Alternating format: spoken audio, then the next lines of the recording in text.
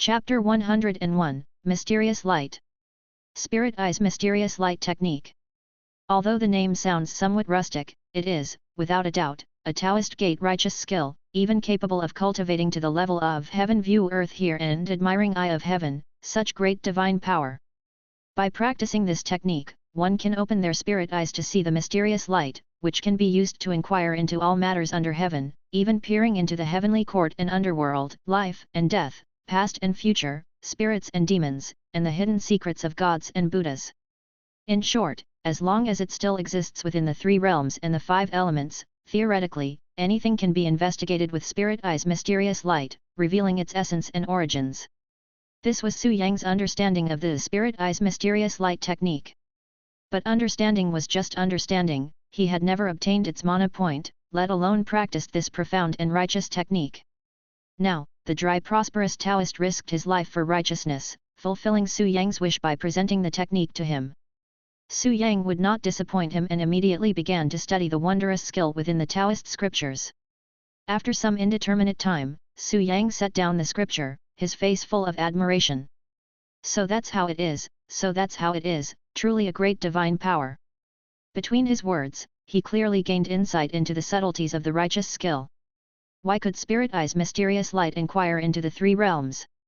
Because its basis was asking the heavens for the way to extract information from everything under heaven and earth. As long as you have left traces, and as long as you are within the three realms and the five elements, the world will inevitably be aware of your information, because everything you've interacted with is a part of heaven and earth.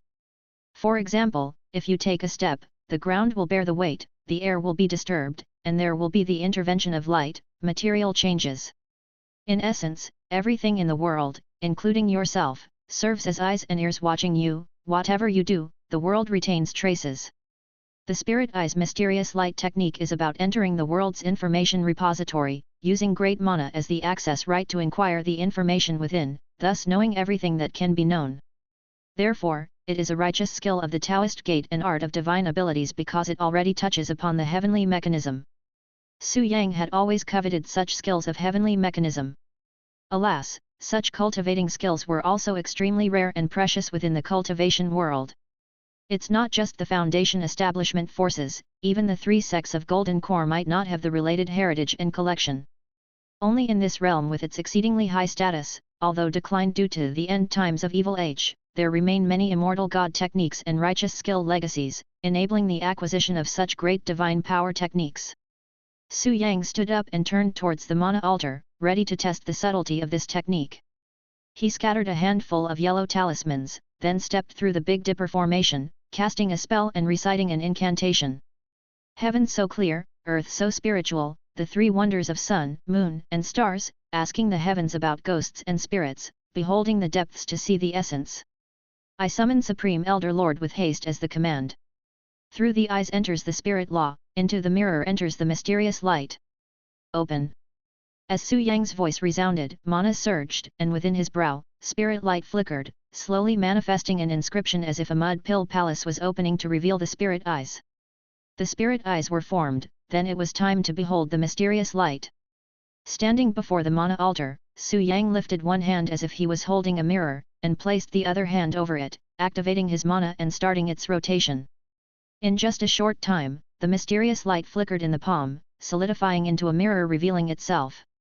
That was the Xian Guang mirror. It's done. With a smile, Su Yang opened his spirit eyes and peered into the mirror. But all he saw was a glimmer of mysterious light, with no information whatsoever. Because he had yet to inquire what to ask. Su Yang considered. With his current cultivation and the newly initiated Spirit Eye's mysterious light technique, it was impossible to ask about life and death, past and future. He could not even get involved with matters of spirits and gods, at most he could inquire about mundane objects. Like meditation mats, made of cattail, a mundane object, yet because cultivators meditate upon them year-round, have also become imbued with traces of spiritual energy and mana, possessing a certain effect of condensing spirit and calming the mind.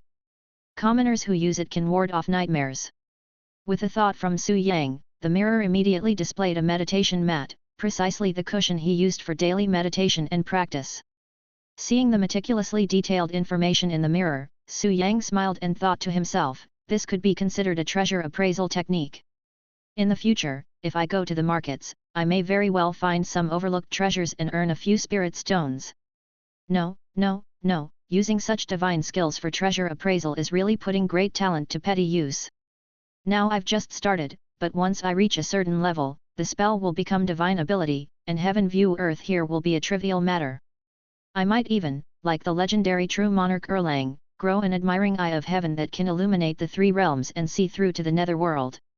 By then, whatever demons or evil spirits, with a single glance I could discern their essence, and in combat, I could identify their spell flaws, weaknesses, and vital points, similar to the complementary subtlety of the butcher's technique. Upon reaching the pinnacle of mastery, one might even be able to glimpse into the heavenly mechanism, ascertain the past and future, knowing 500 years ahead and 500 years behind a true immortal and formidable being. Moreover, one could act on a whim, receive premonitions, and thus avoid catastrophe and danger. It's just that the dry prosperous Taoist's skills were not refined, and he hadn't mastered it, otherwise, he would have noticed my movement without my intervention. Wonderful skill, wonderful divine power. With a smile, Su Yang retracted the mysterious light, and the spirit eyes between his brows likewise closed, leaving only a faint inscription trace. The future heavenly eye, thus it unlocks. With just this one spirit eye's mysterious light technique, this sweep of the dry prosperous Taoist temple is truly worth more than its value. Not to mention. Su Yang held up the second Taoist scripture. No, it should not be called a Taoist scripture, as this is a Xuan Yuan Divine Sword Ju. Sword technique. Flying sword. Su Yang raised his eyebrow and flipped through it. Among the spell cultivators, thunder reigns supreme. Among the fighters, the sword Dao is unrivaled. Sword cultivators focus solely on fierce fighting techniques. Su Yang was also very interested in this, and he had wanted to acquire sword techniques multiple times in the present world. However, sword cultivators are different from thunder cultivators. Thunder cultivators have limitations due to their spiritual roots, making the lower tiers of the Thunder series in surplus, hence their low price and ease of acquisition. For sword cultivators, it is different. There is no concept of sword spiritual root in the cultivation world. As long as one cultivates with sword techniques, they can become a sword cultivator. Furthermore, given the cultivation world's highly competitive environment and the struggle for survival, sword techniques which can significantly enhance one's combat capabilities, regardless of their quality, are sought after by countless people and their prices remain high. With Su Yang's current assets, he had only acquired a few first-tier sword techniques corresponding to qi cultivation. As for the second-tier sword techniques corresponding to foundation establishment, the starting price was tens of thousands of spirit stones. He could afford them, but it really was unnecessary. But now, in his dreams where anything can exist, a copy of the Xuan Yuan Divine Sword Ju was given to him. After an unknown amount of time, Su Yang finished reading the entire scripture, with surprise in his eyes. This sword technique is a true fighting technique that can be applied in real cultivation and other worlds. And it was of high tier. According to the divisions of the real cultivation world, it was at least a 5th-tier sword technique, capable of cultivating a sword cultivator up to the divinity transformation realm. Unfortunately, the scroll was incomplete, and the technique was not whole. This portion in his hands was only the first part, which could at most be cultivated to the 3rd-tier realm. Even so, a 3rd-tier sword technique was worth hundreds of thousands of spirit stones in the current cultivation world. No wonder it is said that knowledge is power, information is wealth. Although it's incomplete, with such a development, completing it in the future won't be difficult, he thought. It's not just this sword technique, but other more profound righteous true scriptures and art of divine abilities could also be within reach. After all, this world was once in the heyday of the immortal path, with gods and Buddhas everywhere. While it may not compare to the Blackwater world, the various heritages left behind are still extraordinary. Thus, with Li Liuxian practicing the Xuan Yuan Divine Sword, Shi Jian practicing the Thunder series True Scripture, and Yin Mountain Taoist cultivating the ghost enslaving skills, the 3 distinct identities each with its own features, are more intimidating. Adding these 3 reputations together, plus the threat from Orchid Temple, at the very least, I could earn a few decades of development time. Su Yang sat on the cushion with a deep and determined gaze, planning for the future. The same old saying goes, where there are people, there's a martial world, there are winds of strife swirling about interests. This world is no exception. As development progresses and he expands, he will inevitably affect others' interests. Otherwise, during the recent feast, neither White Mountain monk nor Taoist king he would have advised him to restrain himself. But can such matters be avoided by holding back? The good are bullied, the kind are ridden. If you don't devour others, others will come to devour you. Giving in cannot solve the problem, it only emboldens the other party to take advantage. Therefore, Su Yang chose to build momentum, distinguishing three identities, to form a backdrop of support. With this, he should be able to fight for a few decades of development time. Considering his current pace of advancement, after decades of accumulation, it won't be others coming to trouble him, but him going to stir up trouble for others. Of course, it would just be stirring up trouble. This world's waters are too deep, and the foundation of the three teaching sect is profound. The legacies left by the ancient immortal gods included not only traditions but also some immortal spirit magical treasures, enshrined within the great Taoist temples, acting as items that stabilize fortunes. Even after tens of thousands of years, they still possess extraordinary power. A few decades from now, barring any major accidents, Su Yang estimated that his own power would at most be enough to dominate a region, to carve out a territory. To swallow territory like a tiger, like the Great Zhou and the Great Tang once unified the world, would require at least several hundred or even 1,000 years of accumulation. But it doesn't matter. With the 100-fold time difference, along with a long lifespan, coupled with the ability to wander among myriad worlds and the technique of dreaming anew, not to mention thousands of years, even 10,000 years, he could afford to wait. He just needed to endure. Chapter 102, The Young Master. 3 months later, within North City County. Spring break has come again. How does time pass so quickly? A day apart feels like the autumn season, a month apart, wouldn't that be 100 years? It's been over 100 years since I've seen Liuxian, couldn't hear his poetry duels, couldn't see his brilliant brush bring forth flowers, couldn't accompany him with melodies as harmonious as mountains and flowing water, couldn't eat the meals he painstakingly cooked for me. I'm going to die. What are you, lovesick? You're talking about going to school like it's some kind of romance, and then the meals he carefully cooked for you, that's the cafeteria, do you understand? Over 10,000 people from the academy, anyone can go eat there. Also, Liuxian is what you call him, you should call him the dean or the head of the academy. As soon as you're out of the academy gates, you little demon spirit have no manners. Be careful, lest the instructors hear you and you have to face the ruler when you return. I'll say it if I want, what's it to you?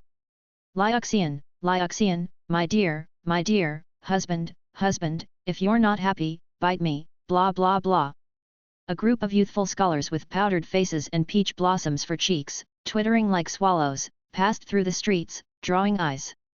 Although such scenes had become common in North City County, the sight of these beautiful and elegant figures still garnered much attention. In one tavern, from the second floor, covetous eyes looked down. Isn't that Miss Kei Feng? And that one there, Miss Qingluan? Qingluan and Kei Feng, one of Jiangnan's top 10 Huqiai. They've actually entered the Guo Bei Academy. Not just them. Out of Jiangnan's top 10 Huqiai, 6 have entered the Guo Bei Academy, and the remaining 4 are probably considering it. Damn it, aren't those people running brothels interested in making money anymore? Just like that, they let their Huqiai run off to the Guo Bei Academy. Well, some escaped on their own, desperate for a chance, while others were obviously sent over with ulterior motives. But regardless, once they've entered the Guo Bei Academy, it's done, and I'm afraid, from now on, they'll no longer be attainable. Curses! Li Liuxian, I am at odds with you. Keep your voice down. If people outside hear you, are we still going to drink here? On the second floor, a group of scholars watched the boisterous beauties on the street, their teeth gritted in resentment, yet they were powerless to do anything but drown their sorrows in alcohol and vent their frustrations. Only one among them looked curious. Who are these people, to cause such gloom among the gentlemen here? The one who spoke was a young man, dressed in expensive clothes, with a handsome and extraordinary appearance. The others looked up, and seeing that it was he who asked, promptly started to explain. Young Master Chu, you're new to North City and unaware. These individuals are the female gentlemen of the Guo Bei Academy. That Guo Bei Academy and that Li Liuxian, truly shameless and reprehensible to the extreme. A few scholars expressed their grievances with faces full of resentment. Hearing this, young Master Chu grew even more intrigued. Guo Bei Academy. Li Liuxian. Female gentleman. Young Master Chu tapped his folding fan and asked the crowd, "What's the story here?" This. The scholars exchanged glances, all somewhat surprised. The name of Guo Bei Academy was now well known throughout the region, if not throughout the entire world. This young Master Chu, generous and sophisticated, exquisitely attired, had, over several days of acquaintance, led them to conclude that he must come from a noble family. To them, it was strange that he was unaware of the name of Guo Bei Academy. Even though it was strange, the several scholars didn't think too much of it and began to recount the story. This Guo Bei Academy was founded by that Li Liuxian, who spouts nonsense about teaching all with no discrimination, even accepting women as students, and barely charging any tuition. Accepting riffraff from all walks of life into the academy, truly a place full of turbulent smog, unbearable to witness. Accepting people from all backgrounds is one thing, but what they teach is a mixed bag of rubbish. Music, chess, calligraphy, and painting are fine, although minor pursuits, they are still considered refined knowledge, but medicine, engineering, mathematics, martial arts, what are these? Is it an academy or a medical clinic, a school or a martial sect? Exactly. It would be one thing if he were ignorant and unskilled, but running an academy and teaching such bizarre techniques, leading astray the youth, damaging the reputation of the scholarly community, utterly contemptible. And yet he is so learned that his fame spreads far and wide, esteemed by the great scholars. He holds significant influence throughout Jiangzhou and even among all scholars of Jiangnan. Thus, despite the appalling nature of the Guo Bei Academy, everyone can only pinch their noses and let it be.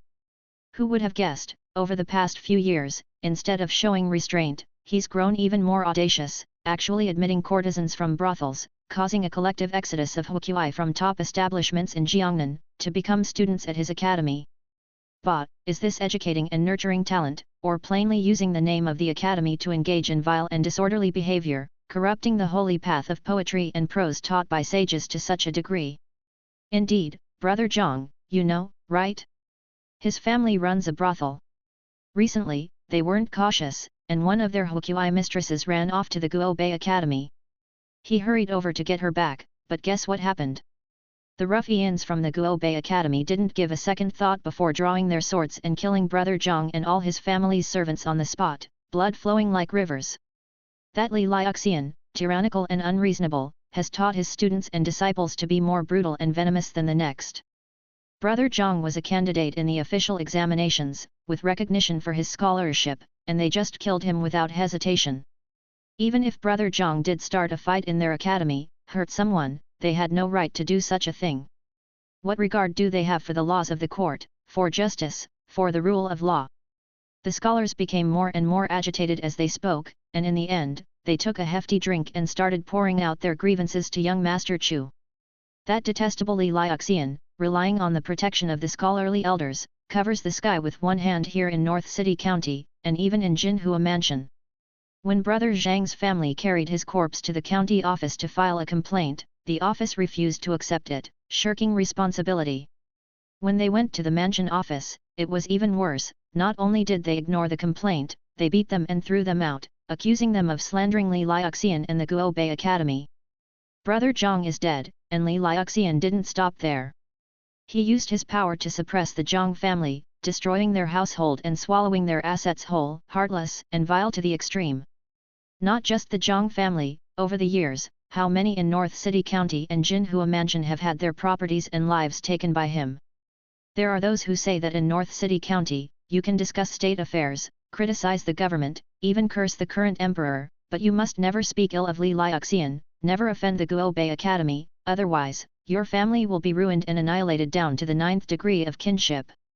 The scholars, growing increasingly resentful, even broke down in tears as they spoke. Brother Chu, it's only because this restaurant belongs to Brother Meng's family that we dare speak to you about these matters here. Otherwise, walls have ears, and in North City County, we would no longer have a foothold. When a nation is on the brink of collapse, demon spirits are sure to arise, and Li Liuxian is the demon among demons. He bullies people too much. No wonder he has been unwilling to go to the capital to take the exam all these years, as he had made up his mind to be the emperor of his own domain here. Humph, he abandons the books of the sages and devotes himself to the trivial arts of poetry and painting. Even if he went to the capital, what could he do? Could he possibly be the top scholar? It's exactly because I hope he doesn't become the top scholar that I hate him. In recent years, there has been treacherous upheaval in the court, and the struggle for succession has intensified. Not to mention the top scholar, 2 great scholars have fallen. If Li Liuxian were to go to the capital, we could breathe a sigh of relief, but this crafty devil stubbornly refuses. He's cunning as a ghost, deceitful as a fox, despicable. Brother Chu, although you don't mention it, we are all aware that you have the ability to manipulate affairs in the capital like turning your hand. Is there a way you can deal with this person or perhaps lodge a complaint against him in the capital? Yes, yes, yes, lodge a complaint against him. We, the people of Jiangnan, have long suffered under him. As they spoke, all eyes fell on young Master Chu, filled with hope. Confronted with everyone's expectant gazes, young Master Chu first pondered for a moment, and then gave a meaningful smile. This scoundrel has become a malignant tumor. We scholars ought to eradicate it to feel at ease.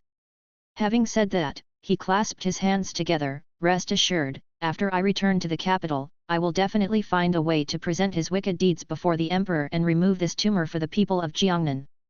Good, good, good, that would be excellent. Brother Chu truly rescues us from dire straits. On behalf of the scholars and people of Jiangnan, we thank you profoundly for your great kindness and virtue, Brother Chu. It's fortunate that Brother Chu has come to clear the skies and bring forth the moonlight, otherwise. The scholars, upon hearing this, were all overjoyed and overcome with gratitude. No need to mention it. Young Master Chu chuckled lightly, his eyes glancing to the side, then suddenly, a sharp glint appeared in his eyes. He rose and hurried to the window, asking the others without looking back, "What's the background of that woman?" "Woman?" The crowd was puzzled, then got up and joined him at the window, following his gaze. They saw on the street, in front of a rouge shop, a group of girls emerged, all dressed as academy disciples, surrounding a stunningly beautiful girl in a red cape and white clothes. Her. This. Brother Chu, you mustn't. Seeing this, the scholars' faces all changed. They hurried to pull young Master Chu back into the room, but he stood still as a statue, staring intently at the girl below, immovable. Helpless, they could only say, "She is Li Liuxian's maid, strictly off limits." Brother Chu, you must not provoke her now, or Li Liuxian might draw his sword and come for you. That's right, with your elegance, Brother Chu, why worry about a beautiful woman's favor? You needn't take this risk. Absolutely, let's drink instead. As they spoke, they tried to coax him back to the table. Li Liuxian. Hee. Young Master Chu ignored everyone and stood by the window, mumbling to himself, and then a smile appeared on his face. But that smile, like a jackal's, sent shivers down one's spine. At the same time, on the street below, Miss Xin Shizi stopped in her tracks, looking up and frowning slightly. "Shizi, what's wrong?" The group of girls around her also stopped and curiously looked around with her. Miss Xin Shizi spoke with a frown, "It's nothing really, I just felt like someone was watching me." "Isn't that very normal?" A woman with a mature, alluring demeanor laughed and said, "Our Miss Shizi, a beauty that overshadows the heavens, enchanting and gorgeous, even young Master Liuxian can't resist you, let alone those ordinary men. What's so strange about them looking a few more times?" "Big sister." Blushing at such words, Miss Xin Shizi retorted, "Don't talk nonsense. The young master, he. What about him? Go on, tell us. We are very curious. Being in the mansion for 9 years, practically an old husband and wife, yet you're still so shy. Do you need your sisters to teach you a few tricks, how to tightly bind a man's heart?" The women surrounded her, teasing and making risque jokes, completely disregarding the presence of others. There was no helping it, such was the nature of vixen spirits. I'm ignoring you all." Embarrassed by her sister's teasing, Miss Xin Shizi could no longer focus on the earlier odd sensation and quickly turned away to escape from the gaze of those around her. "Ha ha ha! She's embarrassed. This lass!" The group of vixen spirits chuckled behind her, following her as they moved on. Chapter 103, Chu Wolf. Because the students recruited were mostly from various sects of Taoism and impoverished farming families, Guo Bei Academy had always had the tradition of spring break. They would take a break in spring to return to the fields to plow and plant, and only after that would they return to the academy to study. Moreover, the principle led by example, and its influence trickled down so that agriculture surprisingly became the mainstream hobby of the Guo Bei students without them realizing. Whether it was just for show, out of genuine interest, or in order to stand out, during spring break a large number of Guo Bei students would head to the fields to engage in farming and sericulture. Even the Xian family's fox, who was usually lazy and pampered, was no exception. The sealwort in the fields is growing even better now. I wonder when it can be used as medicine. Why use it as medicine when it's so bitter? It's better to make it into soup. The young master is truly talented, he actually invented the method of cultural qi farming. Not only has the ordinary rice harvest been abundant, but it has also cultivated various precious spiritual medicines. I heard that even in the master's medicinal field, there are ginseng and ganoderma with hundreds of years of medicinal age, including sealwort. Even the spell King Shifa from Mingxiao Taoist Temple sometimes comes to ask the master for medicines for alchemy. Ordinary scholars and literati are all engrossed in studying poetry and literature and striving to obtain titles and fame to gather cultural qi and increase their cultivation. Who would be willing to use their own cultural qi to nurture others? It is only after obtaining a title and an official position that one would ensure the agricultural production of a region. But most would use the power of their official status and the faith of the people to ensure favorable weather, taking from the people and using it for them, who would consume their own cultural qi and damage the foundation of their cultivation. The young master's method is truly brilliant. Although he doesn't take tribute, when students enter the academy, most accumulate some cultural qi after hard study. By applying it to farming, production is sure to increase. It can be said that cultural qi has replaced tribute. With this method, in recent years, the Academy's farmlands and the estates under the name of Li Mansion have all had abundant harvests. Grain shops, oil shops, and businesses like martial arts schools and medical halls have also been thriving more and more each day. Shizi, you must seize this opportunity. You can't let another vixen steal such wealth from you. Second sister, don't talk nonsense. Haha, I am a fox after all, shouldn't talking nonsense be expected of me? The 19 foxes of the Xian family, both big and small, larks and swallows, had been playing and frolicking non-stop ever since they returned from the fields. Miss Xian Shizi was among them, carrying a bamboo basket with her small face blushing from her sister's teasing. Just as the group of foxes was frolicking and causing a ruckus. Whoosh! A blast of evil wind blew over, shrouding the surroundings in a sudden fog. Big sister! Something seems wrong. The Xian family foxes also sensed something, stopping in their tracks with looks of alarmed confusion as they gazed around. Ladies! At that moment, a frivolous voice sounded, and a person emerged from the fog, holding a folding fan and bowing with a greeting, "I pay my respects to you ladies from across the way." It was a young man dressed in luxurious clothing, handsome and extraordinary. This. The Xian family foxes looked at each other with alarmed confusion. Eventually, the oldest remained calm and stood in front of her sisters. "Who are you who dares to create disturbances here?" "Me? A person." The young man gave a chilling smile. "Oh? Do I look like a person to you?" As he said this, he lifted his head, revealing not a human face at all, but rather a wolf's head, a huge wolf's head. With blue-black fur and fierce features, matched with his brocade garments and human limbs, the sight was shockingly terrifying. A wolf! Even though they had already suspected the stranger to be unusual, seeing this sight still made the Xian family foxes panic. "I am Chu Cai from Mount Mang.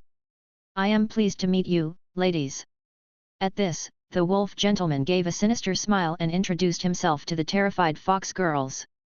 "Mount Mang. Chu Cai. You." The Xian family foxes came to a realization, their expressions turning even more horrified. "You are the Chu family wolf from Mount Mang." "Indeed." The wolfish young man named Chu Cai smiled, opening his folding fan and speaking with grace. "Indeed, I am from the Chu family of Mount Mang."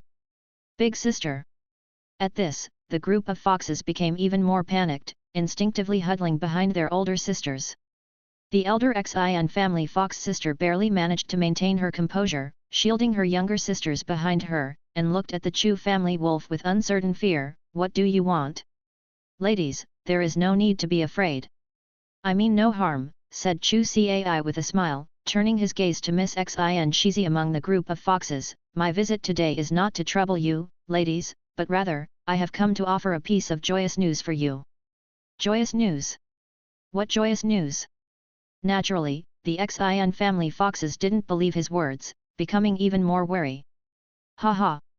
Chu Cai laughed, his wolfish eyes glinting menacingly. I have long heard that the foxes of the Xin family are stunningly beautiful, peerlessly exquisite, beyond compare. Now that I have seen it for myself, it is indeed true.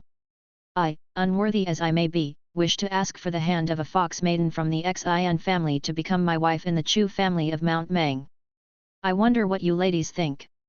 What? All the foxes were taken aback upon hearing this. In this world, humans have their own societal norms, and demons have their own martial world. Aside from those wild spirit monsters who became what they are midway through life, other demons have lineages and traditions.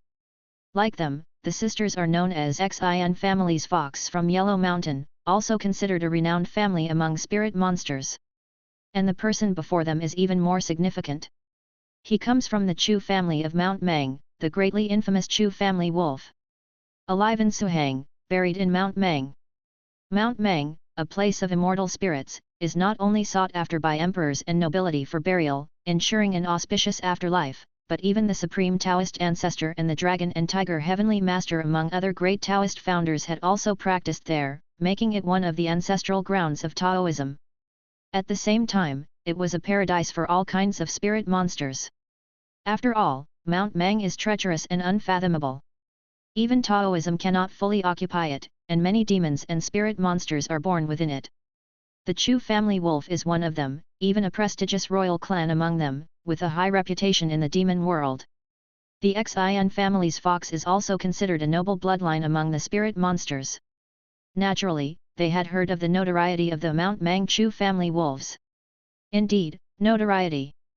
Wolves travel thousands of miles to feed on flesh, and the Chu family wolves are no exception, known for their ferocity among demons. A demon knocking on the door to propose marriage to a wolf from the Chu family? Isn't this like the weasel paying respects to the chicken at New Year's? Clearly harboring ill intentions. The Xin family's foxes were simultaneously shocked and enraged, yet they dared not act rashly. In the end, it was the elder sisters who forcefully maintained their composure, protecting their younger sisters and feigned politeness with a smile to the wolf. So it's young Master Chu. We were blind not to recognize Tai Shan, and may I ask which lucky sister of ours has caught young Master Chu's eye? Well spoken, well spoken. Chu Cai immediately looked sharp, his gaze fixated on Miss Xin Shizi, who was shielded by her elder sisters behind them. It's precisely Shizi. What? You? How dare you? Upon hearing these words, the foxes of the Xin family all changed color, both shocked and angered. Only a few elder sisters still forced themselves to stay calm, maintaining the situation. So it's Shizi. Unfortunately, young Master Chu is a step too late. Shizi has already been promised to someone else, the renowned Li Liuxian, the dean of Guobei Academy. Thus, young Master Chu's kind offer is beyond our fortune to enjoy. Please leave. Guobei Academy. Renowned throughout the land. Li Liuxian.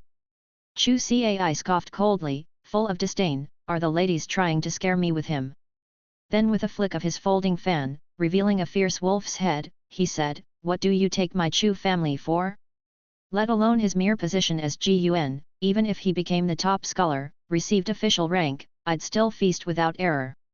Having said that, he stepped forward, his gaze intense as he eyed Miss Xin Shizi among the foxes, making no effort to hide his covetousness. Genuine covetousness drool overflowed from the wolf's mouth, full of the wolf's innate greed and brutality. Seeing this made the group of foxes both shocked and angry. How audacious! Don't be presumptuous. This is North City. Do you know of Mount Jiliai's Mingxiao Taoist Temple? Atop the Mingxiao Temple sits King Shifa, a recluse with mastery over the Thunder series. His mana is immense, hostile towards evil. You dare to misbehave here? Aren't you afraid of being struck by thunder and reduced to ashes? Out of consideration for us both being members of the demon race, we advise you to leave quickly, else, once your demonic aura spreads out, King Shifa will come, and you'll have no chance to escape. Seeing that their adversaries had revealed their plans, the Xian family foxes stopped feigning politeness and directly threatened them with the power of Mingxiao Temple. Mingxiao Temple? King Shifa? Ha ha ha! A mere mage dares to claim the title of Spell King. Upon hearing this, Chu Cai burst into laughter. If he had achieved the status of a true man, perhaps this young master might have feared him a bit. But just a mage, even if he practices the Thunder series, does he really think my Chu family wolves are vegetarians? Don't talk about his absence, if he came, I'd eat him too. Having said this, he no longer cared about the fox's reactions, his terrifying wolf eyes fixated on Miss Xi and Shizi. Shizi, both of us belong to the spirit monsters, originating from the demon race. Your Xian family of Yellow Mountain also ranks as a noble house among the demon race. Why demean yourself by serving immortal? Better marry into my Chu family, wouldn't it be joyful to ascend to immortality and become ancestors? Delusional dreams. You, a wolf, dream of ascending to immortality. You won't even qualify to become a ghost. Young master is a close friend of King Shifa. If you continue this senseless disturbance, you may not even get a chance to be a ghost. The host of fox ladies were both shocked and infuriated, threatening loudly, but they seemed more bluster than substance. Only Miss Xi and Shizi remained calm, drawing her sword and staring icily at the wolf. Don't talk about how I have already married into the Li mansion to serve the young master and live or die for the Li mansion. Even if I were still free, I would never stoop to consorting with a demon wolf like you. Since ancient times, those who are different do not plan together. You demons, neither practicing the proper spells nor walking the righteous path nor accumulating virtuous deeds, only know greed and plunder, causing suffering to the masses. One day you will reap what you sow. Miss Xi and Shizi would rather die than join forces with you in ignoble collusion. Saying this, she pointed her sword directly, with no sign of backing down. Upon hearing this, the wolf only laughed. Proper spells. Righteous path. Virtuous deeds. Ha ha ha. As the wolf roared with laughter, full of scorn, he said, what proper spells and righteous path, virtuous deeds?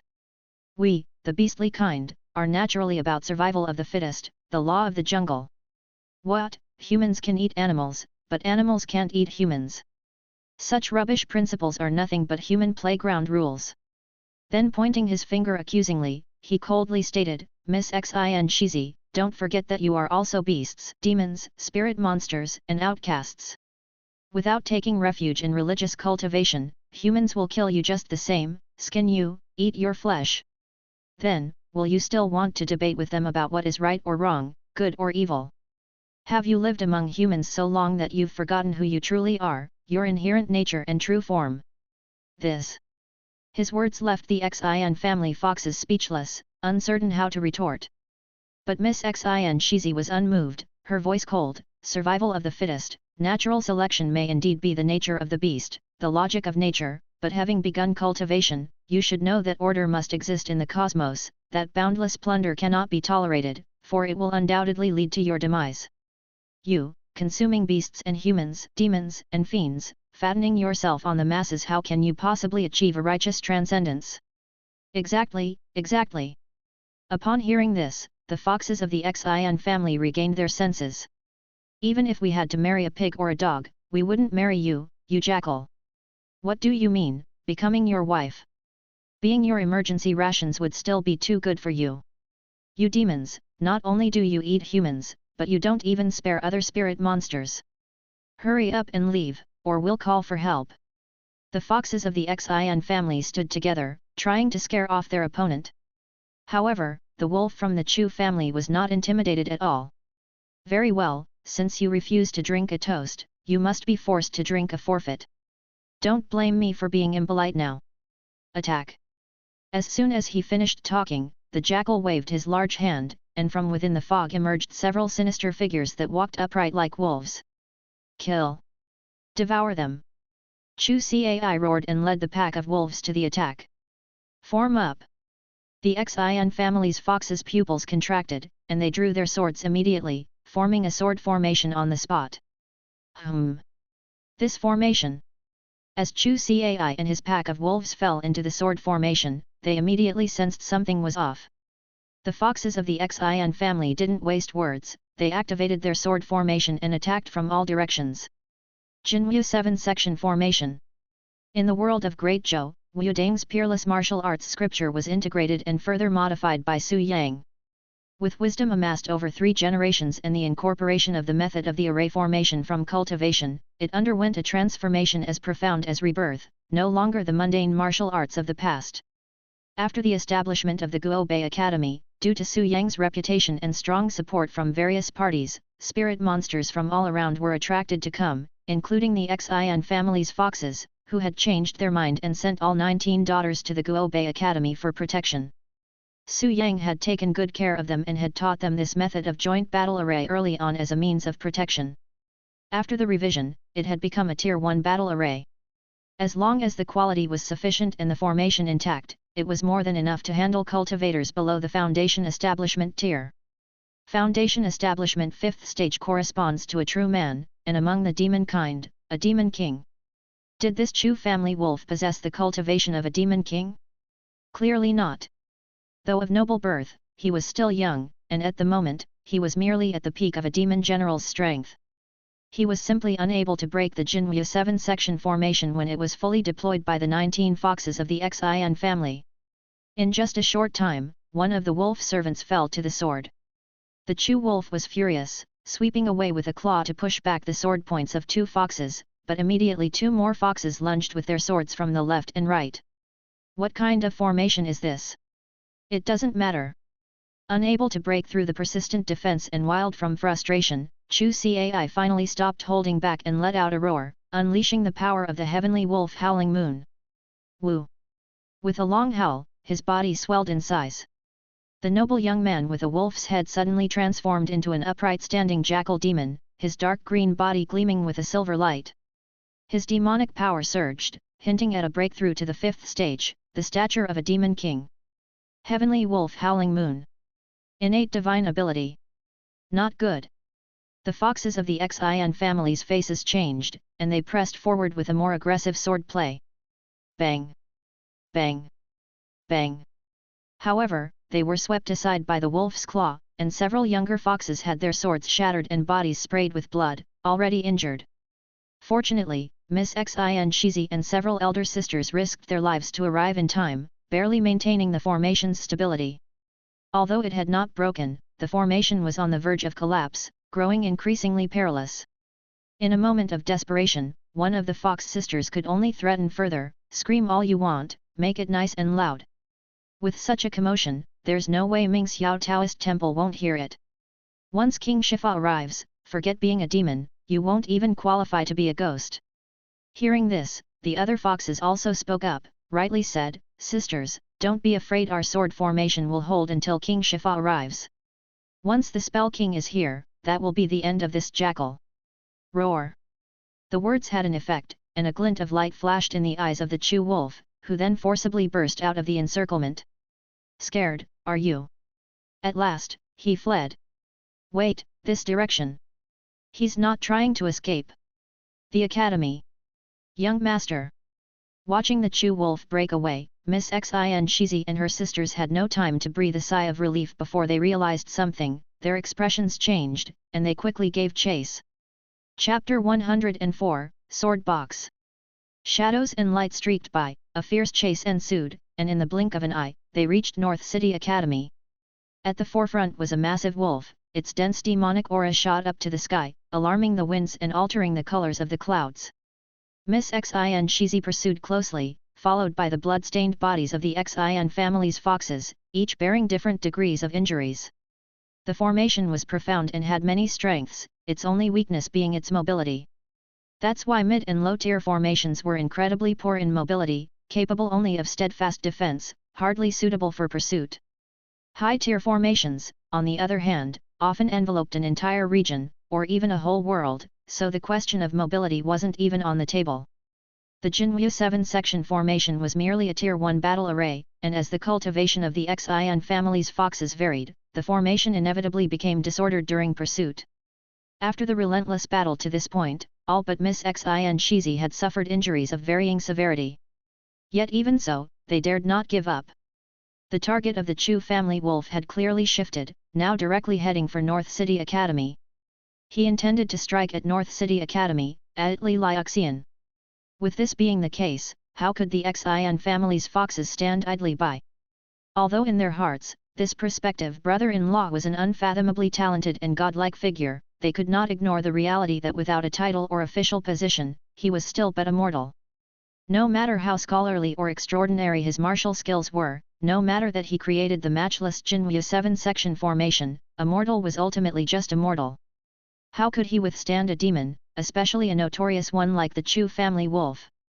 Unless King Shifa from Mount Jiliai's Mingxiao Taoist temple arrived post-haste, it was feared that no one in North City Academy could withstand the Chu family wolf. At least, that was what they believed. So, demon, with your exceptional literary talent and the Academy imbued with abundant cultural qi, you're only seeking your own death. Unable to catch up, all the Xin family's foxes could do was intimidate from behind. However, the Chu wolf paid them no heed and lunged straight for North City Academy. Exceptional literary talent? Abundant cultural qi? Who were they trying to scare? Did they think he hadn't done his homework? Li Liuxian had only become famous for about a decade or so. Although his name was renowned throughout the land and he caused a stir in the literary world, his actual accomplishments amounted to no more than a successful provincial exam, with no official title or the protection of the public's spirit. Considering the painstakingly slow progression of a Confucian career path, he was at best a third-realm Confucian scholar. A third-tier cultivator, and the weakest in combat among all three teachings, and now he wanted to intimidate the nearly Demon King-level Chu family wolf? What a joke! Even situated within the academy, a nexus of cultural qi, it didn't pose any threat. Today, not only did he intend to take down the Xin family's fox, but he also planned to devour the top scholar in the land, along with all the scholars and the kind spirit monsters of the North City Academy, turning them into nourishment to ascend to Demon King status. Demon nature, driven by insatiable greed, gradually clouded his reason and made him utterly mad. The drawbacks of evil skills started to show. Yet he ignored them and threw himself into the academy. Not good. Miss Shizi. Don't worry about us anymore. Hurry up and stop him. We must hold him off until King Shifa arrives. Seeing this, all the Xin family's foxes were panicked and urgently ordered Miss Xin Shizi to pursue. However, even without their instructions, Miss Xin Shizi had already acted, following the Chu family wolf as it broke into the academy. Among the 19 foxes of the Xin family, she was the one with the best aptitude, the highest understanding, and after marrying into the Li mansion, she was deeply favored and was taught many Taoist true scriptures. When Su Yang was present, she could serve him every night, with the accompaniment of literary cultivation and the nourishment of cultural qi. Her progression became extraordinary, surpassing her older sisters to become the strongest of the Xin family's foxes. Although she was still no match for the Chu family wolf, she could at least engage in a life-threatening struggle. No matter what, she had to hold on until reinforcements arrived. Miss Xin Shizi clenched her teeth and chased into the academy. Ahead, the Chu family wolf was relentless. After entering the academy, it was even more resolute in its heart. This place, though rich in cultural qi, was inferior compared to the major academies of the world. Not to mention the great scholar of the 5th tier, there might not even be a scholar of the 4th tier present.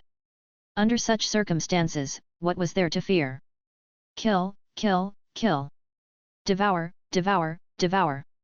Without needing to make an effort to look, the place with the most concentrated cultural qi would undoubtedly be where Li Liuxian resided. The Chu family wolf howled madly as it proceeded. If it weren't for the spring break, with not many people left in the academy, who knows how many casualties there would have been. Even so, the intrusion of such a demon still caused considerable chaos. Stop right there! Once inside the academy, bolstered by the cultural qi, Miss Xin Shizi found newfound strength, and with her sword, she caught up with the Chu family wolf, intent on cutting it off. Seeking death? Fine, I'll grant your wish. I'll eat you first, then him. The Chu family wolf, enraged by her actions, had its primal instincts take over, turning to launch a deadly offense. To say nothing of it not genuinely seeking capture, even if it had a slight inclination, how could it rival the vicious nature of a demon? The Chu wolf turned back mercilessly, with a furious assault that was life-threatening. Miss Xin Shizi was immediately under immense pressure, and despite the support of the Academy's cultural qi, she was steadily forced back and steadily overwhelmed. The Chu family wolf from Mount Mang was from a Demon King clan, with its divine skills, Heavenly Wolf Howling Moon, allowing it to boost its combat prowess, making this nearly demon general level Chu Cai comparable to a Demon King. Miss Xin Shizi, though exceptionally talented, was still young with a shallow cultivation, no match for such a demon. It only took a few moves before her defeat was apparent. Fortunately, they were now within the academy, and apart from her, there were others. Quickly inform the young master, tell him to rush to Mingxiao Taoist Temple. Bang!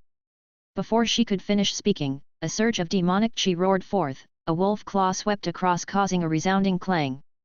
Sparks flew and the long sword broke upon impact.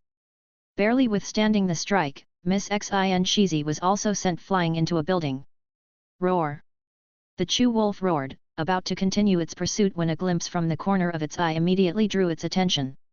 In the academy, near the edge of the lecture hall, sat a man leaning against the doorpost of the veranda, holding a scroll in his hands, yet his eyes were closed, evidently asleep. Despite being asleep, the cultural qi condensing around him from outside to inside deeply attracted the Chu wolf. Li Liuxian! Roar! Seeing his true prey, Chu Cai no longer cared about Miss Xin Shizi and charged at it with a bellow. Young master! Clutching her broken sword, Miss Xin Shizi struggled to stand and rushed out. Seeing Chu Cai's movement and the still sleeping Su Yang in the corridor, she was instantly struck with terror. Having accompanied him for many years, she knew well that her young master had a habit of deep sleep, occasionally sleeping for days and nights at a time, not to be disturbed by others. Unexpectedly, today was one of those days he was asleep. What should she do? Miss Xin Shizi's heart was ablaze with urgency, not caring for her own wounds, she desperately chased after him. But how could she surpass the speed of Chu Cai at this moment? The Chu family's wolf came howling furiously, and in a blink, it pounced into the courtyard, charging directly at the corridor. On the corridor, Su Yang leaned against a doorpost, his eyes closed in deep sleep, showing no sign of waking up. Just as the wolf's snout was about to reach him. Buzz! From the room behind, something suddenly stirred. It was a wooden box, a long wooden box hanging on the wall. As the box moved, a rosy light burst forth, sending out beam after beam of sharp radiance. Sword light, all was sword light. 100 beams of sword light burst from the sword box, moving like dragons. The Chu family's wolf had just pounced down, its gaping maw not yet open, when it saw a dazzling burst of light and a torrent of swords issuing forth. Bang bang bang bang bang bang! A series of urgent and explosive noises were heard, the mighty stream of swords came howling, impacting the body of the wolf, bursting open in radiant flashes, with countless sword qi and demon qi scattering. Caught completely off guard, Chu wolf's demonic aura defense was penetrated with flaws, and almost instantly, several beams of sword light pierced sharply through its body, bringing unbearable agony. Flying sword! In his intense pain, he finally snapped to his senses, recognizing the opponent's technique, a mix of shock and rage surging within him as he forcefully invoked his demonic aura for protection. But unexpectedly, rolling thunder! The sword box shook, and rosy light burst forth, not just sharp edges, but also flashes of lightning and peals of thunder. In a flash, a sword shot out, with thunder bolting away like a dragon. The eyes of Chu wolf narrowed, horror-stricken as it attempted to dodge. However, the sword light entwined with lightning was unimaginably fast, reaching him in a blink. Pfft! Before lightning, all defenses fail. The demonic aura protection was instantly shattered and the demon's body could hardly withstand the sword's force, getting pierced through, leaving a massive wound. The body of Chu wolf trembled, it fell to the ground, convulsing repeatedly. Flying sword! Thunder series! How is this possible? Between disbelief, the stream of swords continued like a dragon, striking down, enveloping the giant wolf's body, penetrating it through and nailing it into the earth. Seeing this scene, Miss Xin Shizi, who had rushed over anxiously, came to a halt. The shocking change lasted but an instant, and the situation was completely reversed. All the swords had fallen, leaving only dust and smoke. Within the dust and smoke, a gigantic wolf with thousands of sword artifacts piercing its body was nailed to the earth, unable to move. At this moment, within the corridor, by the doorpost, a sleeping person slowly opened his eyes. Su Yang opened his eyes, glanced at the struggling and twitching giant wolf in front of him, then at the calm sword box behind him, shook his head, and stood up. Roar! Thousands of sword artifacts penetrated its body, nailing it firmly to the ground. Such wounds would have spelled certain death for a common man long ago. But this demon wolf, far from common, still struggled mightily, and upon seeing Su Yang getting up, it roared even louder, "My father is the Wolf King Chu of Mount Mang." Boom! Before it could finish its words, a sword shot out, trembling with thunder and lightning, and fiercely pierced through the wolf's head. Pfff! A muffled sound rang out, the fur burnt and the giant wolf lay dead on the ground with the sword artifact penetrating its skull. Su Yang stood up and with a casual wave, thousands of swords moved in unison, turned into light, and returned to the sword box, leaving behind only a wolf carcass riddled with holes. Xuan Yuan Divine Sword Ju? Yes and no. Long before acquiring the Xuan Yuan Divine Sword Ju, Su Yang had cultivated the art of the flying sword, a technique obtained from the cultivation world. Though it was but a first-tier sword technique, it boasted extraordinary power and laid the foundation for his identity as a sword cultivator. Therefore, upon acquiring the Xuan Yuan Divine Sword Ju, his cultivation proceeded effortlessly, and in a mere 3 months, he mastered the sword box. There are 3 methods to the art of the flying sword. The first is the sword artifact, which focuses on the cultivation of the sword artifact, aiming to craft an extraordinary sword of immortal or divine caliber to wield against enemies with endless might.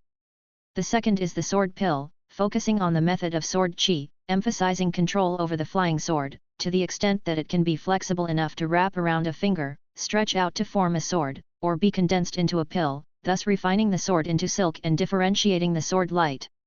The third is the sword box, focusing on the cultivation of sword intent, where thousands of swords can move like dragons, scouring the court and sweeping the den, or a single sword can cleave the heavens, destroy all laws, and within the box, a sword realm is formed, accommodating thousands of sword artifacts. The Xuan Yuan Divine Sword Ju cultivates the sword box, and Su Yang, who had just started cultivating it, had gathered hundreds of sword artifacts within it, carrying it with him at all times, nurturing it day and night, thereby condensing his sword intent, allowing thousands of swords to fly forth with a single thought. Granted that his sword box was newly formed and its power was still weak, insufficient to slay an evil wolf near the status of a demon king. But Su Yang had hidden hundreds of thunder charms within the sword box and had been nurturing them with the Thunder series, solidifying the Thunderbolt sword intent. With such preparation, to exterminate a demon wolf was effortless. The Xuan Yuan Divine Sword has 3 layers of cultivation methods, the human sword, the land sword, and the heavenly sword. The human sword requires one to cultivate with human methods, to slay demons and eliminate evil, to gather the upright and righteous chi, and to achieve the human sword revered by all people. The land sword requires cultivation with the earth's methods, to gather the essence of the earth, to condense the sharp chi of metal, and to achieve the unrivaled land sword. The heavenly sword requires cultivation with heaven's methods, to refine with thunder, merging the might of heaven and earth, and to achieve the heavenly sword that makes gods and demons turn aside. Which method is Su Yang cultivating? All 3 methods simultaneously.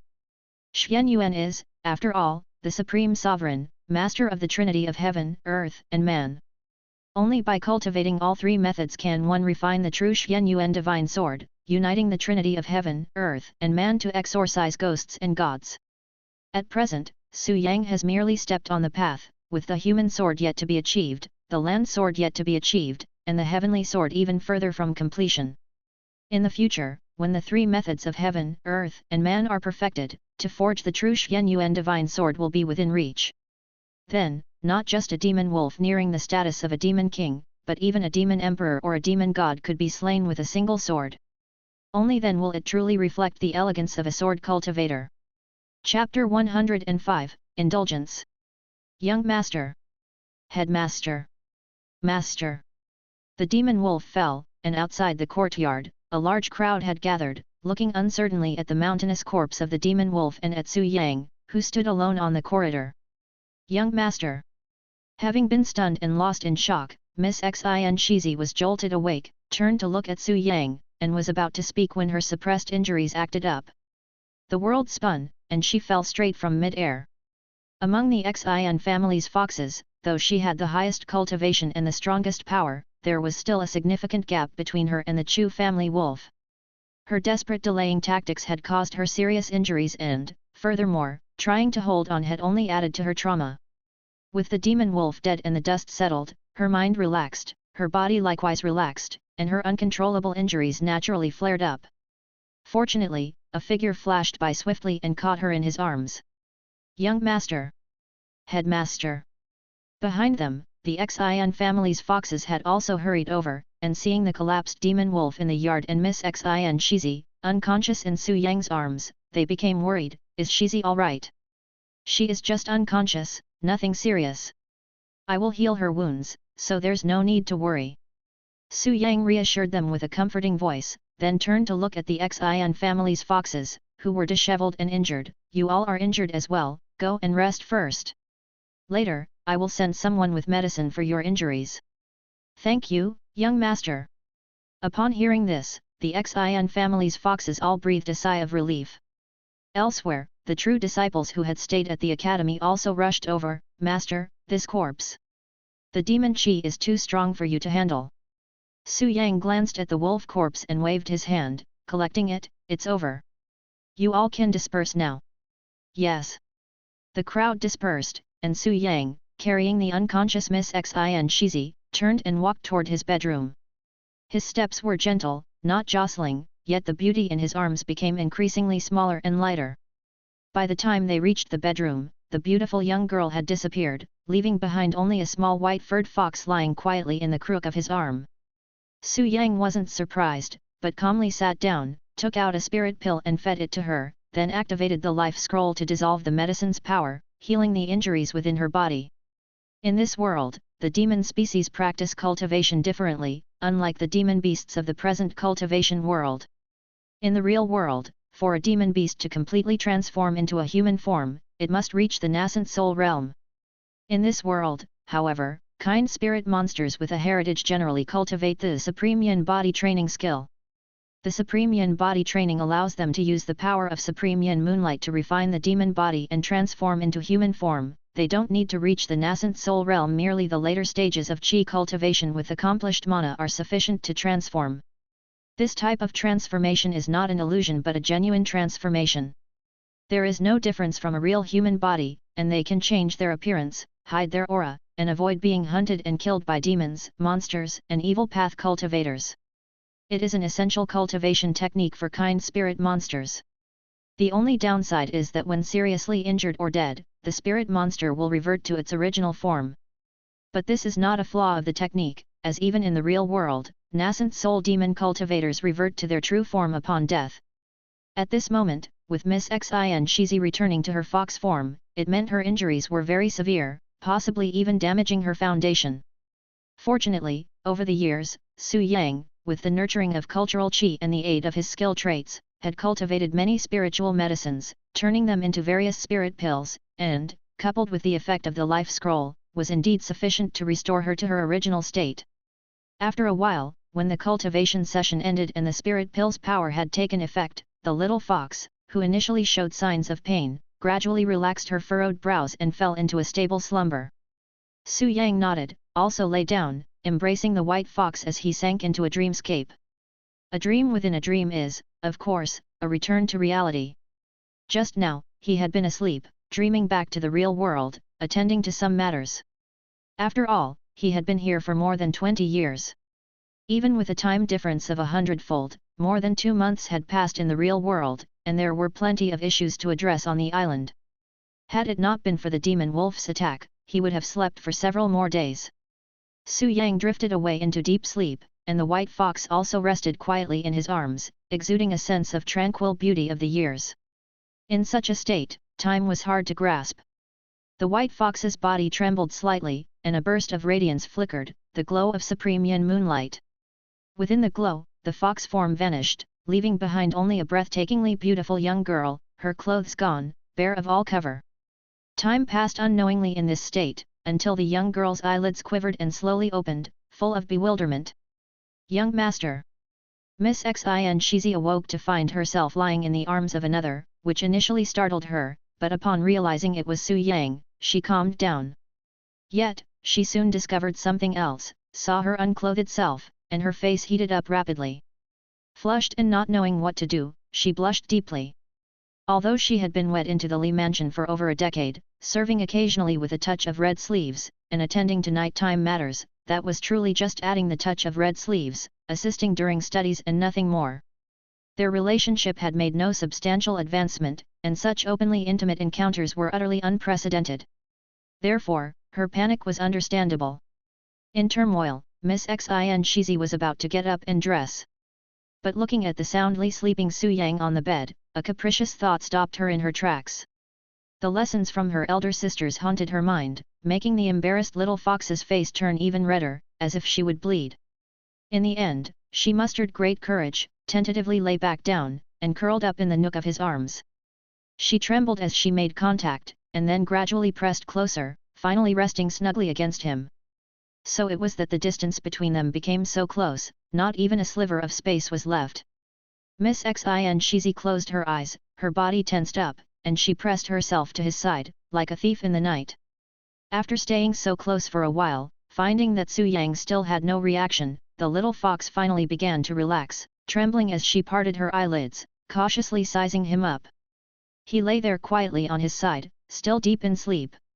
His features were not particularly handsome, but from inside out, he exuded an air of bravado, deep and lofty, stable and powerful, giving one a sense of peace of mind.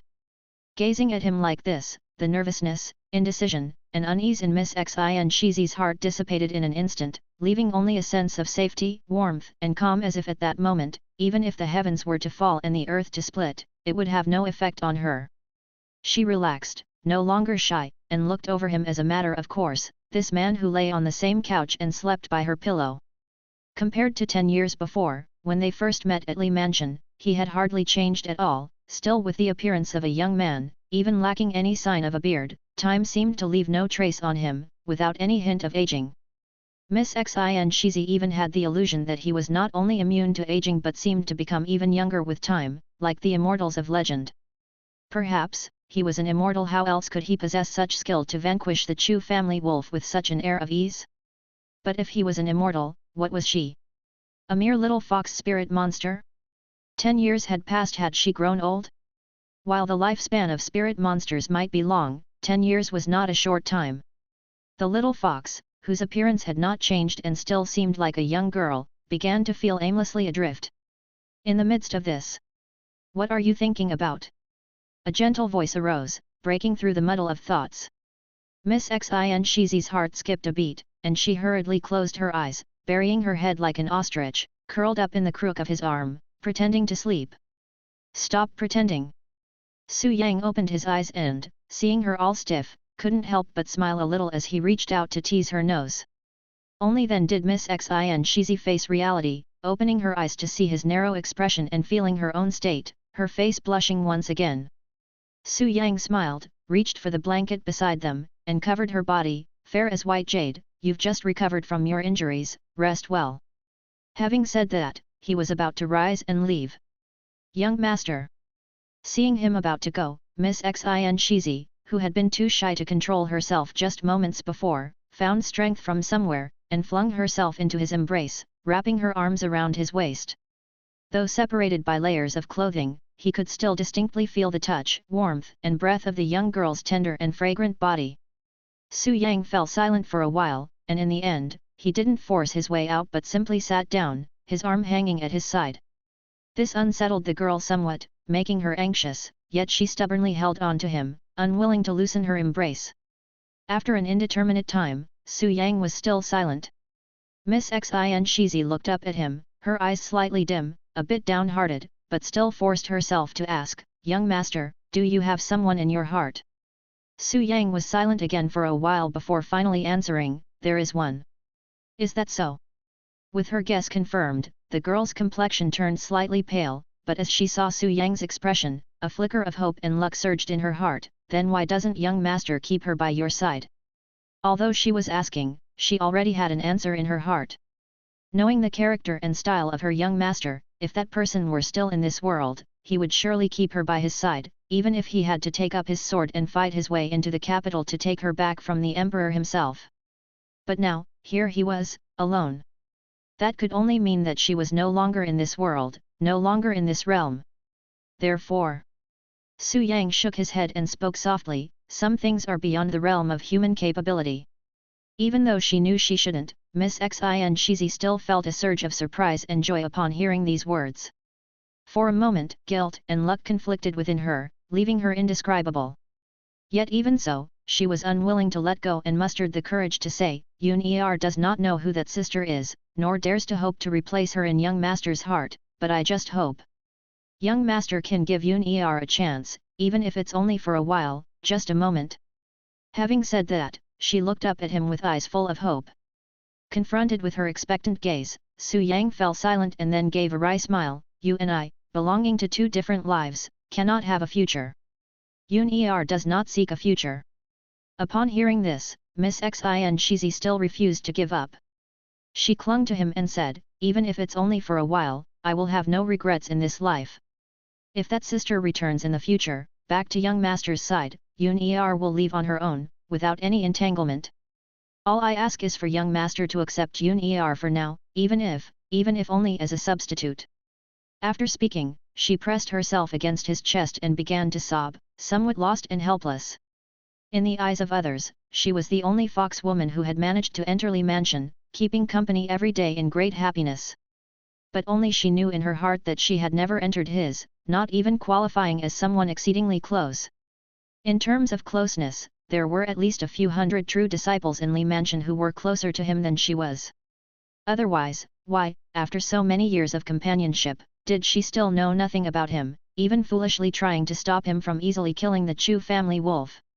This barrier filled Miss Xin Shizi with fear, anxiety and relentless unease, like a fox that could be abandoned by its owner at any moment. Looking at the frightened and confused Miss Xin Shizi, Su Yang shook his head, once again feeling the weight of the greatest burden is to be loved by a beauty. With a sigh, he lifted his drooping arms and gently embraced her. The strong arms and warm embrace gave the scared and helpless fox a sense of support and protection. Young master. Miss Xin Shizi looked up at him, her eyes glistening, yet filled with joy. Su Yang smiled and asked softly, are you truly without regret? Without regret? Though still tear-streaked like pear blossoms in the rain, Miss Xin Shizi's face broke into a smile, and looking into Su Yang's eyes, she said, even if it's only for a while, Yun is without regret. Upon hearing this, Su Yang shook his head, if you wish to pursue, then seek perfection, forever and ever, for eternity. How could you be content with just a moment? This. Miss Xin Shizi gazed at him in a daze, not quite understanding the meaning of his words. Su Yang smiled and said, though there are many hardships, the challenge of overcoming obstacles is one of the great pleasures of life. After speaking, he didn't bother to explain further and simply leaned down to kiss the girl's soft, delicate lips. Parting with tears wrapped at the crossroads, the greatest burden is to be loved by a beauty. Throughout Great Zhou and Great Tang, ruling as emperor twice, he had seen countless beauties with skin like ice and bones like jade, but he took none into his palace. The first reason was Xuan Zhoumendi, using another's body always left him somewhat reluctant. The second was that he walked the great path alone, beauty fades, and affairs of love inevitably end in regret, which he truly did not want to be involved in. But now, with divine travel through worlds, a thought becomes reality, and the current me is me, just as the me in dreams is also me. There is no difference between the two, nor is there any need for reluctance, it is a dreamy union of hearts and spirits. As for walking the great path alone, he sought immortality not for the sake of immortality itself, but for transcendence over all, to master fate, and to live without regret or remorse. If his journey was filled with regrets and remorse, then what meaning would there be in seeking the path? When life is joyful, one must revel in pleasure, do not let the golden cup face the moon in vain. Since he possesses the ability of reincarnation, it's not only in dreams that he can live a life but also in this current world. What is there to fear? Su Yang simply cannot believe that on this great path, he cannot take his child's hand and walk together. Chapter 106, Taiyin. One spring night, amidst the beautiful and auspicious scenery, eventually the rain ceased and clouds scattered. The next day, at noon, inside the bedroom, Su Yang, who had not slept the entire night, was lying on his side on the couch, with one arm embracing the still sleeping beauty, gently combing her disheveled hair. As if sensing his gaze, the eyelids of the girl, who was newly married, fluttered. She slowly roused and turned toward him. Seeing him so close and herself so indecent, images poured into her mind, replaying the indulgence and absurdity of the previous night. In an instant, she blushed a deep red, an unbeatable splendor. But despite her bashfulness, she still propped up her weak body, ready to take up the responsibilities of a wife. "My lord, let me help you dress." "No need." Su Yang shook his head and sat up, then with a sweep of his arm, he embraced her once more. My lord." This bold act made Miss Xin Shizi's heart leap in panic, her hands and feet at a loss. We can't, in broad daylight." Though she said this, her soft, boneless body had no power to resist. Instead, she helplessly collapsed into his embrace, clinging closely to him without any space left between them. Now a married woman, her eyes and brows had gained a unique charm, the fox's allure gradually revealed, breathtakingly penetrating to the bone, making it even harder for one to control themselves. Su Yang smiled, not teasing her, only holding her delicate waist. "I've been studying the Supreme Yin body training skill for a long time, but there are still a few points I don't understand. Yun Er, come and help me verify it." The Supreme Yin body training skill. Miss Xin Shizi was startled, then came to realization, feeling somewhat relaxed but also a bit disappointed. "What do you need me to do to help, my lord?" "Quite simple." Just then, Su Yang let out a slight smile, playing with her black as ink hair. "Try transforming for me." "Ah!" Miss Xin Shizi stared blankly at him, taking a while before responding, her face flushed with embarrassment as she stuttered, "Transform into what?" Su Yang lifted her hanging hair, looking at her delicate ear, especially the pendant that shimmered like white jade. He chuckled lightly, "Let's start by transforming your ears." My lord." Miss Xin Shizi lowered her head, trying to hide from his gaze, her voice trembling, "Please don't tease Yun Er. I'm serious. It's for research into spells, with no other intention." Su Yang smiled, his demeanor and words utterly devoid of seriousness, instead lowering his head playfully to nibble on the blushing white jade pendant. "Just transform for me to see." Her sensitive spot attacked, Miss Xin Shizi's body trembled, nearly collapsing into his arms. It took her a while to brace herself, yet she was still deeply conflicted. In front of him, she was reluctant to reveal her otherness, as that identity always made her feel uneasy, fearing that it would become a wedge between them. But now Su Yang, under the guise of academic research, how could she refuse? With no choice left, Miss Xin Shizi had to suppress her embarrassment and activate the Supreme Yin body training skill. Amidst a shimmer of moonlight, a pair of snow-white fox ears popped up amid her raven hair. Su Yang glanced at the fox ears amidst Miss Xin Shizi's long hair, then released the reddened white jade pendant from his mouth and asked with a light laugh, "Does this count as having 2 pairs of ears?" It does." Miss Xin Shizi didn't know how else to respond to him and could only nod her reddened face. Su Yang watched her, then reached out to play with the fluffy white fox ears. "Does it make your hearing better?" Miss Xin Shizi's body shook, her face heating up rapidly, at a loss for words. He, however, was not done yet. After toying with them for a while, he lowered his gaze and embraced her waist. "Try transforming a tail for me to see." My lord." "Haha. Let's leave the joys of the bedroom for now." Su Yang was indeed very interested in the Supreme Yin body training skill and had been studying it for quite some time. This skill could absorb the power of the Supreme Yin moonlight, shedding the demon body to assume a human form. For members of the demon race, it was greatly beneficial. For him, it was also valuable, even immensely so. After all, he had been farming on the island, cultivating many spirit beasts. If these spirit beasts could all transform into human form through the Supreme Yin body training skill, then the island's shortage of manpower could be effectively addressed. Even though skills such as beast taming and spiritual farming needed to be personally performed by him to gain the characteristic effects, it didn't mean that he had to do everything on the island himself. He needed to enter dreams and continue his cultivation, while at times he also had to engage in alchemy and artifact refining, create talismans, and set up formations. It was simply impossible to keep track of all matters, big and small. It was necessary to add some helpers to deal with trivial matters that were not urgent. Furthermore, the supreme yin body training skill could absorb the power of moonlight, which was greatly beneficial for the cultivation of demons. In this world, where the yuan spirit was scarce and the lands barren, the power of supreme yin moonlight was weakened, hence the cultivation effects were not very significant. But in the real world, it was different. This supreme yin body training skill would definitely enhance the cultivation speed of his spirit beasts significantly. The significance was profound. Therefore, after obtaining this mana point, Su Yang devoted himself to meticulous research. With his talent and comprehension, combined with the experience from the previous life in the Black Water world and the Fish Dragon change, his progress was not lightning fast, but it was certainly far beyond ordinary people. Now with Miss Xin Shizi cooperating, aside from a bit of playful teasing, it was indeed a scholarly pursuit. In such a manner. A moment later, the research concluded. Miss Xin Shizi shook her fluffy fox ears, her snow-white long tail trembled incessantly, and her body that was like creamy white jade was covered in a layer of alluring color. It was an experience, a feeling she had never had before, which brought unprecedented reactions and shyness. Fortunately, his playful mischief went no further. He did not press for more excessive demands. Miss Xin Shizi lay in his arms, taking quite a while to get used to the posture. Her heart still fluttered with shyness, so she hastily changed the subject. Young master, since you've slain that demon wolf, we need to be wary of the Chu family's retaliation. Chu family? Su Yang laughed, unconcerned, continues to play with those snowy fluffy fox ears. What Chu family?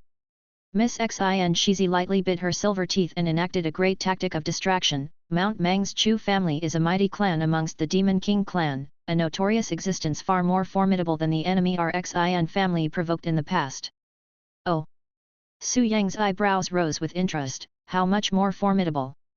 I'm not very clear on the specifics. Miss Xin Shizi shook her head, but I've heard that at least one Demon King presides in each of the several great royal families within the demon world. Just a Demon King? Su Yang heard this but didn't pay much attention. In this world, a Demon King corresponded to the 5-realm level of cultivation, which is to say a Taoist true man's level of cultivation. Not weak, but not overwhelmingly strong either. With Su Yang's current strength, he would be able to handle it without much difficulty. Miss Xin Shizi, lying in front of his chest, spoke with some worry. Mount Mang's Chu family, even among the Demon King clans, is considered powerful. It's likely that there's more than one Demon King in their midst. Young master, since you've killed one of their direct bloodlines, they will surely seek vengeance. You must be cautious and prepared. Don't worry. Su Yang smiled and his right hand fell, caressing her white jade-like, smooth body. This world, after all, is dominated by humans, not demons. Even if they seek revenge, they won't dare to come in full force, otherwise, their lair would surely be left unguarded. They wouldn't likely do something so self-defeating. Even if they did decide to come in full force for revenge, I would still be able to handle it. Su Yang shook his head, lowering his gaze. On the other hand, you all, should you encounter trouble in the future, remember to act according to your abilities. Do not engage in a life or death struggle unless absolutely necessary. Don't repeat the mistake you made this time. In over 20 years of accumulation and management, North City had long become the core area close to Su Yang's heart. Throughout the county, his people were in place, and for various potential emergencies, there were contingency plans. And he was the most solid assurance among these contingency plans. Due to the poverty of the land and limited resources, in 20 years he hadn't cultivated many outstanding disciples. The combat level of Guo Bei Academy was mostly between 2nd and 3rd tier, they simply couldn't pose a significant threat. Hence, among these contingency plans, if they faced an adversary of 4th or 5th tier, it was not the responsibility of his subordinates to contend. Their primary duty was to ensure their own safety, leaving the problems to be handled by Su Yang himself. This wasn't an upside-down approach where priorities are confused, but a recognition that at this nascent stage, there was no logic in making such unnecessary sacrifices. It was like playing a strategic management game. In the starting phase, when attacked by enemies, you'd naturally send out the strongest heroes to deal with them, not the farmers who were pivotal for development and construction but limited in fighting capabilities. This approach not only held no value but would also hinder the overall development. Therefore, Su Yang himself was the greatest contingency plan. He had also told Miss Xin Shizi and the other Xin family's foxes, in the face of danger, there was no need to fight to the death. A tactical retreat would suffice. Once they made it to the academy, he would naturally take action and resolve the issue. With his arrangements throughout Guobei Academy, let alone a 5-realm monster king, even a 6-realm demon emperor would be intercepted and stalled long enough to evacuate and disperse. Miss Xin Shizi, worried and confused, wasn't aware of his true strength, and so she had forgotten his instructions, leading to Miss Xin Shizi's serious injury. Such an event is something he naturally wished wouldn't occur a second time. After this incident, Miss Xin Shizi had no reason to doubt his capabilities. She nodded and affirmed, "Don't worry, young master. Yun Er understands." After speaking, she glanced out the window and saw it was noon. She quickly propped herself up, "It's so late already. Young master, don't you have matters to attend to? With such a disturbance yesterday, King Shifa might come to inquire. You should get up quickly." As she spoke, she prepared to help him dress. Although Guobei Academy was currently on spring break, she had been with Su Yang for 10 years and was all too familiar with his daily routine, knowing full well that the young master had no concept of taking holidays and had many matters to attend to each day. Seeing this, Su Yang, however, took her hand and pulled her back into his embrace, laughing softly, "It doesn't matter, I will take a few days off for spring break too." Then, he leaned over once more, savoring the moment like the warming embrace of exquisite jade in a beautiful setting. Chapter 107, Artifact Refining.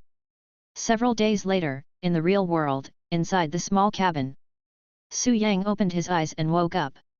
Mingxiao Taoist Temple, 100 Ghosts Forest, Guobei Academy, these ventures had all gotten onto the right track, and all that remained was to steadily grow them. There was nothing much to say about that, just one word: endure. Enduring through time, accumulating strength. Until he could resolve the matter of Orchid Temple. As long as he could solve the problem of the Orchid Ghost Realm, he would have enough prestige to deter all parties, further expand his influence, take complete control of Jinhua Mansion, and even plot for the entire Jiangxi province, possibly the whole south.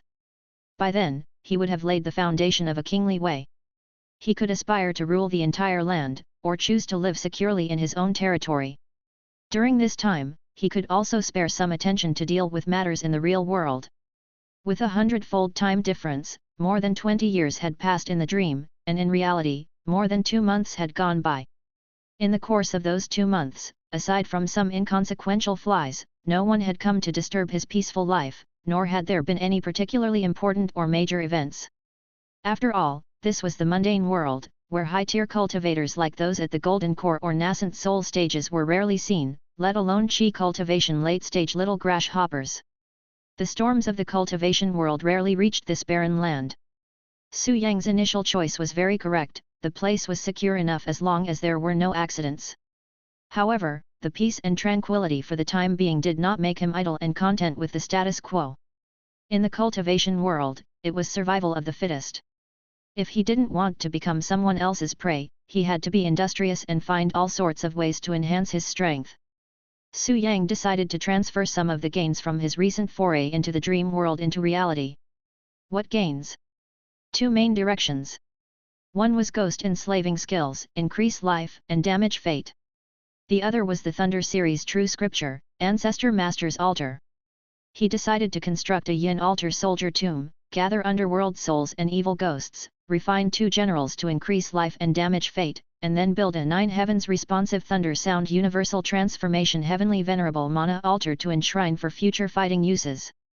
Both of these belonged to skills useful for fighting, capable of effectively enhancing his combat power. As for the Xuan Yuan Divine Sword and the method of heaven, earth, and man's 3 talents, they required too many conditions and significant investments, so he temporarily put them aside. These were the main directions. There were also some secondary branches, like alchemy, artifact refining, talisman making, and array setting, which were also methods of enhancement. In addition, the transmission of the Supreme Yin body training skill also needed to be scheduled to quickly train a group of people to handle the miscellaneous affairs on the island. In short, there was a lot to be busy with. But busy as he was, Su Yang was not disorganized. He methodically completed the daily tasks of farming and feeding before he began new work. He took out a green-skinned gourd and with a leap, shot into the sky. In the sky, the clouds and winds were changing. Pop! Su Yang activated his mana, pointed with his sword, opened the gourd's stopper, and immediately an astonishing suction force emerged, pulling the surrounding clouds and airflow and incessantly drawing them inside. Imitation swallowing the sky gourd. This was an artifact he had forged, using a magical treasure from the world of Dao and Law as a reference, after purchasing materials from the cultivation market some time ago. The true swallowing the sky gourd was a magical treasure of the world of Dao and Law, a relic left by ancient immortal gods. Its power was self-explanatory, it could contain the atmospheric phenomena of heaven and earth, such as frost, rain, and thunder and lightning. The wind, frost, rain, and snow here are not ordinary, they are all extreme atmospheric phenomena from above the 9 heavens. The wind becomes fierce gales, frost becomes harsh frost, rain becomes poisonous rain, snow becomes deathly snow, and the thunder and lightning are 9 heavens' divine thunder. It can take in all atmospheric phenomena from heaven and earth and use them to attack and fight, hence the name swallowing the sky gourd. The one Su Yang held was merely a poor imitation based on descriptions in Taoist scriptures and his own understanding of the path of artifact refining. It did not possess the capability to harness the extreme auras of the 9 heavens. However, it could still collect some ordinary atmospheric phenomena. During this time, he had already gathered wind, clouds, dawn light, smoke, frost, snow, rainwater, and thunder and lightning. These collections were not intended for combat but were meant for artifact refining. He was preparing to forge a magical treasure from the world of Dao and Law. Its name Cumulated Thunder Cloud. After research, Su Yang found that cultivators from the world of Dao and Law lean towards antiquity. Cultivators in the real world mainly use flying boats as their flying artifacts. But in the world of Dao and Law, riding clouds and fog is mainstream, with flying ships being a rarity. Nonetheless, as a pragmatist, Su Yang only cared about practicality. The practicality of this cumulated thunder cloud was quite impressive.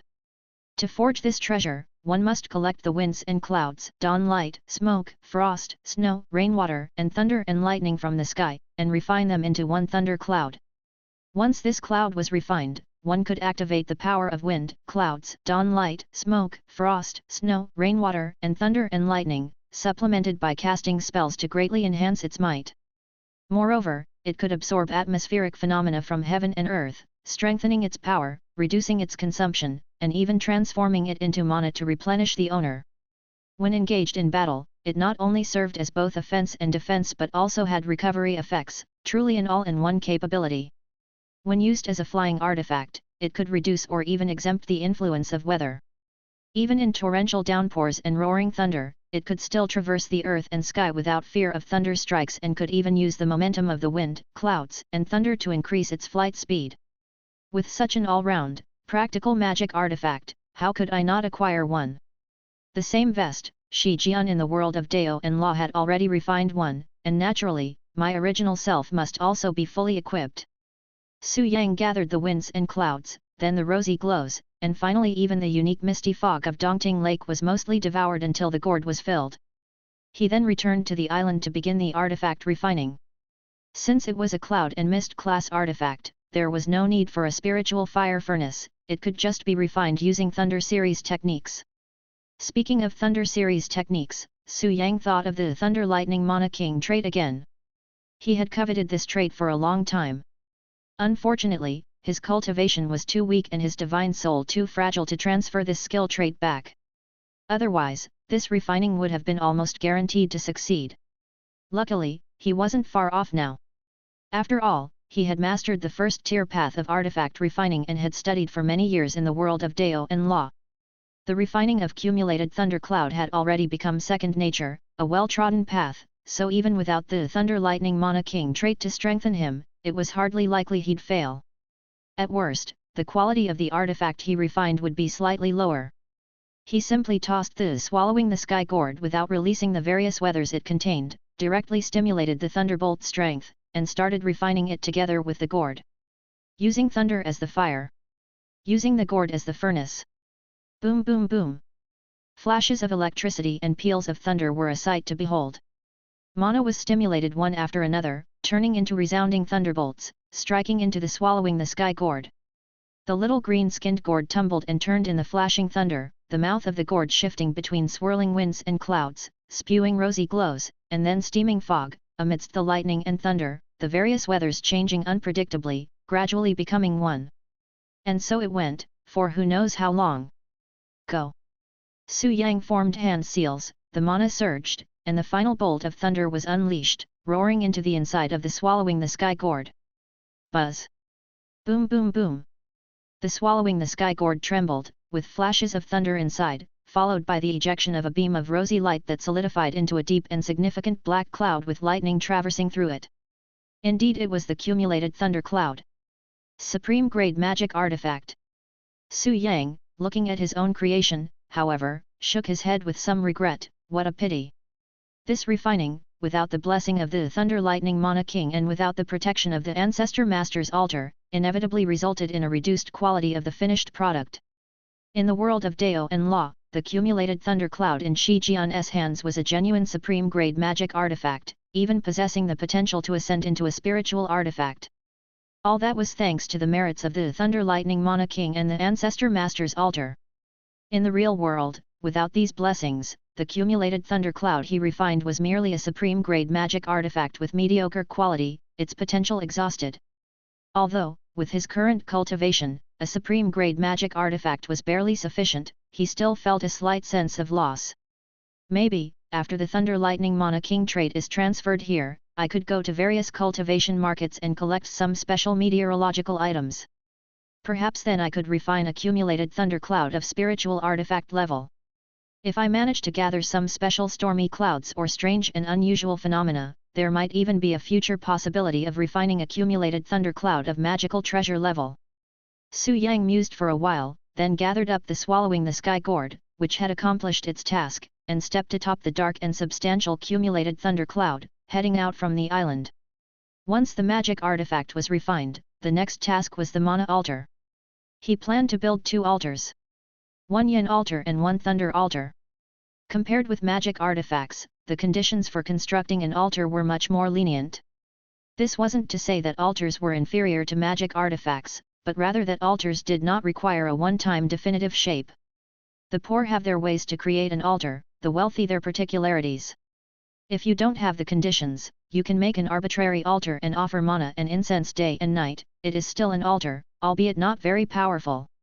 Once you have the conditions, you can always add bricks and tiles, replace them with various quality materials, and enhance the power of the altar. This can be done bit by bit and it doesn't have to be perfect on the first try. The longer an altar is built and worshipped, the more terrifying its power became. This was also one of the reasons for Su Yang's slow development in the world of Dao and Law. The profound potentiality of the major sects was too deep. Not to mention the magical treasures left behind by the immortal gods, but even the mana altars they had worshipped for thousands of years were formidable weapons, deterring others from encroaching. If you can't beat them, then you must stay low-key and develop slowly. I digress, back to the main point. Altars are not only useful for fighting but are also extremely helpful for cultivation, alchemy, artifact refining, talisman making, array setting, and more. Given the chance, you should strive to build it perfectly. Su Yang had a small fortune by now, and his conditions weren't too shabby, so he decided to visit various cultivation markets to purchase quality materials for constructing the altars. Recently, there were rumors in the market that the 3 sects of Golden Core were going to open the 100,000 mountains, and material prices were low. Not to take advantage of this opportunity to buy low would truly be a disservice to himself. And so, Su Yang rode the cumulated thunder cloud and quickly arrived at the familiar White Dragon Island market. But as soon as he entered White Dragon Island, he realized there was a pervasive sense of sorrow and despair in the market. How sorrowful and desperate! He couldn't quite put his finger on it. If forced to describe it, it felt like the rooftop after a financial crisis or stock market collapse. What had happened? Su Yang furrowed his brows, looking at one after another cultivator with pale faces and despairing eyes. After a moment of hesitation, he finally headed towards the White Dragon Tower. Chapter 108, Massacre. Inside the White Dragon Tower, Yunyan once again received Su Yang. It was evident that this great steward of the White Dragon Tower also donned a worried expression. Seeing this, Su Yang didn't beat around the bush and directly asked, "What happened?" Isn't it because of the 3 sects of Golden Core's initiative to develop the 100,000 mountains? Yun Yan revealed a bitter smile and didn't conceal anything. Half a month ago, within the 100,000 mountains, for some unknown reason, a perfect chi refining flying Peng Demon King suddenly appeared, with an extremely fierce temperament. The 3 sects of Golden Core, seeing this, could only halt their development plan, and the yet-to-be-issued recruitment order simply vanished without a trace. So, that's what happened. Upon hearing this, Su Yang also understood, then the loss is indeed not small. Indeed. Yun Yan said with a bitter smile, initially, the news that spread about the 3 sects of Golden Core developing the 100,000 mountains, mentioned extremely generous merit rewards. If one thought for a moment there, it was equivalent to 10 years of cultivation, which led many cultivators to spend all their savings, trade up their equipment, purchase magic artifacts and talismans, as well as pills and other items, while also offloading various materials. As a result, the prices of all sorts of battle-related items soared, practically all were traded at a premium, whereas the prices of cultivation-related items and materials continuously dropped. With such an influx and outflow, the deficit is imaginable. If the 3 sects of Golden Core had proceeded with their plan to develop the 100,000 mountains, then everything would have been negotiable, any losses could have been recovered, and there might have even been a surplus of profit. But now that an error has occurred, and the development plan is cancelled, the situation has turned rather dire. Yun Yan shook her head and sighed, with this wave of impact, who knows how many people's hard work has gone down the drain. Not to mention loose cultivators, even a Foundation establishment force like White Dragon Island has suffered considerable losses, severely damaging our vital energy. Is that so? Upon hearing this, Su Yang appeared unconcerned. So, what's the market situation for various materials now? This. Seeing Su Yang's indifferent attitude to the situation, Yun Yan's bitter smile deepened, but she still responded honestly, there are ups and downs, items aiding in cultivation have increased in price, whereas those used for fighting have decreased. Which type is the senior looking to purchase? Previously, it was rumored that the 3 sects of Golden Core had offered very generous conditions, directly designating 3 spirit lands in the 100,000 mountains as outposts. Not only could one rent a spiritual vein cave mansion for cultivation at an extremely low cost of military merits, but one could also exchange for all sorts of pills, cultivation techniques, and rare treasures. All these were cultivation resources, essentially meaning that as long as one entered the 100,000 mountains, there would be no further worry over the needs of cultivation. Therefore, cultivators decisively invested their entire fortunes, traded for equipment, and the magic artifacts, pills, and talismans they purchased were all geared towards combat and fighting, with very few items for cultivation purposes. As a result, when the news of the development plan's failure spread, the magic artifact market completely crashed, with the price of all items related to combat plummeting rapidly, while cultivation-related items and materials surged in value, even the rental fees for the spiritual land cave mansions changing 3 times a day. This left those cultivators who had invested their fortunes and traded up their equipment in a bitter and incessant struggle. The handful of spirit stones they had left could hardly sustain them for long. They either had to sell the previously purchased magic artifacts at a low price or go out to find opportunities to somehow maintain their cultivation needs. However, this had nothing to do with Su Yang. He not only did not suffer any losses, but also took advantage of the situation to sell off a batch of magic artifacts at high prices and acquired a batch of materials at low cost. Even though the market is presently saturated, and these materials cannot be sold, with sufficient patience, waiting for the market to adjust, he could still reap a considerable profit. There was no loss, not in the slightest. In fact, he could even take advantage of this situation to stock up on another batch of low-cost materials for constructing the 2 great mana altars. Su Yang produced a list, based on what is written here, purchase the materials that have dropped in price. Forget about the ones that have risen. Understood. Yun Yan nodded, summoned a maidservant, and instructed her to take the list and prepare accordingly. Although White Dragon Island also suffered significant losses in this financial storm, as a Foundation establishment power that operated a cultivation market, with the spirit land as their cornerstone, they were able to endure the loss. At most, it meant tightening the belt a bit further. The truly miserable ones were the chi refinement loose cultivators. Their meager fortunes simply couldn't withstand such a beating.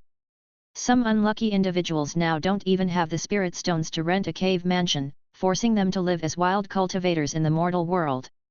The way of cultivation does not tolerate stagnation. A cultivator, spending too much time in the mortal world, risks lowering their cultivation. No wonder there have been an increasing number of cultivators coming to Dongting Lake lately. They are driven by their circumstances. It seems it's time to advance further. To live in seclusion within the bustling market, a foundation establishment cultivator, practicing in the mortal world, would indeed appear unusual. Su Yang inwardly mused, planning his future development. After a short while, the maidservant returned, presenting the requested items. Su Yang checked them, confirmed their accuracy, and then proceeded with the exchange of spirit stones. With the transaction complete, Su Yang didn't linger any longer, and stood up saying, "I shall take my leave." "Senior, please wait a moment." Yun Yan called out to him. Su Yang turned back around. "Does Manager Yun have further advice?" "Senior jests," Yun Yan said earnestly. "Due to this incident, many cultivators are desperate and resorting to dangerous measures, turning to the acts of robbing cultivators. As such, there have been continuous disturbances in various markets lately. It would be best for the senior to be cautious as well." "Thanks for the warning." Su Yang nodded, then turned and left. Seeing this, Yun Yan, left behind, also wore a bitter smile. Indeed, there had been continuous disturbances in various markets lately, all caused by robbing cultivators committing murder and robbery. After all, with the suspension of the 100,000 Mountains development, the cultivators needed an outlet for their combat equipment, and with not as many opportunities or perilous locations to explore, they were left with no choice but to turn on other cultivators. Even if not robbing cultivators, under these circumstances, they had to turn rogue, fighting others to the death.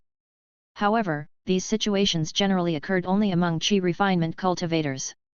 Foundation establishment cultivators, already successful in their practices, possessing substantial wealth, were able to weather this storm.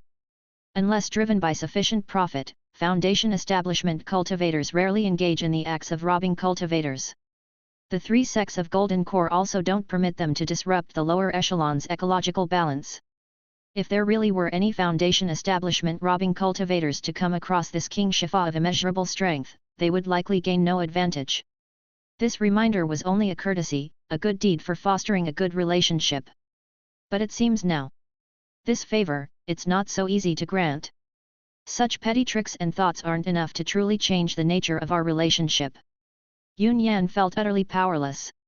She considered herself to be quite tactful and adept at socializing. Even among foundation establishment cultivators she could handle herself with ease. But facing King Shifa, she always felt like she was exerting force on nothingness, unable to grasp anything substantial. Where does he really come from? He's as inscrutable and deep as a 1,000-year-old enigma. Let it be. Regardless of his origins, White Dragon Island isn't plotting against him. As long as we treat each other with sincerity and mutual benefit, that's all that matters. Let's not dwell on the petty thoughts for now. Elsewhere, Su Yang, who had left White Dragon Island, was maneuvering the pitch-black thunder cloud out towards the lake's exterior. But before he could fully leave the range of White Dragon Lake, "Cultivator Shi, please wait a moment." A man approached on a flying boat, gesturing from the prow. It was an old man with a celestial aura about him, his cultivation having reached the 10th level of chi refinement. He stood on the flying boat, waving from afar and addressing him as a fellow deist, showing no apparent malice. However, Su Yang's expression was frosty, and he directly unleashed a palm of thunder. If there was something to discuss, couldn't it be done in the market? Why intercept him outside? Did they think they could fool anyone with such tricks, treating him like a 3-year-old? In a world like the cultivation world, acting this way towards a stranger is asking for death, even if it leads to a misunderstanding and wrongful killing. It's no one else's fault but their own. Therefore, Su Yang was decisive in his actions. Boom, boom, boom. With the sound of thunder, a bolt of lightning crackled forth like a dragon, directly striking the man. Although he was prepared, the sudden decisive strike still startled the man, who didn't dare to resist and quickly steered his flying boat to evade. Boom! The thunder exploded, a deafening roar ensued, and the high-grade magic artifact level flying boat was shattered by Su Yang's Thunder Series attack.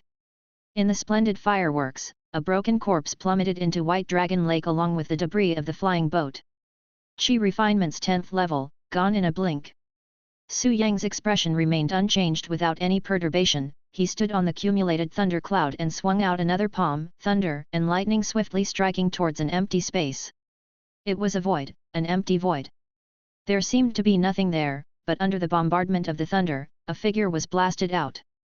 Dressed in a black robe with a sinister aura all around, his mana suggested he was of Foundation Establishment Cultivation. Hiding in the nothingness, the black-robed man was awkwardly forced to reveal himself by Su Yang's thunderbolt.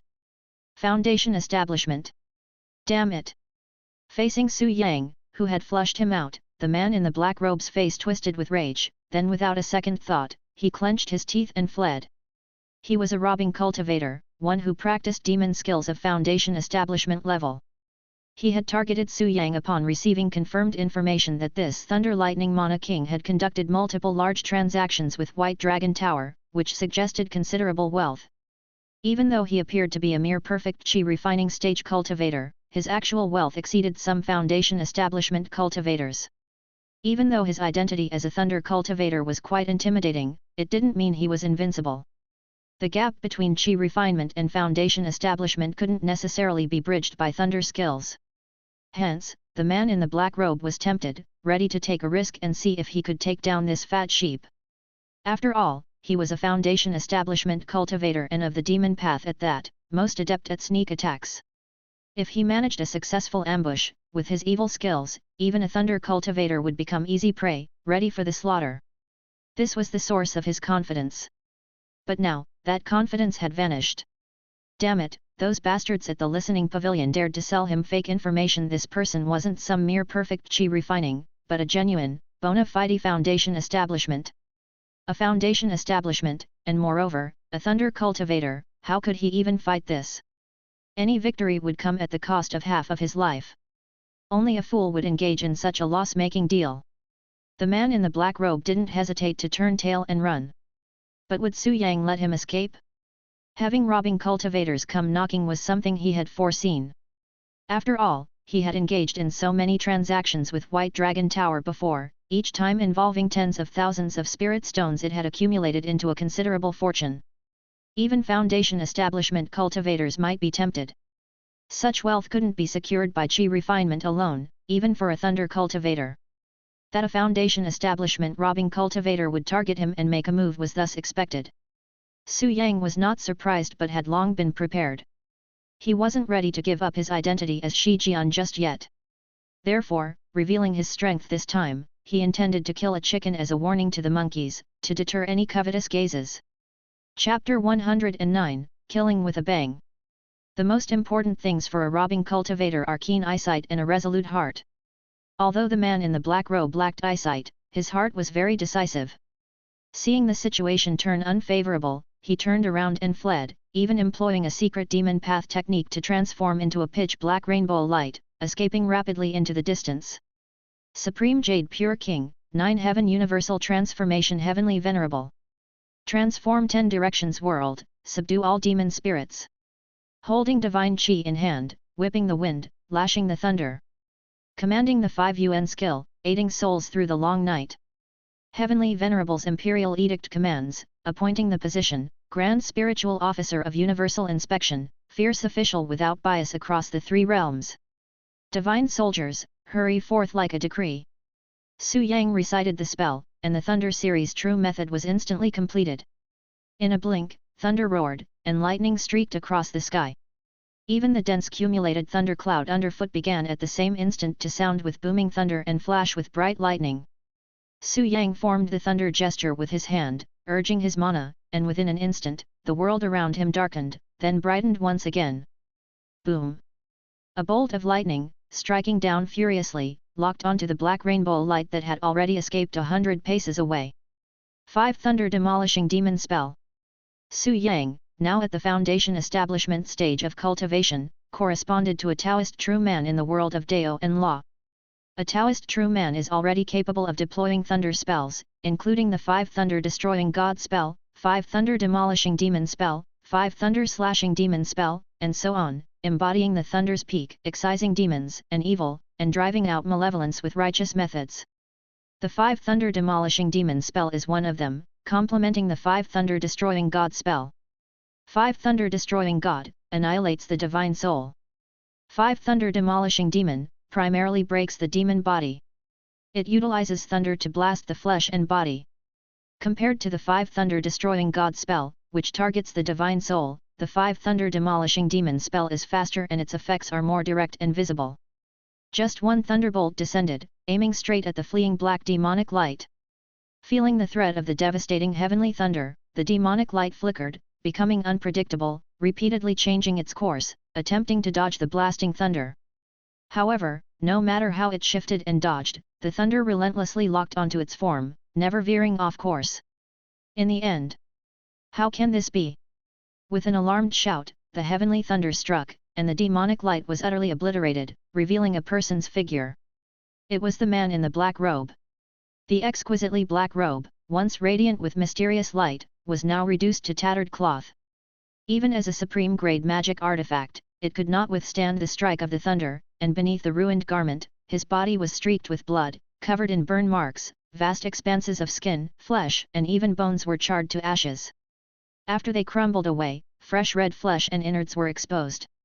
What a gruesome sight! Even for a Foundation establishment cultivator, such injuries are extremely severe, reaching the brink of life and death. This was the result of Su Yang hastily casting the spell, the power of the thunder somewhat lacking. If he had time to open an altar and fully invoke the 5 thunders, coupled with the skill traits of the Thunder Lightning Mana King, not to mention a mere early-stage Foundation establishment opponent, even those at the middle and even late stages of Foundation establishment would perish under the thunder, leaving not even bones behind. This is the might of 5 Thunder Demolishing Demon. 5 Thunder Boom, targeting the physical body specifically.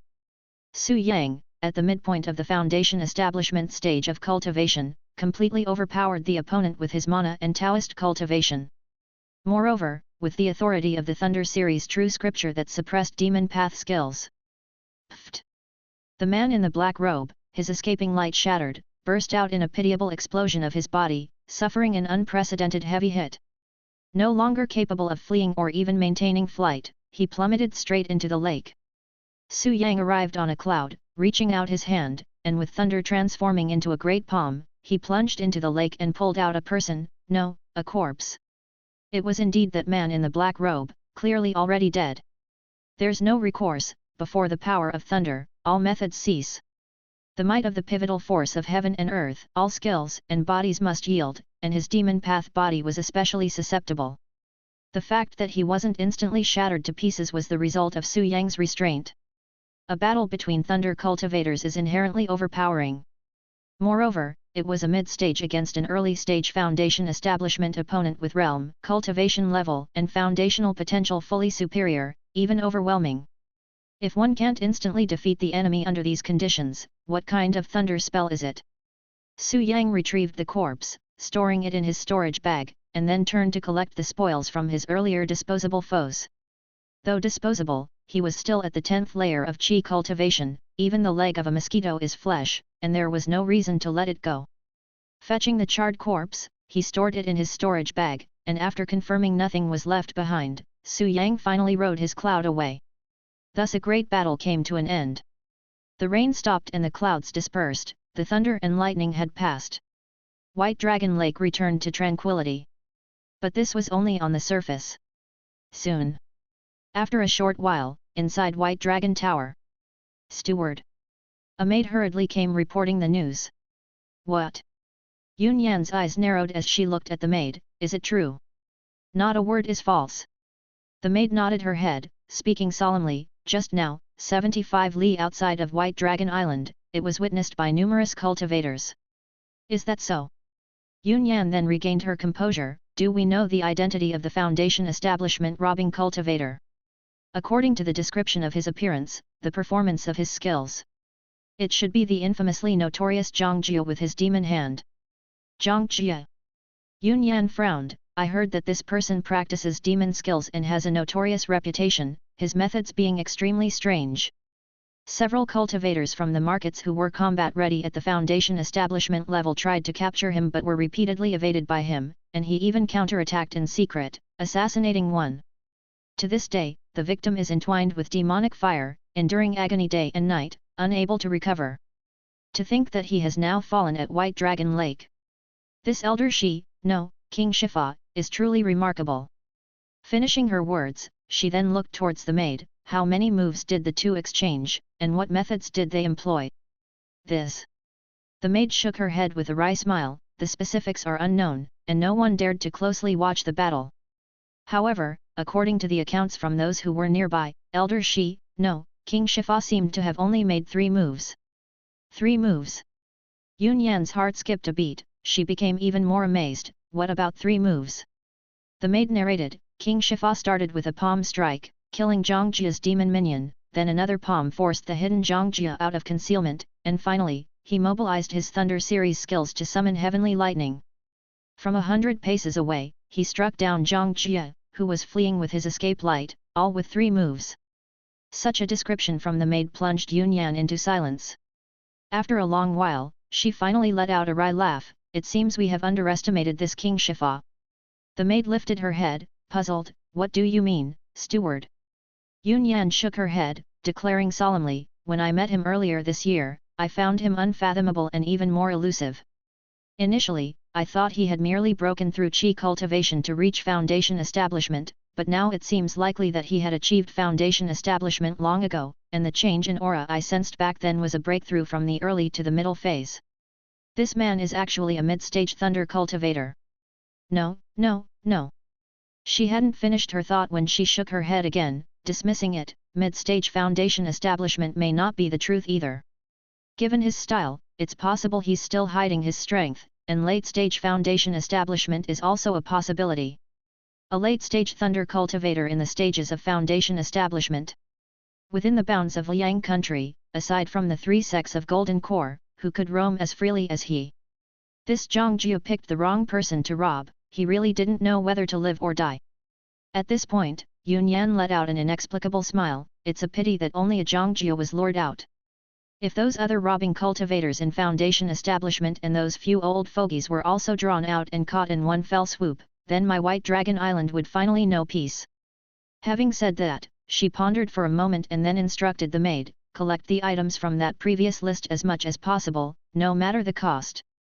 Since this incident originated from our White Dragon Island, whether intentional or not, we must offer an apology, and not neglect our duty. Yes. News had reached White Dragon Tower, and rumors flew through the marketplace. Have you heard? Heard what? Didn't you hear the big commotion outside just now?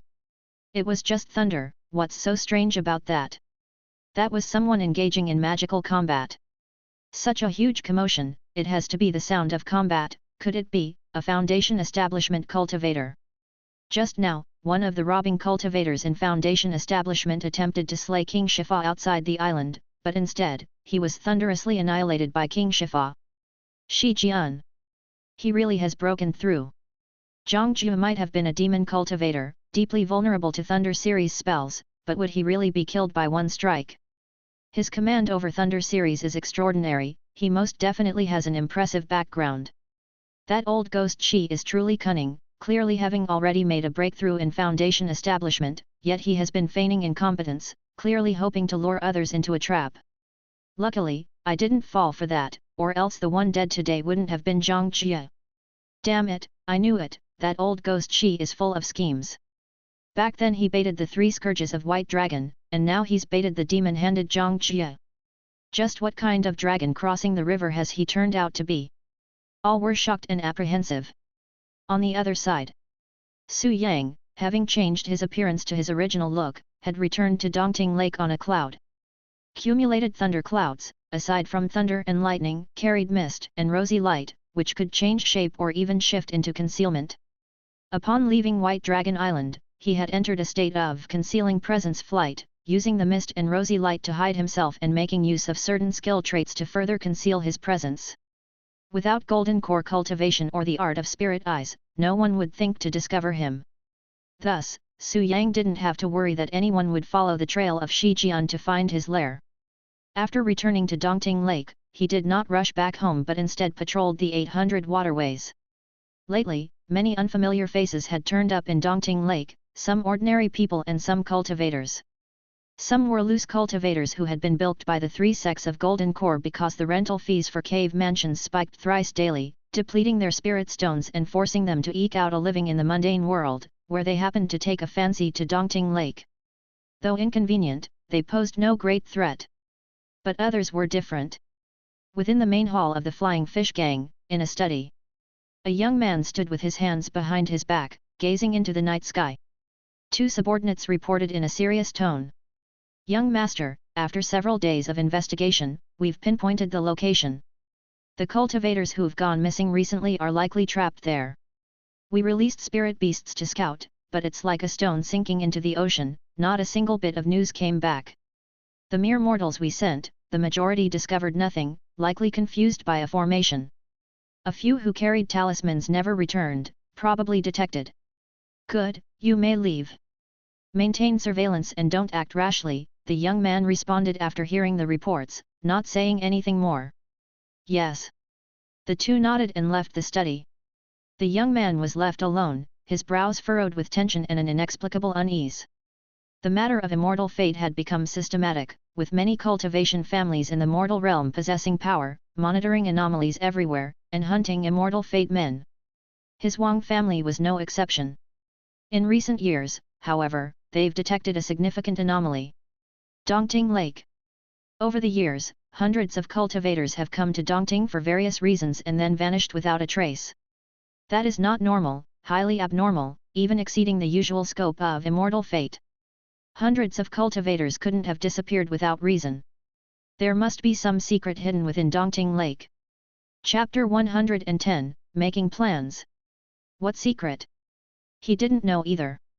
But according to experience, there were only a few possibilities. It was either a hidden immortal fate or an old monster lying dormant. Or perhaps there was a predecessor's cave mansion or a secret domain fraught with danger. All were great opportunities. They were also great perils. That was why he felt so uneasy.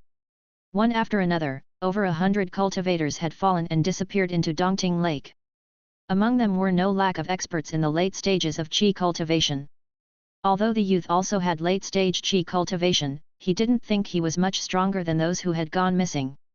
Therefore, he had never dared to venture deep into Dongting Lake but instead set up his base in Mansion City, ordering his subordinates to probe around cautiously with all sorts of methods. Only after several months of careful investigation did he finally confirm the location. Whether it's an immortal fate man in hiding or a cultivator lying dormant, they both need spiritual energy to cultivate, he said. Without spiritual energy, even if one obtained an immortal fate treasure, it would be difficult to advance in cultivation, let alone achieve perfect qi refinement. That Dongting Lake can cause even late-stage qi cultivators to fall and get buried indicates that the forces within are at least at the level of perfect qi refinement. In the mortal world, perfect qi refinement is such an extraordinary event that it's already worth the involvement of Foundation establishment practitioners. I hope that once the news is sent back, the ancestors will act promptly. The powers eyeing Dongting Lake now are not limited to our Wang family. The youth muttered to himself, sighed, then took out a spirit stone and prepared to sit down and cultivate. In the mortal world, spiritual energy was thin, almost non-existent. If one wanted to cultivate, they had to rely on spirit stones or spiritual medicine. Directly absorbing spirit stones was a very extravagant affair for a qi cultivation practitioner. But he had no choice. The path of cultivation, UN spirit is the foundation. If one didn't absorb spiritual energy for a long time, not only was there a risk of cultivation regression, but it could also cause the spiritual root to wither and shrink, lowering the qualifications for cultivation, and making further advancements impossible. He was already at the late stage of qi cultivation and had a future prospect of achieving perfection and challenging the Foundation establishment threshold. He couldn't afford to lose out because of a short-term setback. However, the moment he closed his eyes, he felt uneasy. With a jump in his heart, the youth hurriedly opened his eyes. Then he saw that an additional figure had appeared in the brightly lit study. The youth's pupils constricted and, without thinking, he tried to activate his magic artifact and talisman for protection and to fend off the enemy. But before he could act, the figure standing in the middle of the study moved like a ghost, instantly closing the distance. Approaching him, a hand reached out and grasped his throat directly. The youth was terrified, quickly trying to summon his mana, but he felt a pain in his neck, as if struck by lightning, and his body immediately became numb. Only then did the person let go, looking down at him from above and asked, "Who are you people?" In the middle of the night, breaking into someone's home and asking who they are was indeed a bizarre scene.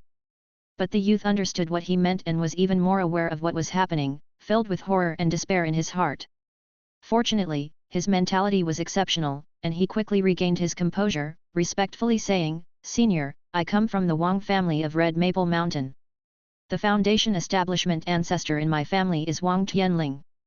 We came to the mortal realm for some mundane affairs. May I ask where we have offended the senior?" The way he spoke was watertight, responding to the other's question, revealing his own background, and subtly highlighting his family background while showing respectful attitude to indicate no malicious intent, presenting himself as the innocent and weaker party.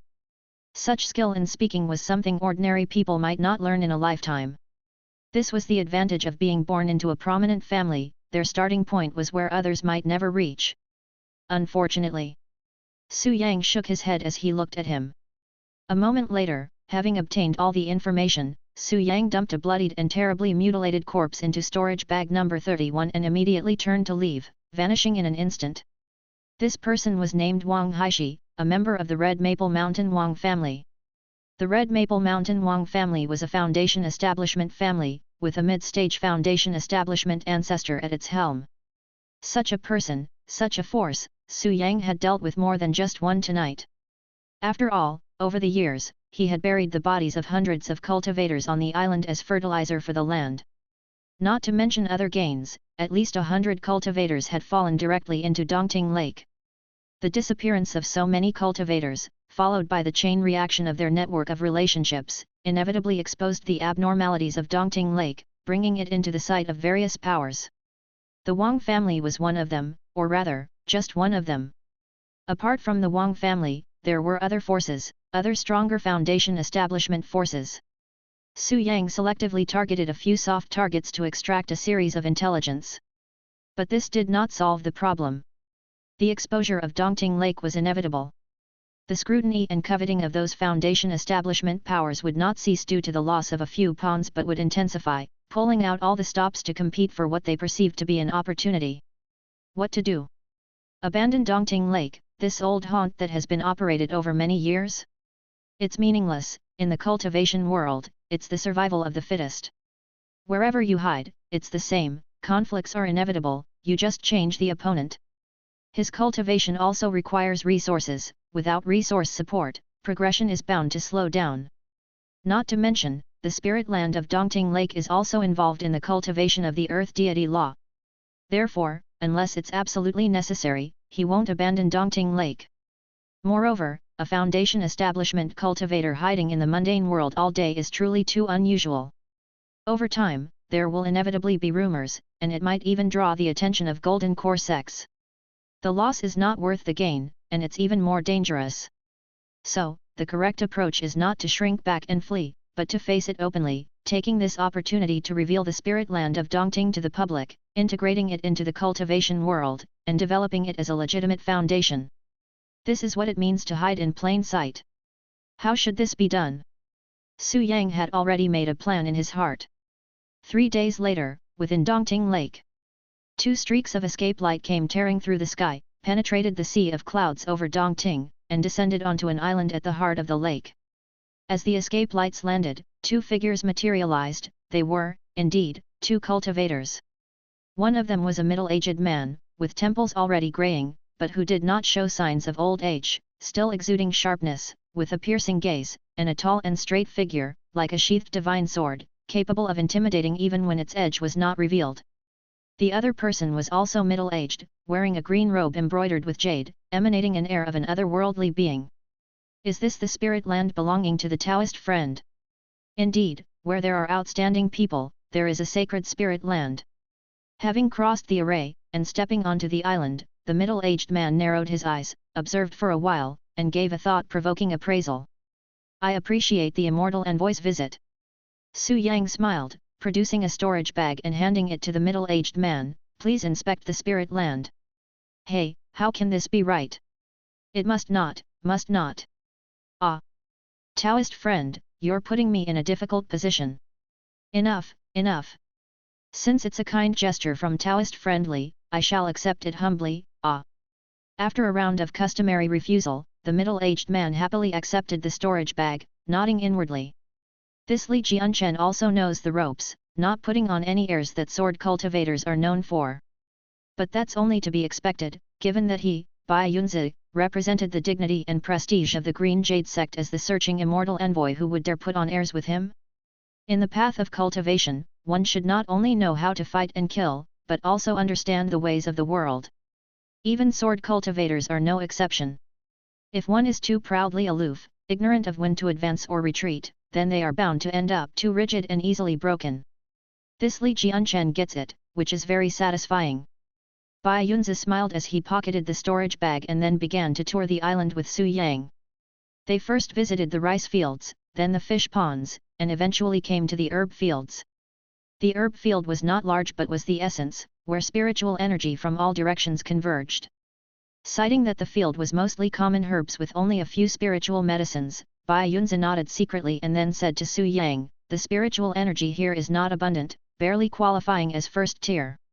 After speaking, he glanced at the surrounding area, noting the distinctly evident gathering spirit array, and lamented, "Taoist friend must have put in a lot of effort, right?" Su Yang nodded, speaking calmly, "Having drifted through life, my potential is exhausted, with no hope for further progress in cultivation, so my greatest wish is to have a place of my own, to pass on what I've learned to the next generation. In doing so, even if I have merely passed through this life, it was not in vain." Taoist friend's earnestness is moving, but Bai Yunzi shook his head, showing a possibly genuine look of helplessness and a wry smile. "The dispute over spirit lands is a rule of the sects, we must go by the book, and I'm helpless in this matter. I hope Taoist friend can understand." "I understand." Su Yang didn't mind at all, continuing calmly, "The immortal envoy only needs to be fair and impartial. I will do my best, the planning lies with us, but the outcome is in the hands of fate. If I'm not up to the task, then losing is just losing, there's no resentment to be felt. Taoist friend is open-minded, truly worthy of being a sword cultivator." Bai Yunzi smiled, then without further ado, he declared, "Since that's the case, I will go back and report to the sect, to inform all cultivators and initiate the competition for the spirit land. At that time, as the discoverer, Taoist friend only needs to defend for 3 rounds on the stage to claim this spirit land and establish it as the foundation for your family lineage." After speaking, he pondered for a moment, "This whole affair will take some time, how about we schedule it for 3 months from now?" 3 months? Su Yang mused at the suggestion, then nodded, "Let's go by what the immortal envoy says." Bai Yunzi nodded and asked, "The time is set, but the location?" Mid-sentence, he looked towards Su Yang, pausing briefly. Su Yang smiled, taking over the conversation, "Let's have it at Dongting Lake. It's straightforward and won't cause any trouble." "Great." Bai Yunzi reciprocated the favor, "Let's do as Taoist friend suggests. In 3 months, at Dongting Lake, we'll initiate the competition for the spirit land. I wish the Taoist friend every success." Chapter 111, Layout. After sending off Bai Yunzi, the searching immortal envoy, the island was once again inhabited solely by Su Yang. Under the heavens, all land belongs to the king. At the edges of the land, all are the king's subjects. Where there are people, there will be the martial world, and there will be governing systems in place, a matter that hasn't changed since time immemorial. The cultivation world is no different, except that the rulers have shifted from secular dynasties to cultivation sects. The 3 sects of Golden Core govern Liang country and have long established a complete system, with each sect commonly appointing searching immortal envoys. The law of cultivation has the spiritual root as the foundation and spiritual energy as the essence.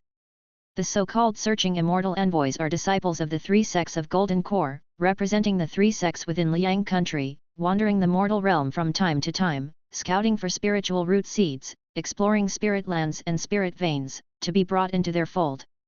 The former are talent resources, the latter, development resources. Both are strategic assets that naturally must be tightly controlled. Within Liang country, all resources, whether in the secular world or the cultivation realm, theoretically belong to the 3 sects of Golden Core. Individuals cannot claim them as their own, especially when it comes to spirit lands and spirit veins. Therefore, even if you discover a spirit land, or even after exhausting resources and much effort, you cultivate a piece of spirit land yourself, it doesn't belong to you but to the 3 sects of Golden Core. You must report it, otherwise you are deemed disloyal, and they have grounds for eradication. Of course, cultivators are different from mortals. If you're harsh with mortals, that's just how it is, they don't have the power to resist. Cultivators are different. With powerful weapons in hand, the intent to kill arises spontaneously. Even for the three sects of Golden Core, it isn't possible to oppress them to death, cutting off all avenues for advancement, otherwise, there would be a backlash that could shake the foundations of the sect. Therefore, compared to the mortal world, where government and factions relentlessly oppress and block paths for advancement, the governance of sects in the cultivation realm is somewhat more temperate. While they eat meat, others get to sip the broth. This is where the distribution of spirit lands comes from. After discovering a spirit land, although you cannot directly claim it, you can report it to the three sects of Golden Core. If it's a third-tier spirit land, there's no need to say more, it's certainly an asset for the three sects of Golden Core. But if it's a slightly inferior second-tier or first-tier spirit land, then the three sects of Golden Core won't claim it for themselves. Instead, they will record it and subsequently announce it to cultivators, especially the Foundation establishment forces, initiating a competition for the spirit land. As the discoverer of the spirit land, you have the right to defend the position. If you fend off challengers 3 times under the witness of the three sects of Golden Core, then you can secure ownership of the spirit land and become part of the ruling system of the three sects of Golden Core. This was Su Yang's plan to hide in plain sight. First, he gathered all kinds of extraordinary items on the island, arranging them to resemble what a first-tier spirit land should look like, and then, under the guise of Li Jianchen, he sought out the Green Jade sect's searching immortal envoy in this region. The Green Jade sect, one of the three sects of Golden Core, is the actual ruler of Dongting Lake and the surrounding areas. Su Yang found the Green Jade searching immortal envoy and reported the matter of the Dongting spirit land. Spirit lands are naturally occurring, although Dongting is mundane, the possibility of creating a spirit land exists and shouldn't raise too much suspicion. As a newly formed spirit land, it's only first tier. Su Yang, as Li Jianchen, displayed the cultivation of mid-stage foundation establishment and claimed a piece of the first-tier spirit land, which theoretically wasn't a difficult task. But that was only in theory. The cultivation world does not rely solely on fighting and killing, social niceties are also important. Such disputes over spirit lands are usually dealt with by a foundation establishment force calling friends and forming alliances to collectively defend the position 3 times before they can finally secure it for themselves. Connections are very important.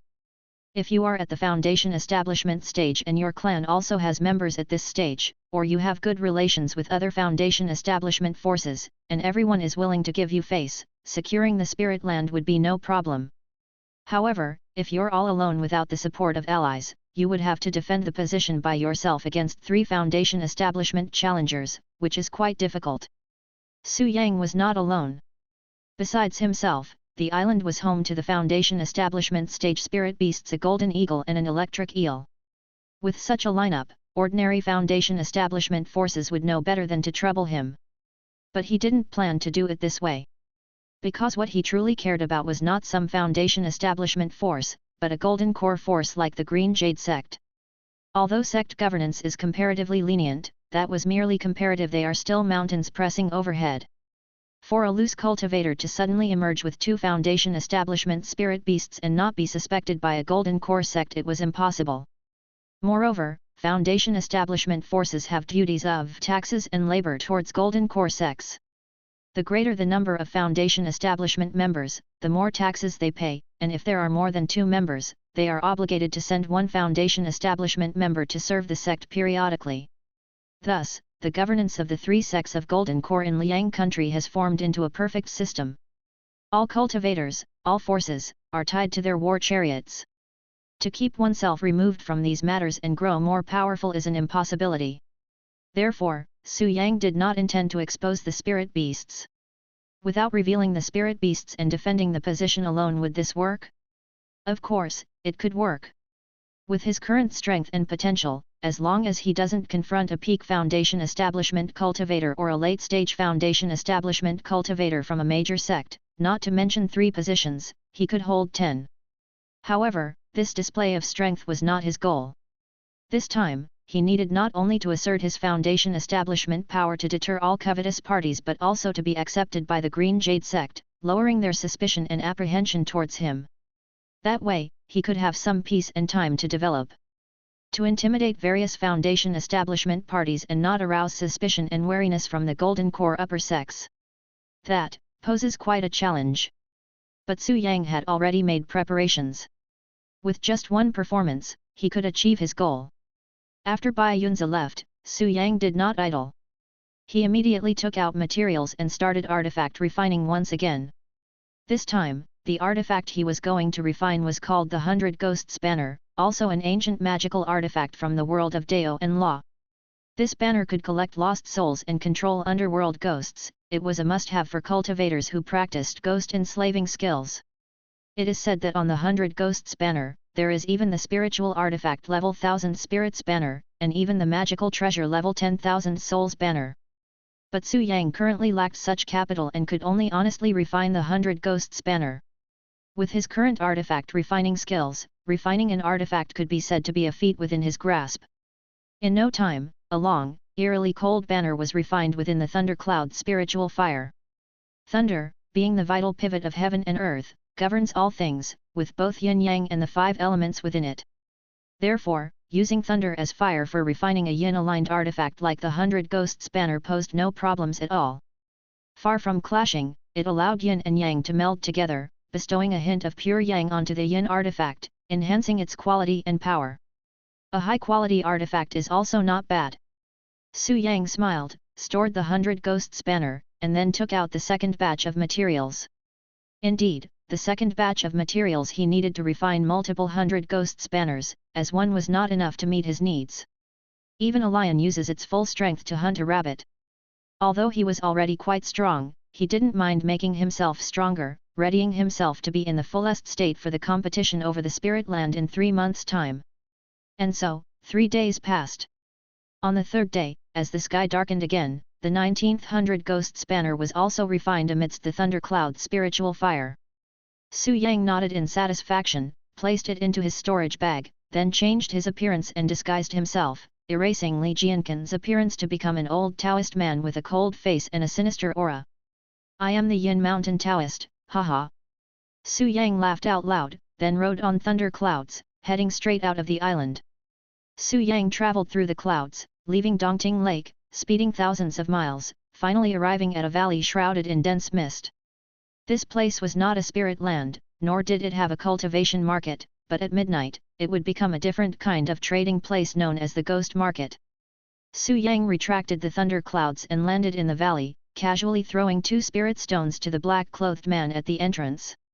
With such an attitude, the 2 guards of the Ghost Market wanted to get angry, but seeing the mid-stage Foundation establishment cultivation revealed by the visitor, their anger quickly turned into smiles. "Senior, please come this way." Su Yang didn't bother with them and just walked into the valley. Within the valley, the Ghost Market was in full swing, with numerous stalls displaying various illicit items, such as mortal and cultivator corpses and souls, as well as zombie-like creatures and related materials of the demon path. Su Yang, holding the 100 Ghosts Banner, went straight to a larger stall. The stall owner was also a Foundation establishment cultivator with a similarly cold presence and pale face, clearly someone who practiced yin-aligned cultivation techniques or was frequently accompanied by perverse and evil spirits. "Fellow Daoist, what do you need?"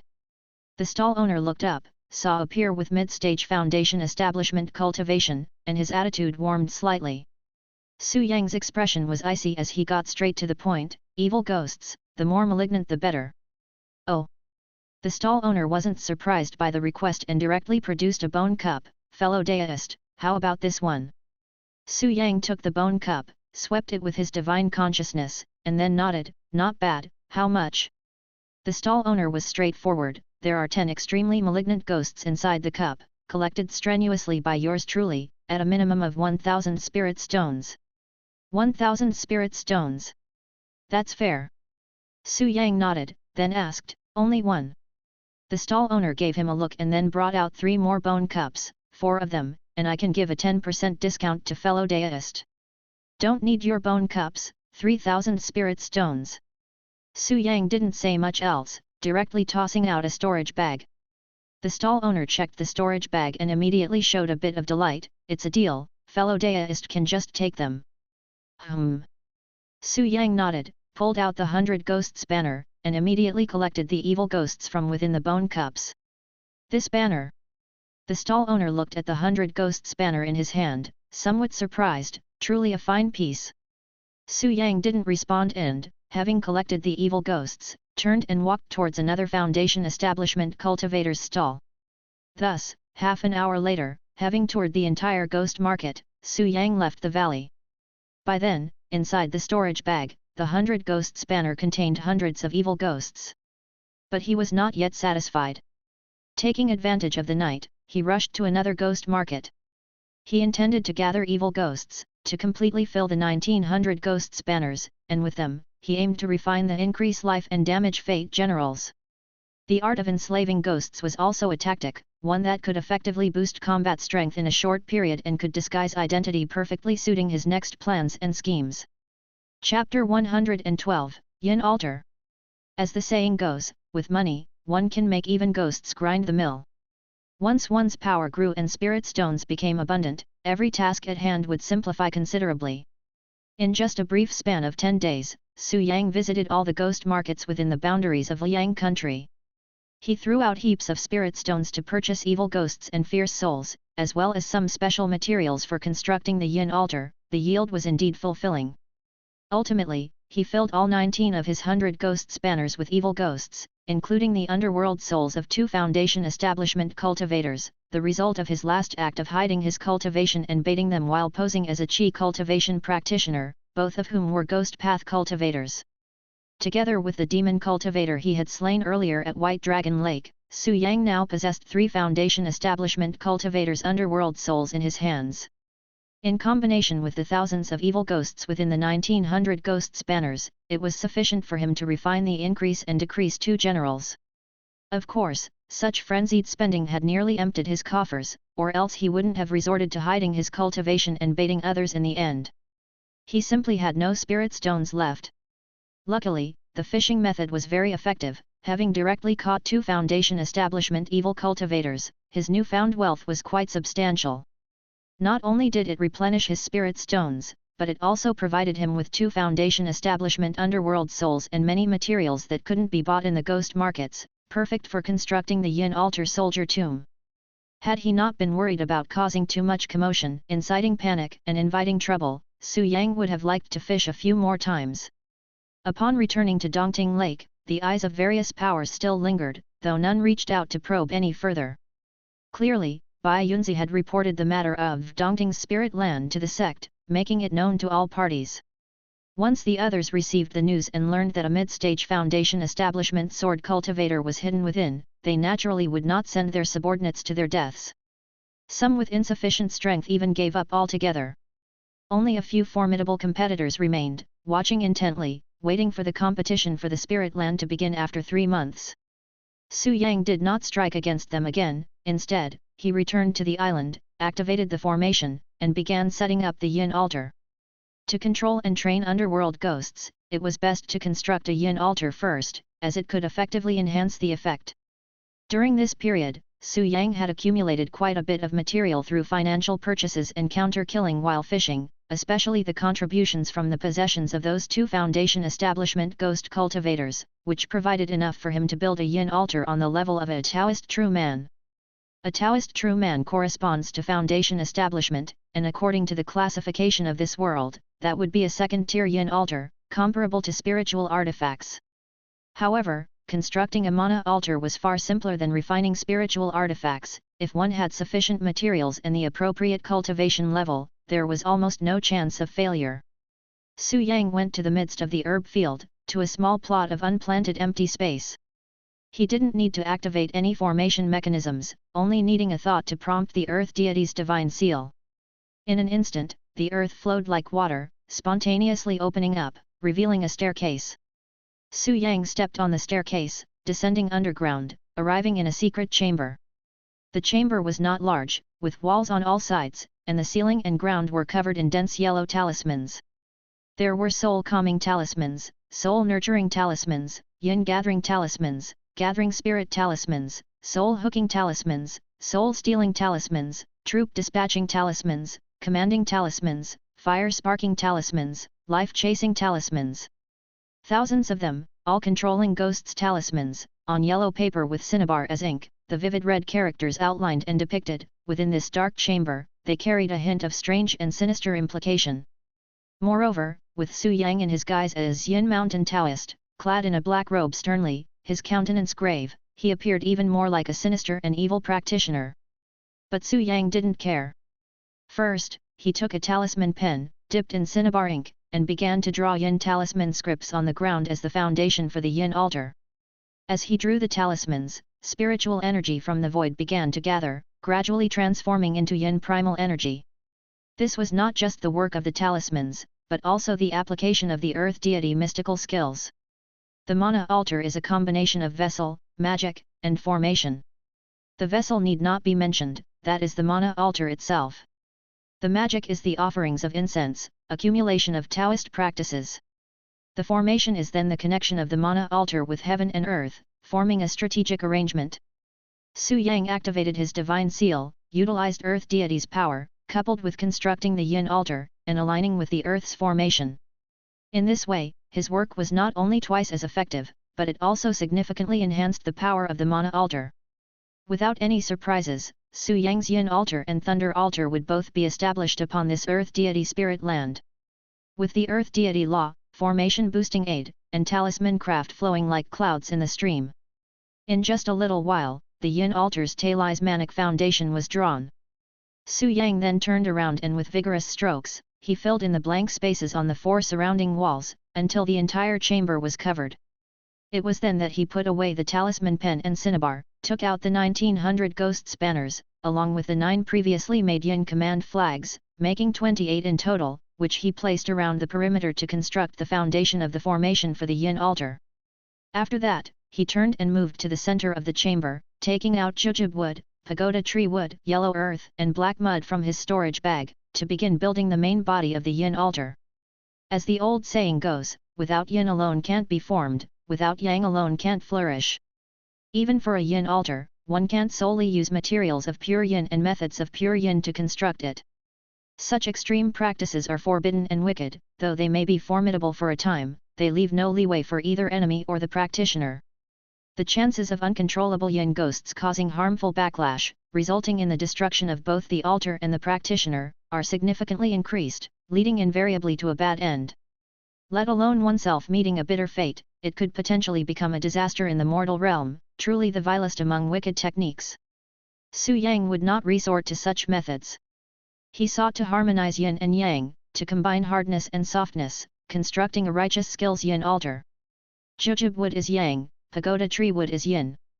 Yellow earth is hard, black mud is soft. Yin and Yang united, hardness and softness combined. Only then does it constitute the righteous way.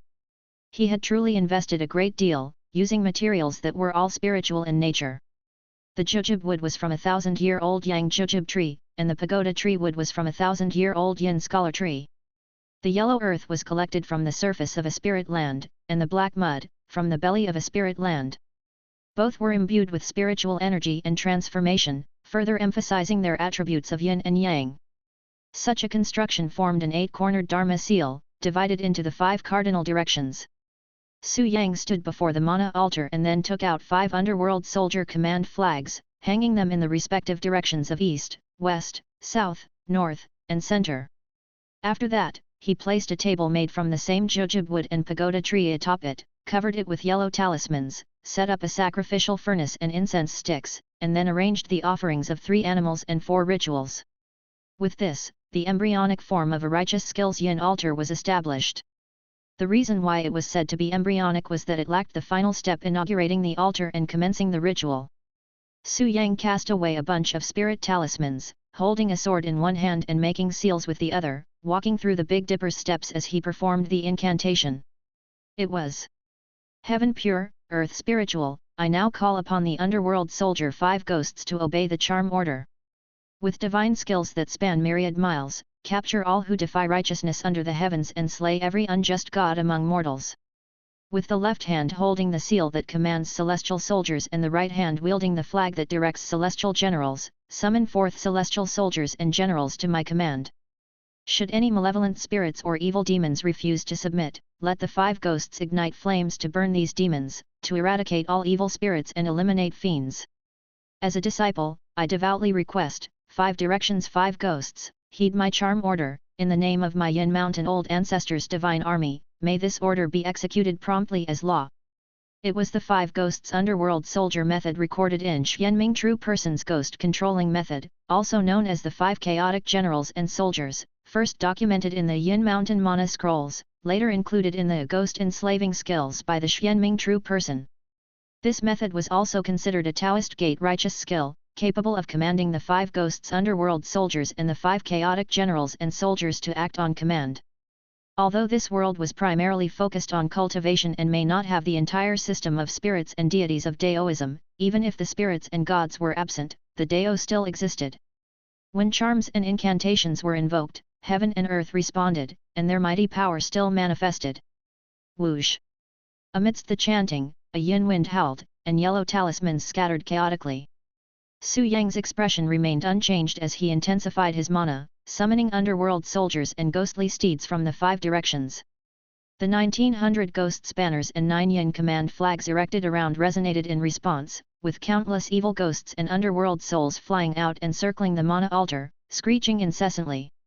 The scene was truly reminiscent of evil skills. Fierce evil ghosts and resentful underworld souls even rushed towards Su Yang, intending to devour the Taoist practitioner of ghost skills. Humph! Su Yang let out a cold snort, and suddenly, thunderbolts burst forth around him, causing the host of evil ghosts and underworld souls to retreat in terrified screams. Unconcerned, Su Yang directed the sword to draw upon the thunder and lightning and pointed a finger out. Roar! In that moment, thunder roared and lightning surged, transforming into a pure yang essence that struck the righteous yin altar. Whoosh! Suddenly, the yin wind dissipated, the hundreds of ghosts returned to the banner, leaving behind only the yin-yang integrated altar standing solemnly within the secret chamber, shining brightly without a trace of sinister aura, emanating a sense of sacredness and dignity. The righteous skills yin altar was officially completed. Ha! Seeing this, Su Yang also felt elated and laughed heartily. Then, he put away the sword, sat in front of the altar, and called over 100 ghosts banner. With a flick of the long banner, hundreds of evil ghosts and underworld souls whistled out. Among them, 2 Foundation establishment underworld souls stood out with their substantial forms and fearsome might. It's going to be you too. Su Yang stimulated his mana power, and with lightning flashing, he turned it into 2 Taoist charms, merging them with the thunderbolt creation and pure yang essence, striking the 2 Foundation establishment underworld souls and imprinting the divine seals into their foreheads. He was indeed selecting them as the primary bodies for the underworld ghosts to start refining increase life and damage fate 2 generals. Roar! Roar! With the influence of the thunderbolt creation, pure yang entering their fate, the increase life and damage fate 2 generals roared with excitement and pounced on the surrounding evil ghosts, opening their huge, gaping mouths and feasting heartily. Over these 10 days, apart from purchasing from the ghost market, Su Yang had been cultivating in his dreams, even letting the Golden Eagle act as a substitute driver on the road. After such 10 days, with the accumulation in the world of Dao and Law, he was finally able to transfer a skill trait back with him. Su Yang chose increase life and damage fate. It wasn't that he didn't want Thunder Lightning Mana King, but the tier level of Thunder Lightning Mana King was clearly higher than that of increase life and damage fate. The divine soul strength accumulated in the world of Dao and Law was still not enough to transfer this skill trait back. Therefore, he had to settle for the next best thing and take increase life and damage fate first, and aim to acquire Thunder Lightning Mana King later. With his current mid-stage Foundation establishment cultivation, coupled with the Might of Thunder series and the help of skill traits, there was no need to fear losing control of the underworld ghosts and them backfiring on their master. He could boldly refine the 2 Foundation establishment underworld souls into the increase life and damage fate 2 generals. Originally just Foundation establishment underworld souls, now with Taoist refinement, skill trait enhancement, and having devoured the thousands of evil ghosts from the 1900 ghosts banners, what kind of strength and power would the newly refined increase and decrease 2 generals possess? It's likely that they could contend and vie even with late Foundation establishment phases. This was the power of ghost enslaving skills. Living beings focus on gradual progress in cultivation and must not rush lest they risk deviation. Except for those who are the descendants of great gods, saints, immortals, and powerful beings, no one can expect to advance 1,000 miles in a single day. Ghosts are different. They are yin spirits, not living beings, and can swallow underworld souls and yin qi to grow rapidly and escalate their power quickly. Especially the increase and decrease two generals, such as underworld ghosts, as long as there is sufficient nourishment, they can indeed leap forward 1,000 miles a day, making rapid strides in strength. With over 2 months left, relying on the righteous skills Yin Altar, Thunderbolt Pure Yang, Ghost Enslaving skills, and skill traits, Su Yang could certainly refine these unconventional increase and decrease two generals to an extraordinary level before the conflict for the Spirit Land, thus gaining another powerful means. When the time comes, unless the Golden Core ancestors of Green Jade sect personally appear, no one will pose a substantial threat to him. Not even a perfect foundation building practitioner can do so. Absolute confidence. Chapter 113, Rebellion. Time flew by, and before we knew it, 3 months had passed. 3 months later, over Dongting Lake. Streaks of spirit light soared through the sky, entering the cloud and shrouded Dongting Lake, astonishing countless mortals who beheld the spectacle. It would probably be only a few days before tales among the common folk would tell of spirit light above Dongting Lake and immortal tracks appearing within Cloud Dream Marsh. But this was just a tale for mortals. In the cultivation world, the matter of the Dongting Spirit Land had already been known far and wide. A piece of Tier 1 spirit land, man-made and with limited potential, was generally of mediocre value. In the past, a single foundation establishment cultivator could have claimed it and used it as a base for further cultivation. But this time, things were different from before. Deliberate orchestrations had made the struggle for this spirit land not only about interests but entwined with debts of blood and vengeance. It was destined to not end well. Whoosh! As the spirit light descended, a gust of wind howled, clearing away the mists clouding Dongting. Within the spirit light, there were flying magical artifacts, with the least of them being of high-grade quality. Some even were supreme grade, spanning dozens of meters, large enough to be a ship building. This was a large-sized flying magical artifact, capable of carrying dozens of people. Whether it was speed or defense, this surpassed ordinary flying artifacts by far. A typical foundation establishment loose cultivator couldn't possibly afford it nor had any need for such an expense. Only a faction with ample wealth and exceptional potential, hosting dozens of cultivators, would require and be able to gather the personnel to effectively control such a large-sized artifact. As for loose cultivators, solitary figures though they might be, even if they could afford it, wouldn't have the means to operate it. Such artifacts were laced with layers of formation restrictions. They could be used for travel and could be deployed in combat, like moving fortresses, serving as a heavy offense and defense weapons, as well as symbols of status, strength, and potential. And within such a 3-deck ship, Li Jianchen. Mid-Foundation Establishment. Sword Cultivator. Humph. Within the hall, 3 individuals were seated, each possessing Foundation Establishment cultivation.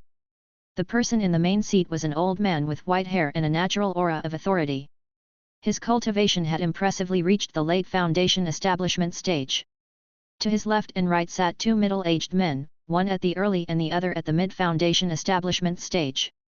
It was the individual at mid-Foundation Establishment who spoke out in anger, hiding and cowering, bullying the weak with your strength, luring and killing the youths of our clan. Such acts, even under the guise of a sword cultivator, are truly shameless and disgraceful, lacking in any face or decency. His words carried not just intense anger but waves of hatred. Where did this hatred come from? It originated from Su Yang's recent deeds. Before reporting the Dongting Spirit Land to the Green Jade sect, he chose not too soft or too tough targets amidst the various factions' spies, dealt a ruthless hand, and eliminated them. These spies belonged to factions that noticed something amiss with Dongting and had been sent ahead to inquire about the situation. Most of them possessed notable cultivation, largely in the late Qi cultivation stage and of elite status within their respective Foundation Establishment forces. Now fallen at Dongting Lake and for their relatives, how could there not be hatred?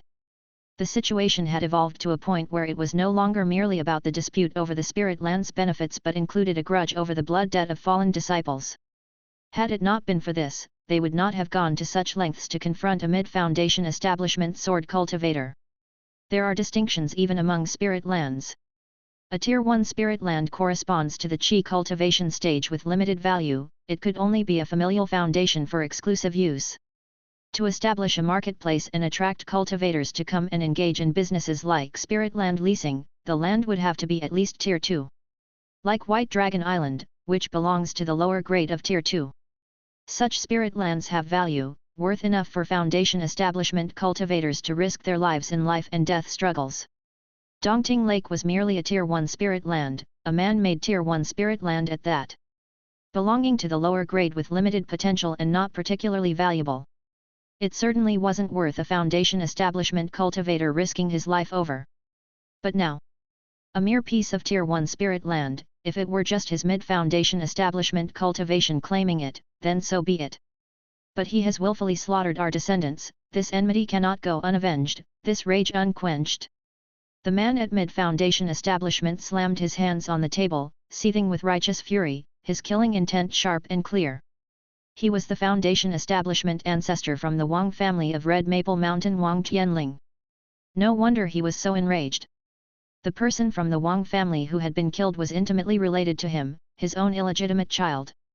He had hoped the youngster would seize the opportunity to achieve something to elevate his status in the family so that he could tilt the family's resources in his favor. Yet, unexpectedly, the young man fell before achieving anything, slain at Dongting Lake. How could he not harbor hatred? But fury aside, his rationality remained intact. The adversary's cultivation was at mid-Foundation establishment, no weaker than his own, and as a sword cultivator, exceptional in combat. On his own, seeking vengeance was nothing but a foolish dream. He might even end up slain by his opponent's blade. Therefore, father-in-law, I heard that your son was also a victim of that villain. Wang Tianling turned to the white-haired elder in the main seat, this enmity must be avenged. The white-haired elder glanced at him with an indifferent expression and said nothing. This man was the Foundation establishment ancestor of another Foundation establishment family, Qingfeng Mountain's Zhou family Zhou Minjiu. He was the Wang family's in-law, offering mutual assistance. As the Zhou family's ancestor, Zhou Minjiu had reached the late Foundation establishment stage decades ago and was considered among the top within the various Foundation establishment forces under the Green Jade sect. Therefore, he was Wang Tianling's hope for revenge. The road to cultivation was such that there was always a higher mountain. The more advanced the stage, the clearer the gap between realms became. Throughout history, there have been examples of qi cultivation mid-stagers fighting across levels against those at later stages, likewise, qi cultivation at perfect refinement risking their lives against Foundation establishment cultivators. But there have never been tales of Foundation establishment battling Golden Core challenging nascent soul, or nascent soul contending with divinity transformation. Don't even mention Golden Core nascent souls, even among those on the Foundation establishment level, a minor realm gap can be a chasm. With Zhou Minjiu's late-stage Foundation establishment, steeped in decades of strength, facing a mid-stage Foundation establishment, even if he were an unparalleled sword cultivator, the advantage and probability of victory would be immense. That was Wang Tianling's plan. But how could Zhou Minjiu not know his intentions? Cunning as an old fox. As a Foundation establishment cultivator who's lived nearly 200 years with another 100 years of life expectancy, to tell the truth, Zhou Minjiu wasn't very keen on getting involved in such disputes where the effort and rewards, risks and gains, were disproportionately aligned. But there are some matters that, even as the family ancestors, one cannot control. This time it was not just the Wang family, the Zhou family too had people die. As an ancestor, if he did not make a stand, what would the people below think? Once hearts are scattered, the family becomes difficult to manage. Hence, he must make an appearance in this matter, even if blood debts can't be reciprocated with blood, it's crucial to severely damage the opponent's face, to regain some breath for the family. With this in mind, Zhou Minjiu set his resolve. This person murdered our family's descendants, creating a sea of blood and deep enmity, which cannot go unanswered. However, sword cultivators are formidable, not to be underestimated. Plus, this person's background is unclear, and no one knows the extent of his methods. Rash fighting would be truly unwise. Only by knowing the enemy and knowing oneself, can one fight 100 battles without danger. After analyzing the situation, Zhou Minjiu finally decreed, 3 matches, I'll take the last, and shall clinch victory over him. Having said that, he cast his gaze down and looked towards Wang Tianling. Wang Tianling's expression changed, and he immediately grasped the situation, but without the ability to refuse, could only respond solemnly, "Father-in-law, rest assured, I will challenge the first match and certainly probe the depths of this person, to see how much skill he possesses." Zhou Minjiu nodded, then shifted his gaze to another Foundation establishment cultivator. But that person, being only early-stage Foundation establishment, was quite terrified and hastily bowed, saying, "My cultivation is superficial, ascending the platform will only invite ridicule, and I can't probe this person's capacity, please forgive me, great ancestor." Zhou Minjiu glanced at him, not pressuring him too much. "No matter, I've already sent word to Yan Changfeng, he will fight the first match, Tianling will fight the second, I will take the third, and Li Jianqin's defeat is certain." Yan Changfeng. Hearing this, Wang Tianling and the other person, surprised but also relieved, replied, "If it's him, then it's assured." Zhou Minjiu's expression remained indifferent. "As a price, after achieving victory, that piece of spirit land shall belong to him, and in return, he will compensate our losses with spirit stones." That works too.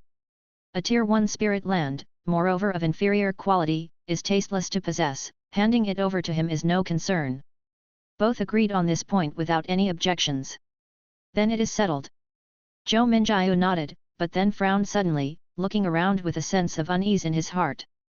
Meanwhile, on White Dragon Island, within a secret chamber, Su Yang sat before the mana altar, a spirit light condensing between his eyebrows, revealing a talisman that seemed like an opening eye, gazing at the Xuanguang mirror in his right hand. Within the Xuanguang mirror, the image that appeared was precisely that of Zhou Minjiu and the two others. Their entire conversation just now was reflected in the mirror. It was the Taoist gate righteous skill spirit eye's mysterious light. In this period of time, after laborious day and night practice, Su Yang had brought this technique to minor accomplishment, not daring to say he could question the heavens or delve into the secrets of the three realms, but to observe some minor matters at his level was still doable. Zhou Minjiu's trio, all being of Foundation establishment cultivation, shared the same great realm as Su Yang, and currently plotting against him, which under the intertwining of cause and effect, made the observation even easier. This was also one of the great advantages of the spirit eye's mysterious light skill, differing from ordinary divination methods. Ordinary divination techniques, when involving oneself, are fraught with obstacles and subject to the chaos of heavenly secrets. However, the fundamental principle of the spirit eye's mysterious light technique is to question the heavens and enter into the system of the universe to inquire information. Involving oneself not only presents no obstacles but even helps because you yourself are part of the universal system, forming a cause and effect link that aids in information querying. Initially, Dry Prosperous Taoist was able to detect his presence with this method, so now he could naturally also identify Zhou Minjiu's trio's conspiracies against him. One early-stage Foundation establishment, one mid-stage Foundation establishment, and one late-stage Foundation establishment Old Ghost. The Wang family, the Zhou family, perfectly suits my intention. Ha! Su Yang chuckled softly, put away the spirit eyes, dispersed the mysterious light, and stood up to walk outside. Moments later, amidst the sea of clouds, aboard each flying boat, cultivators appeared one after another. The leader of each was, without exception, of Foundation establishment cultivation. At that moment, another streak of azure light flew in and landed in the midst of the crowd, revealing a figure. It was a supreme-grade magic artifact level green jade boat. Atop the green jade boat stood a person none other than the green jade immortal envoy, Bai Yunzi. "Fellow immortals, there is no need for pleasantries, I will not mince words as for why we gather," Bai Yunzi said with a slight smile, going straight to the point. "The struggle for the spirit land begins now, fellow Daoist, please go ahead." As soon as he had spoken, he cast his gaze downward. Following that, a sword light, like the roar of a dragon, erupted from Dongting Lake, reaching the midst of those gathered and revealing the figure of a man. It was a middle-aged man with sharp eyebrows and an upright posture. His eyes swept the crowd, and he bowed. "Li Mao has wandered half his life and wishes to seek a land to settle in. I hope the fellow Daoists here will allow me this small honor." Before he finished speaking, a voice interrupted, "You shameless wretch, you still have the face to show up.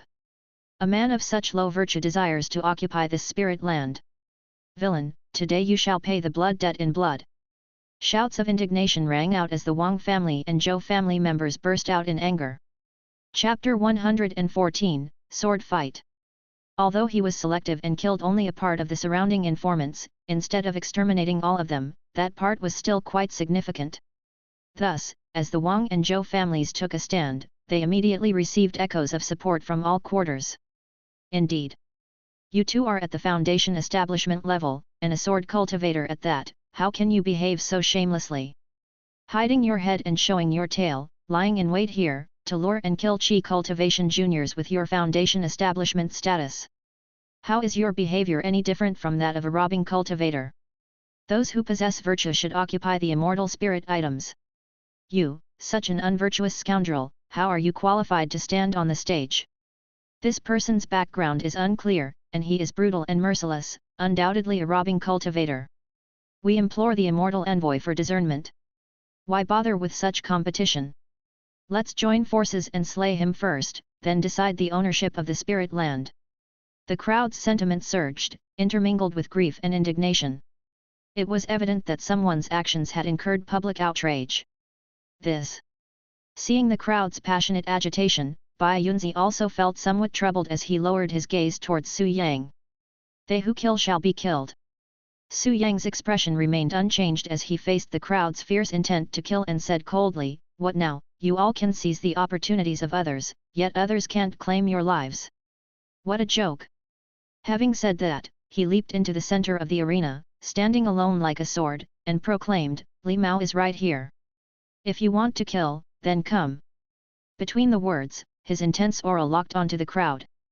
His sword had not yet left its sheath, but it had already displayed its edge, striking terror into everyone's hearts. At his words, silence fell in all directions. The voices of anger fell abruptly silent. Those below the Foundation establishment level did not dare to speak. Even those above it remained mute. Clearly, no one wished to be the first to stick their neck out. After all, this was a sword cultivator, a mid-Foundation establishment sword cultivator. The way of the sword cultivator was unparalleled in battle. Even a mighty one in the late stage of Foundation establishment might not dare to challenge his sharpness. Not to mention, he was alone, without any encumbrances. Unless they could kill him on the spot, who among these people with homes and businesses could withstand the revenge of such a formidable enemy? The crowd fell silent, lacking a voice, and the situation remained in a deadlock. Seeing this, Bai Yunzi stepped forward to support Su Yang, determining the nature of this event. Taoist friendly is right. Since ancient times, they who kill shall be killed. On the path of cultivation, life and death are predestined, and the matter of karmic retribution has nothing to do with grievances, said Bai Yunzi. As for whether one is a robbing cultivator, I have checked, and there are no relevant warrants. Let's not speak of this matter again. If any of the Taoist friends here feels aggrieved, then step up to the platform and fight. Rely on your abilities, and let life and death be determined by fate. With Bai Yunzi's words, the nature of the event was set. This made everyone curse silently in their hearts. This old fox must have received quite a bit of benefit from him. That Li Jianchen has really splurged, even making this skinflint speak for him. Damn it! Green Jade Sect! Humph! The crowd cursed inwardly yet were helpless to do anything. Bai Yunzi, as the searching immortal envoy of the Green Jade Sect, represented the dignity and will of the sect. Since he had now characterized the event, they could not counter it, or else it would be a blatant defiance against the upper sect. Bai Yunzi saw everyone's reactions and not only was his heart not in chaos, but he also sneered coldly. Although Bai Yunzi was greedy, he was also principled, having received payment, he would certainly do the job. Of course, his support for this Li Jianchen had another crucial reason, balance of power. As a golden core upper sect, the Green Jade Sect had to balance the various forces under it, ensuring no single party grew so strong as to threaten its ruling position. Therefore, balance was important, suppress the strong, support the weak, and maintain equilibrium among the forces to secure their rule. Now, with Li Jianchen being on the weaker side, Bai Yunzi, on behalf of the Green Jade Sect, naturally leaned toward him, using this to provoke conflict and intensify the various disputes, consuming the strengths of the different Foundation establishment powers. If it were not for this consideration, even if Su Yang had given him a generous gift, he would not have supported him like this. Thus, the gathered cultivators fell silent. A moment later, a person stepped forward boldly. The immortal envoy speaks true. On the path of cultivation, let us rely on our abilities and let life and death be determined by fate. Why say more? A young man stood atop the flying boat, with an upright posture and an extraordinary presence. It turns out to be Taoist friend Yan. Seeing this person, Bai Yunzi seemed to understand his intent and smiled. Does Taoist friend Yan wish to test his sword on the platform? Indeed I do. The young man smiled and said with a cupped fist salute, if no one objects, then allow Yan Mao to take this challenge. Yan Changfeng. It's actually him. Sword cultivator against sword cultivator. Now it's going to be exciting. It's said that this person is from a Qi cultivation family, and he is the first in his family to reach the foundation establishment level. Is he now engaging in battle to secure a piece of land for his family to stand on? A tier 1 spirit land, even a lower grade one, is it worth risking his life for? Could it be that his Yan family has also suffered casualties this time? There must be some trickery afoot. The crowd had their own suspicions, but their outward reactions were uniform. Taoist friend Yan jests, how can we contend with each other?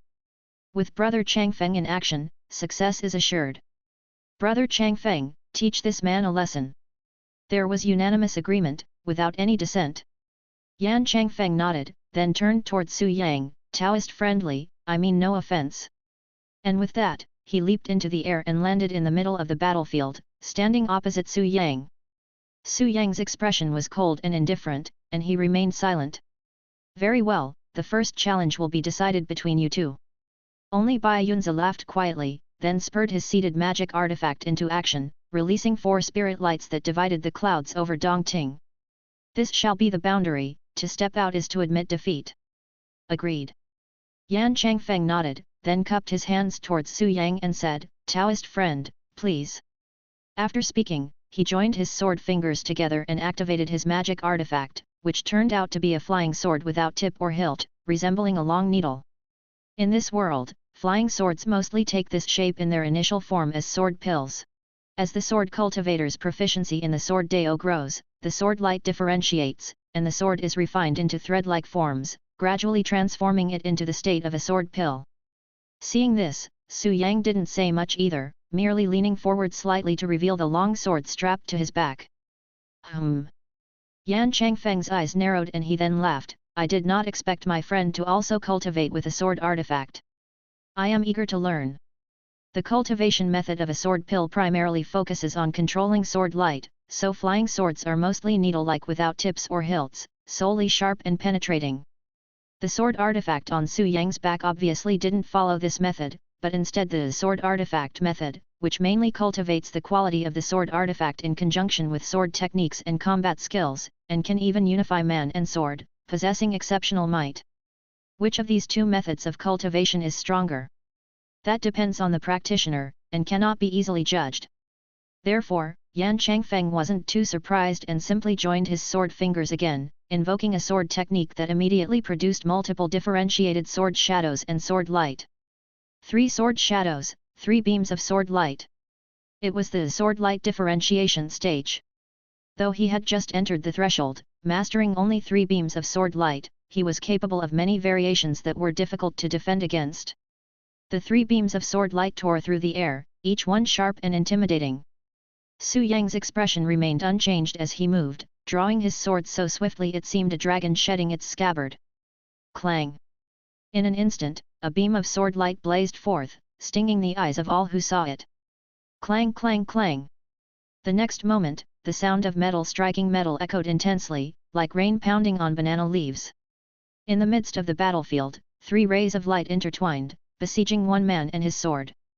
But that man, with the long sword in hand, unfolded a storm of thrusts as swift and piercing as torrential raindrops, confronting each sword shadow in turn. This swordsmanship! It seems to bear traces of martial skill. This man must have entered the Dao through martial arts, that's why he cultivates with a sword artifact. Judging by his appearance, his former life must undoubtedly have been that of an immortal fate man. No wonder he struck at the Wang and Zhou families, these two are keenly interested in matters of the immortal fate. To cultivate with a sword artifact requires refining the sword artifact, then unifying body and sword until the person and the artifact become one, unleashing its true power. It's unknown to what extent this man has reached. Yan Changfeng practices the sword pill method, mastering sword light differentiation, and has just stepped through its gates. If this man isn't able to unify man and sword, then I fear his chances of victory are slim. As they watched the two sword cultivators clash, the surrounding Foundation establishment practitioners each expressed their views. However, clang clang clang. In the midst of the battlefield, an urgent metallic din rang out, with sparks flying in all directions. The sight dazzled the onlookers and was too fast to follow. Such furious combat lasted only a moment before the three beams of sword light revolved back, coalescing into a flying sword marred by numerous scars. The sword, like a long needle, bore many deep cuts and notches, which made Yan Changfeng's heart bleed as he inwardly winced in pain. But he did not dare to be careless and immediately fled with escape light to the boundary, saying, "The skill of the Taoist friend is superior, I admit defeat." After saying this, he cupped his hands, indicating his surrender. Seeing this, Su Yang didn't pursue, but instead sheathed his sword and returned to the center of the area. Huff! Yan Changfeng, upon seeing this, also let out a sigh of relief, sweat already forming fine beads on his forehead. What? What happened? The crowd looked at each other with astonishment in their eyes. They were fighting fiercely one moment, so how did Yan Changfeng end up conceding defeat so suddenly? Could he be a plant? The crowd was perplexed. Only a group of Foundation establishment cultivators seemed to ponder, frowning tightly. Bai Yunzi did likewise, but quickly relaxed his brow and looked at Su Yang with a light chuckle. "The swordsmanship of my friend is truly extraordinary." Having said this, he announced to everyone, "The first challenge is won by Taoist Friendly, who will take the stage for the next two challenges." The crowd, upon hearing this, fell silent. Especially the Foundation establishment practitioners, who grew even more quiet. Anyone who had reached Foundation establishment surely wouldn't have poor vision. Most were able to ascertain the reason behind Yan Changfeng's concession. It wasn't a farce, but a matter of being outclassed by better skills. Although Li Jianchen did not display the unification of man and sword, his swordsmanship was unparalleled, repeatedly striking at the enemy's weaknesses. It seemed to be a contest of four swords, but in reality, it was Li Jianchen with his lone sword overpowering Yan Changfeng's three beams of sword light, leaving Yan Changfeng powerless to respond. As a result, his flying sword accrued numerous scars, and in the end, he had no choice but to concede. To be able to gain such an advantage against 3 with 1, indicates the high level of his swordsmanship. He not only anticipated his opponent's moves but also completely understood his adversary's weaknesses. Striking first and arriving first, even when striking after, his attacks carried defense, and his defense contained attacks. Such swordsmanship and sword skills, combined with the edge of a sword artifact, clearly resulted in a complete victory. Unless Yan Changfeng could advance further, allowing sword light differentiation to divide 3 into 9, to gain a significant numerical advantage, he would stand no chance of winning. Yan Changfeng understood this, and so he conceded defeat promptly to avoid the loss of his treasured flying sword. As sword cultivators known for being unrivaled in battle, if Yan Changfeng couldn't defeat him, what chance did they have? Chapter 115, Hot-handed. Swordsmanship.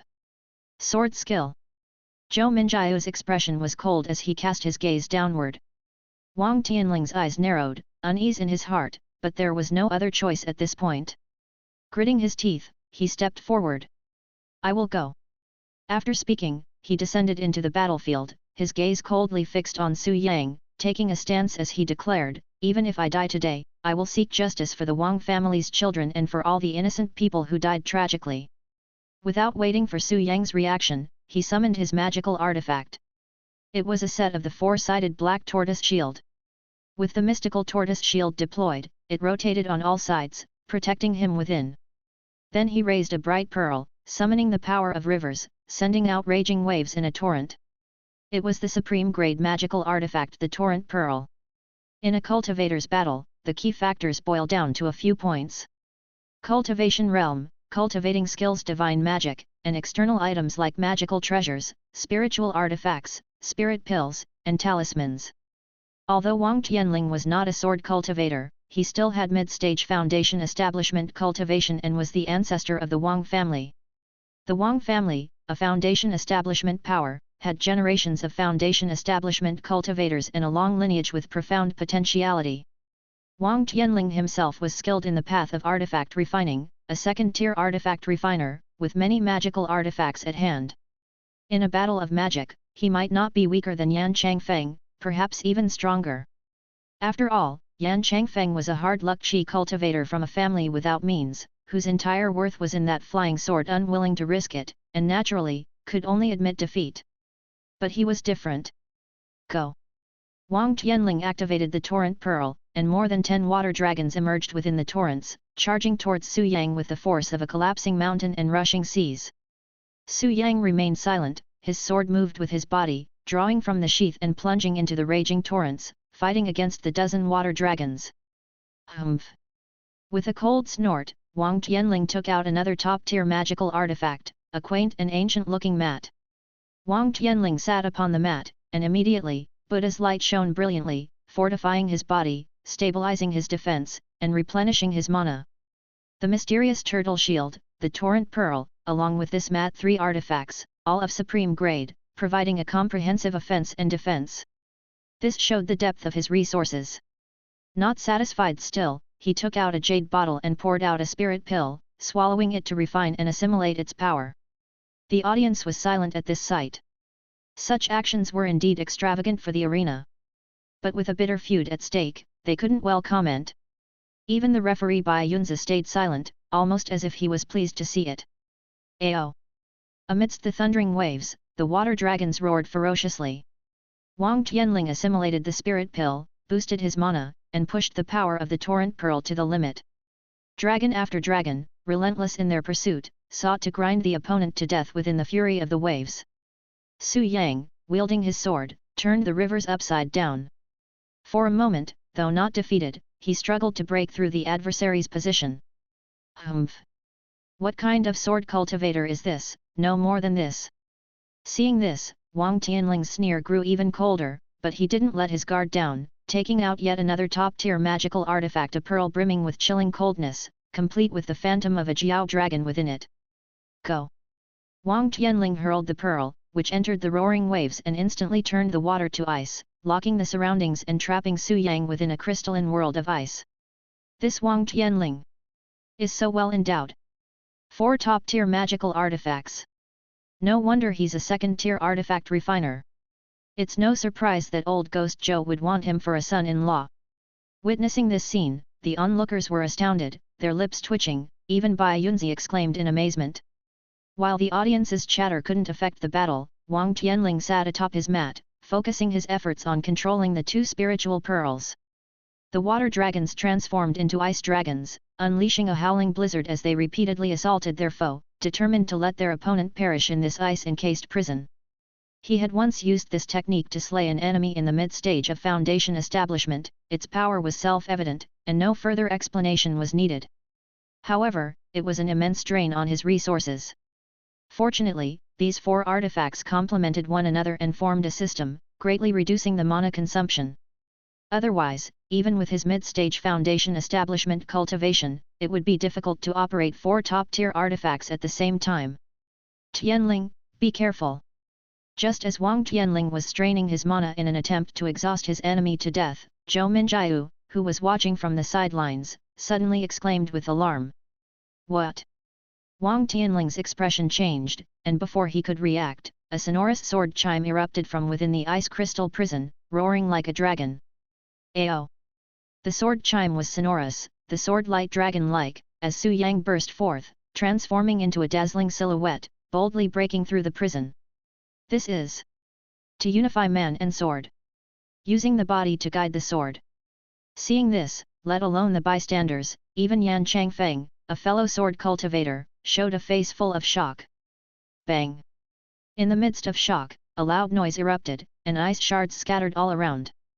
The sword light as a dragon, with a long cry emerged, instantly shattering the ice prison, and charged directly at Wang Tianling.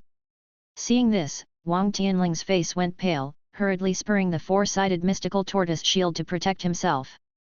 The shield of the mystical tortoise, the acme of defense, purely in terms of protective ability, was even comparable to a lower-grade spiritual artifact. However, the sword light like a dragon, came roaring through, slashing across the heavens in a single stroke. Though it was just one sword attack, its might far surpassed Yan Changfeng's previous sword light differentiation. It was the critical juncture in the cultivation of sword artifacts, the unification of man and sword.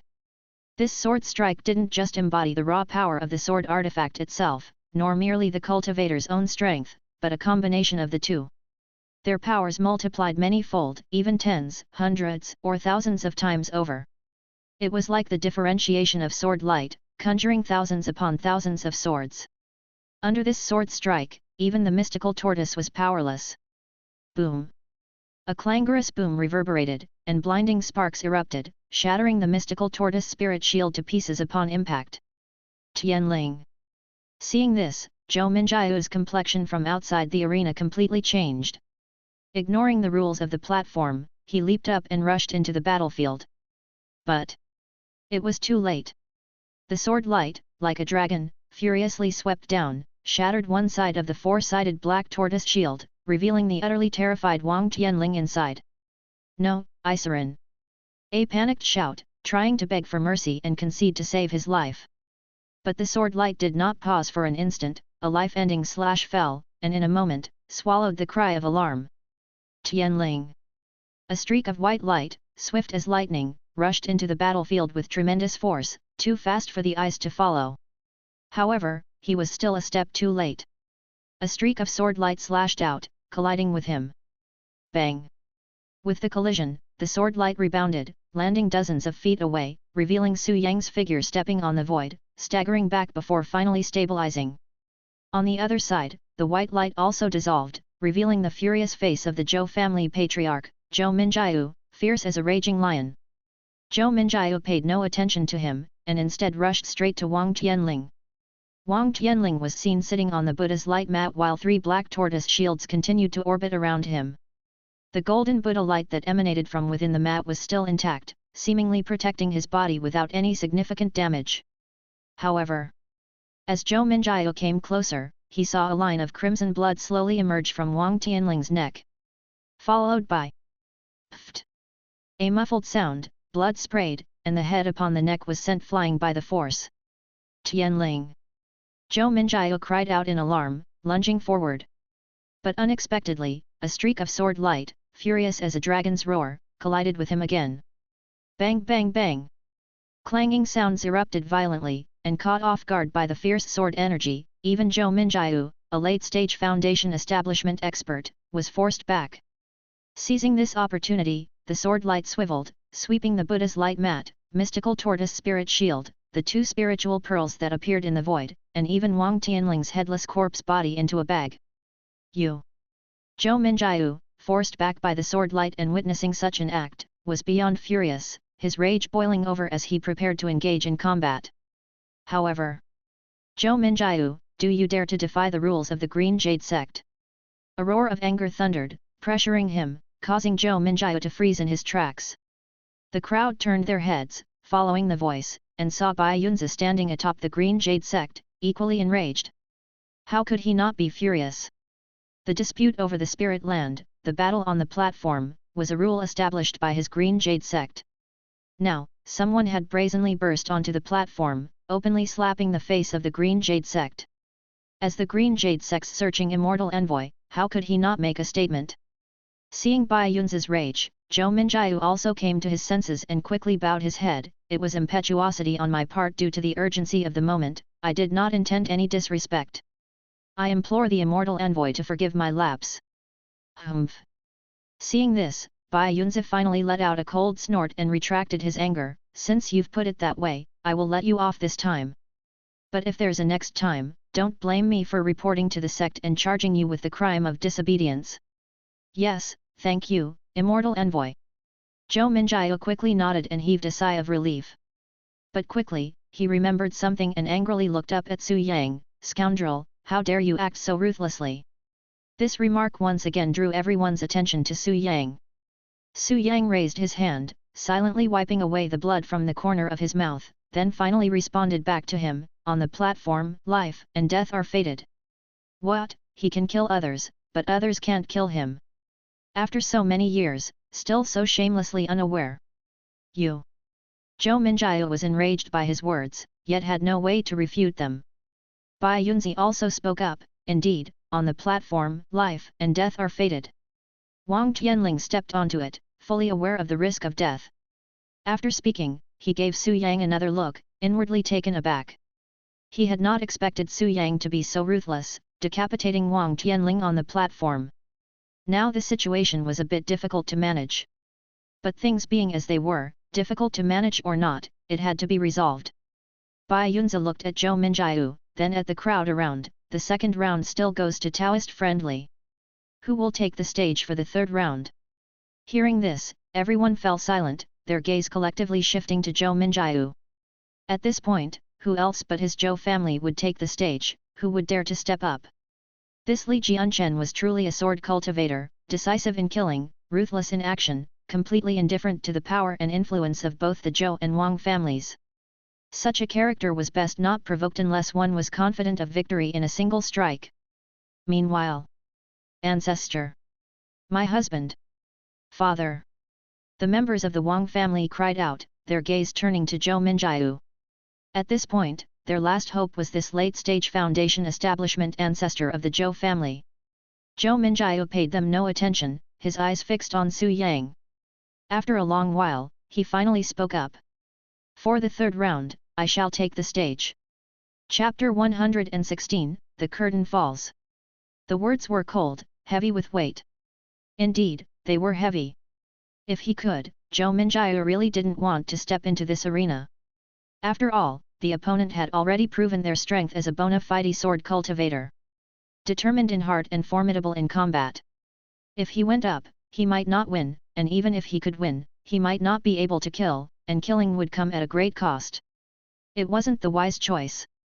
But he had no other option.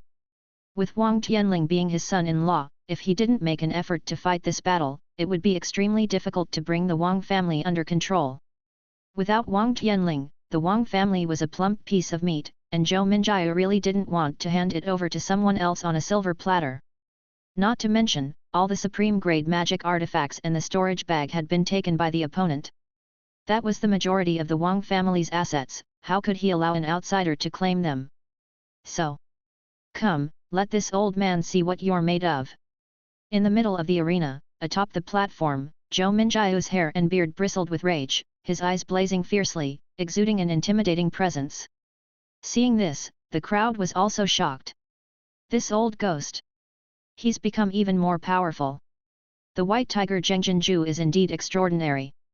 I heard that this old fellow was also a battle cultivator who made a name for himself in combat in his younger years. He's been in the late stage of foundation establishment for decades, and by now, he might have achieved the perfect foundation building. Perfect foundation building? Would he even dare to leave his home? The crowd murmured among themselves, their eyes filled with curiosity. Even Bai Yunzi on the green jade boat showed a hint of curiosity on his face. In the realm of foundation establishment, there are 4 stages, early, middle, late, and the great achievement realm. But cultivators who have reached the perfect foundation building generally engage in arduous cultivation in hopes of achieving the golden core. They rarely venture out, nor do they dare to, lest they leave the protection of their great formations. After all, the world is full of uncertainties, with accidents aplenty. Therefore, under normal circumstances, the late stage of foundation establishment is seen as the highest level of combat power. Zhou Minjiu was at the late stage of foundation establishment several decades ago, so even if he hasn't broken through to the perfect foundation building, his strength is unfathomable, definitely the number one among all the cultivators present. Can he take down Li Jianchen? The crowd watched with bated breath.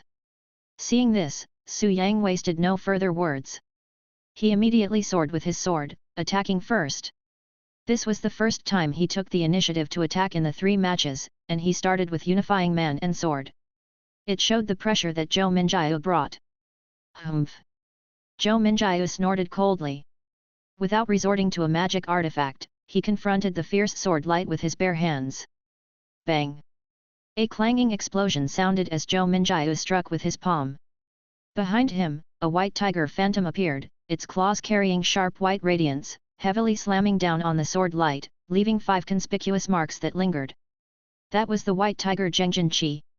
He was a body cultivator whose foundational technique, the white tiger Zhengjinju, had reached the great achievement realm. Just one more step, and it could be perfected, possibly to cultivate the white tiger Zhengjin body. Once achieved, even great demons that had achieved the golden core transformation could be fought with his bare hands. This showed the formidable power of this technique. Its unique white tiger Zhengjin Qi was a weapon of slaughter, second to none among ordinary sword cultivators. Bang! Bang! Bang!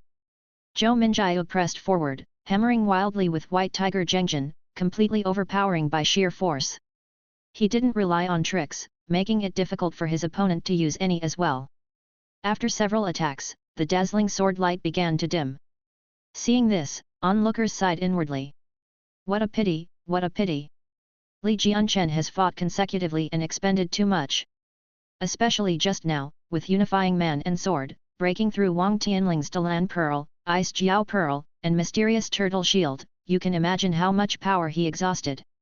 The sword artifact has lost its sharpness. In such a condition, against an enraged Zhou Minjiao, one could predict his predicament. The crowd shook their heads in dismay, not optimistic about the outcome. Bai Yunzi also frowned slightly, thinking about how to salvage the situation. Just then, bang! The sword emitted its sharp edge, colliding again, but was repelled by the heavy blow of the white tiger, tumbling back in disarray. Even the unity of man and sword was hard to maintain, the separation of body and sword caused him to stagger and fall, spilling droplets of bright red blood. It was only after retreating more than 10 paces that he was able to steady himself. The long sword in his hand was now riddled with marks and full of cracks. The hand holding the sword was also blood-stained, striking terror into the hearts of those who saw it. Such was the might of the white tiger Zhengjin. No matter how strong a magic artifact, it was still just an artifact, belonging to the first tier. A Foundation establishment cultivator was of the second tier, and the white tiger Zhengjin Ju was a formidable body training skill. The strength and sharpness of his body had surpassed that of a magic artifact, comparable to a lower-tier defensive spiritual artifact and attack spiritual artifact. In such a clash, how could it not be damaged? Seeing the opponent severely wounded, Zhou Minjiao held nothing back, transforming into a white tiger of Zhengjin Qi, fiercely pouncing to kill. Now it was a matter of life and death. At this moment, Su Yang remained impassive, soaring with his sword, and again merged into one, condensing into a beam of sword light. A bright, sun-like golden yellow sword light. The Xian Yuan Divine Sword Ju. The sword light surged, growing several yards in size, like a heavenly sword fiercely slashing down at the Zhengjin white tiger. Bang! In the end, a colossal bang erupted, and a dazzling brilliance stole everyone's vision, leaving them in blinding pain only to see a vast expanse of white. In such a fashion, time passed, until their eyes slowly recovered within their tears and their ears ceased their ringing amid the heat, regaining their vision. Pain, distortion, haziness. In their confusion, they saw two figures, standing opposite each other. One with white beard and hair, full of raging presence, his right hand tightly pressed against his chest, his eyes filled with shock, anger, and disbelief. The other, with a shattered crown and disheveled hair, whose temples were already streaked with white, were now all turned to withered color, even breaking and splitting. His once full face had also become gaunt and wrinkled, as if it had lost a tremendous amount of blood, flesh, and spirit. Zhou Minjiao. Li Jianchen. In everyone's eyes, the two stood facing each other. Who would win and who would lose? No one knew for the moment. Only to see Zhou Minjiao pressing one hand against his chest, exerting tremendous force without restraint, yet still, a bit of crimson seeped out. However, he couldn't care less, his eyes fixed on Su Yang as he hissed, "Golden Core Sword Ju." Merely a broken move. Su Yang, having transformed from a middle-aged appearance to that of a withered old man, shook his head and gripped the battered long sword in his hand. Zhou Minjiao stared at him, taking a long while before finally speaking, "For a single Tier 1 spirit land, you would go to such lengths." Su Yang's expression remained unchanged as he said faintly, "Li Mao has wandered half a life to secure a place of refuge, to leave as a legacy for future generations. For this cause, I wield my sword, preferring to break rather than bend." "You." Zhou Minjiao still wanted to speak, but the movement aggravated his injuries, causing his body to tremble and a sweet metallic taste to surge in his throat. Su Yang, however, paid him no heed and looked at him coldly, "Are you up for another round?" "You, very well." With that posture, Zhou Minjiao gritted his teeth and then flew up, landing directly into the Zhou family's magic artifact tower ship. Go! At his command, the tower ship turned into light, breaking through the sky and away. Puh! Su Yang's body also trembled, and to the shock of all onlookers, he spat out a large mouthful of fresh blood. This! Seeing this, everyone looked at each other, completely at a loss.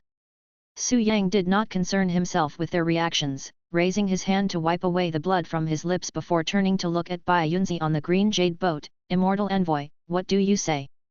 Seeing his condition, Bai Yunzi was silent.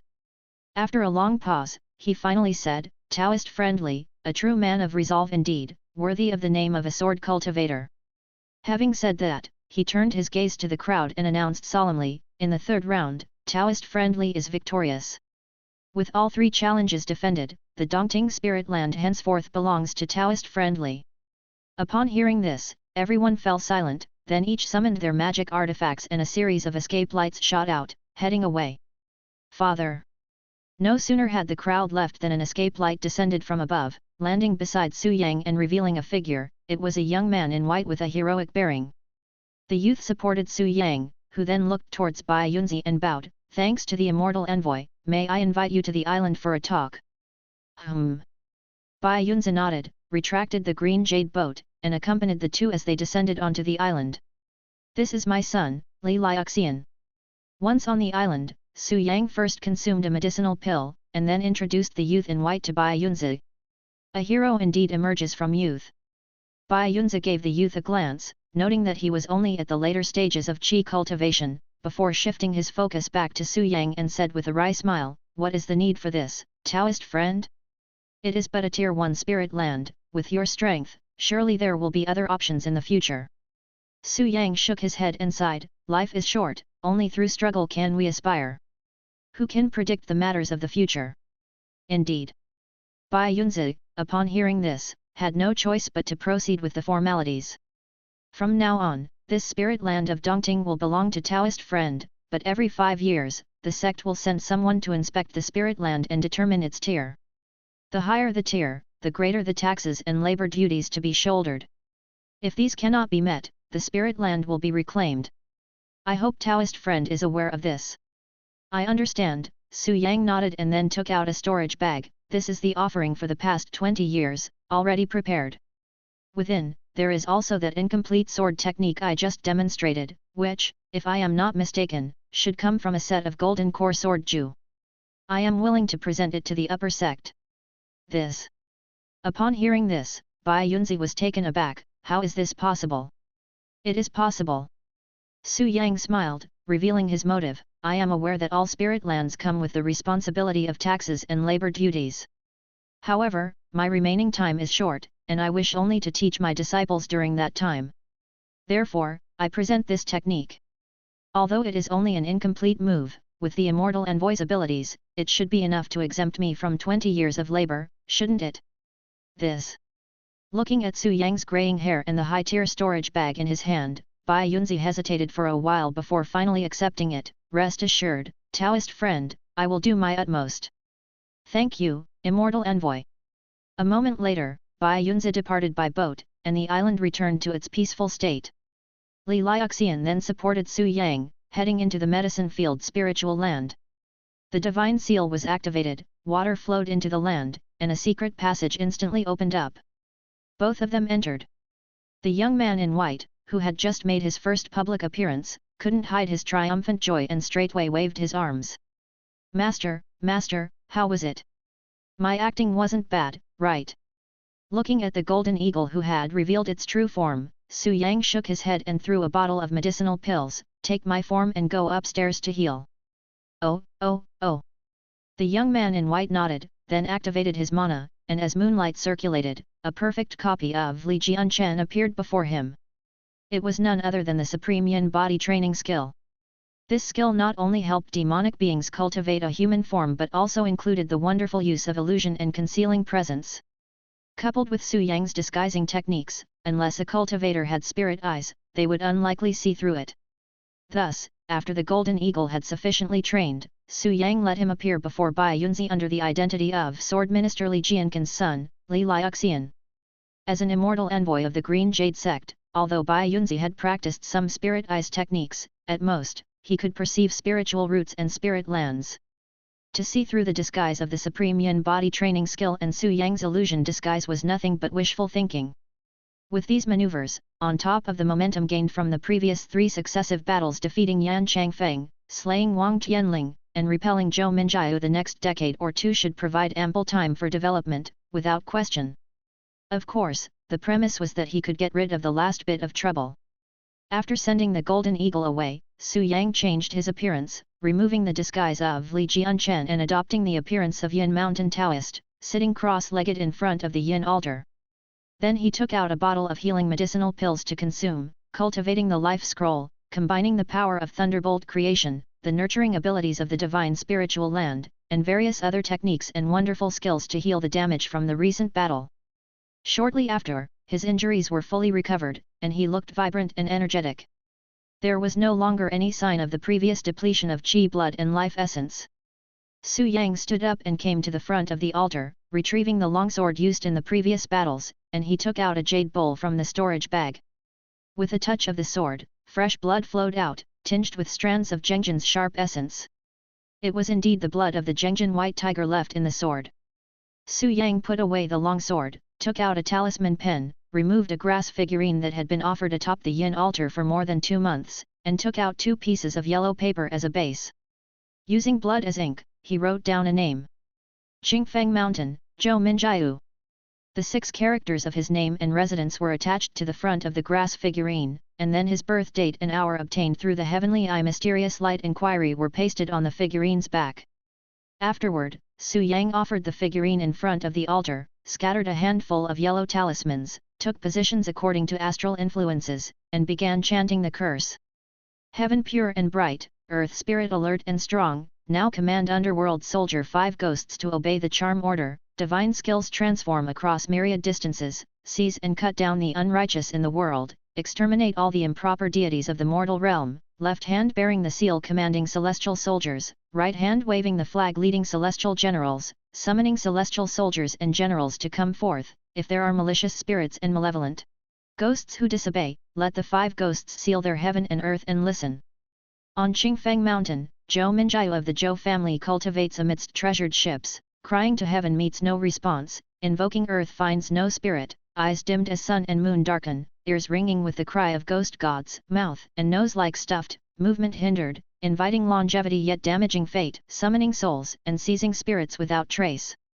I execute this command urgently by the divine authority of Yin Mountain Mansion Old Ancestor. Chapter 117, Seizure. In the firmament, amidst the billowing clouds, a streak of escape light darted through at immense speed. It was a tower treasure ship flying boat. This supreme-grade large magic artifact, now pushed its spiritual power output to the utmost limit, making the entire building ship sparkle with dazzling spirit light. Formations were fully activated, and its speed was so astonishing that the depletion of spirit stones was completely disregarded. Within the flying boat, at the helm, Zhou Minjiu sat upright upon a green jade lotus platform, drawing the vitality of the lotus to heal his wounds. He had not changed his clothes, which were still stained with blood, especially at the chest, where a sword wound had nearly pierced through. Fresh blood continued to ooze out, soaking and staining his clothes red. A middle-aged cultivator at the early stage of Foundation establishment stood by his side, looking at the dreadful state of his family's ancestor with deep concern and anxiety, like an ant on a hot pot. He could never have imagined that things would come to this, that Li Jianchen could have inflicted such grave injuries to his family's ancestor. If something happened to the ancestor, could he, a mere early-stage Foundation establishment cultivator, shoulder the burden of the Zhou family and Qingfeng Mountain? Clearly, he could not.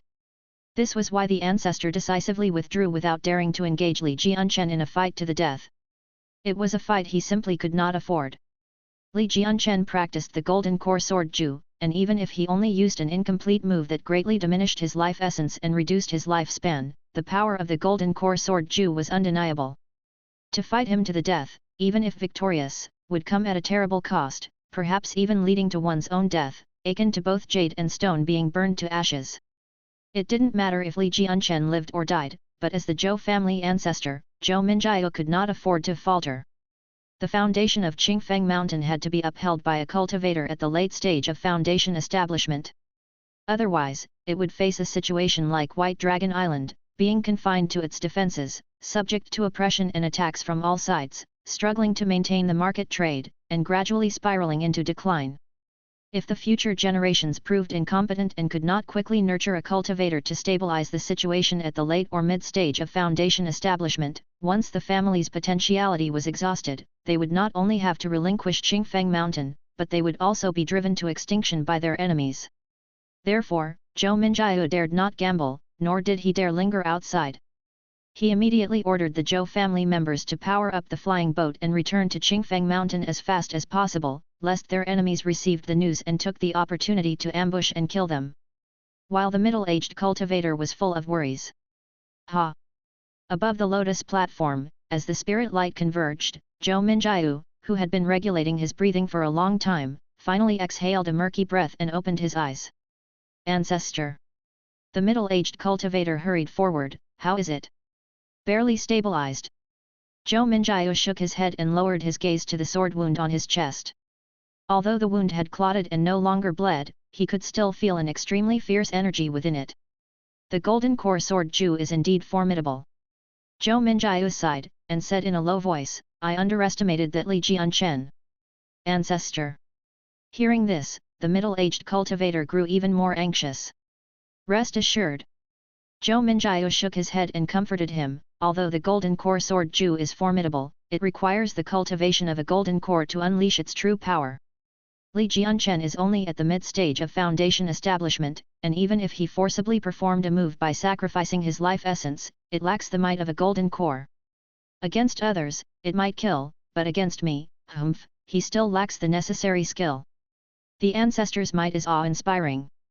Hearing this, the middle-aged cultivator let out a sigh of relief and did not forget to offer a flattering remark. What might? It's merely survival.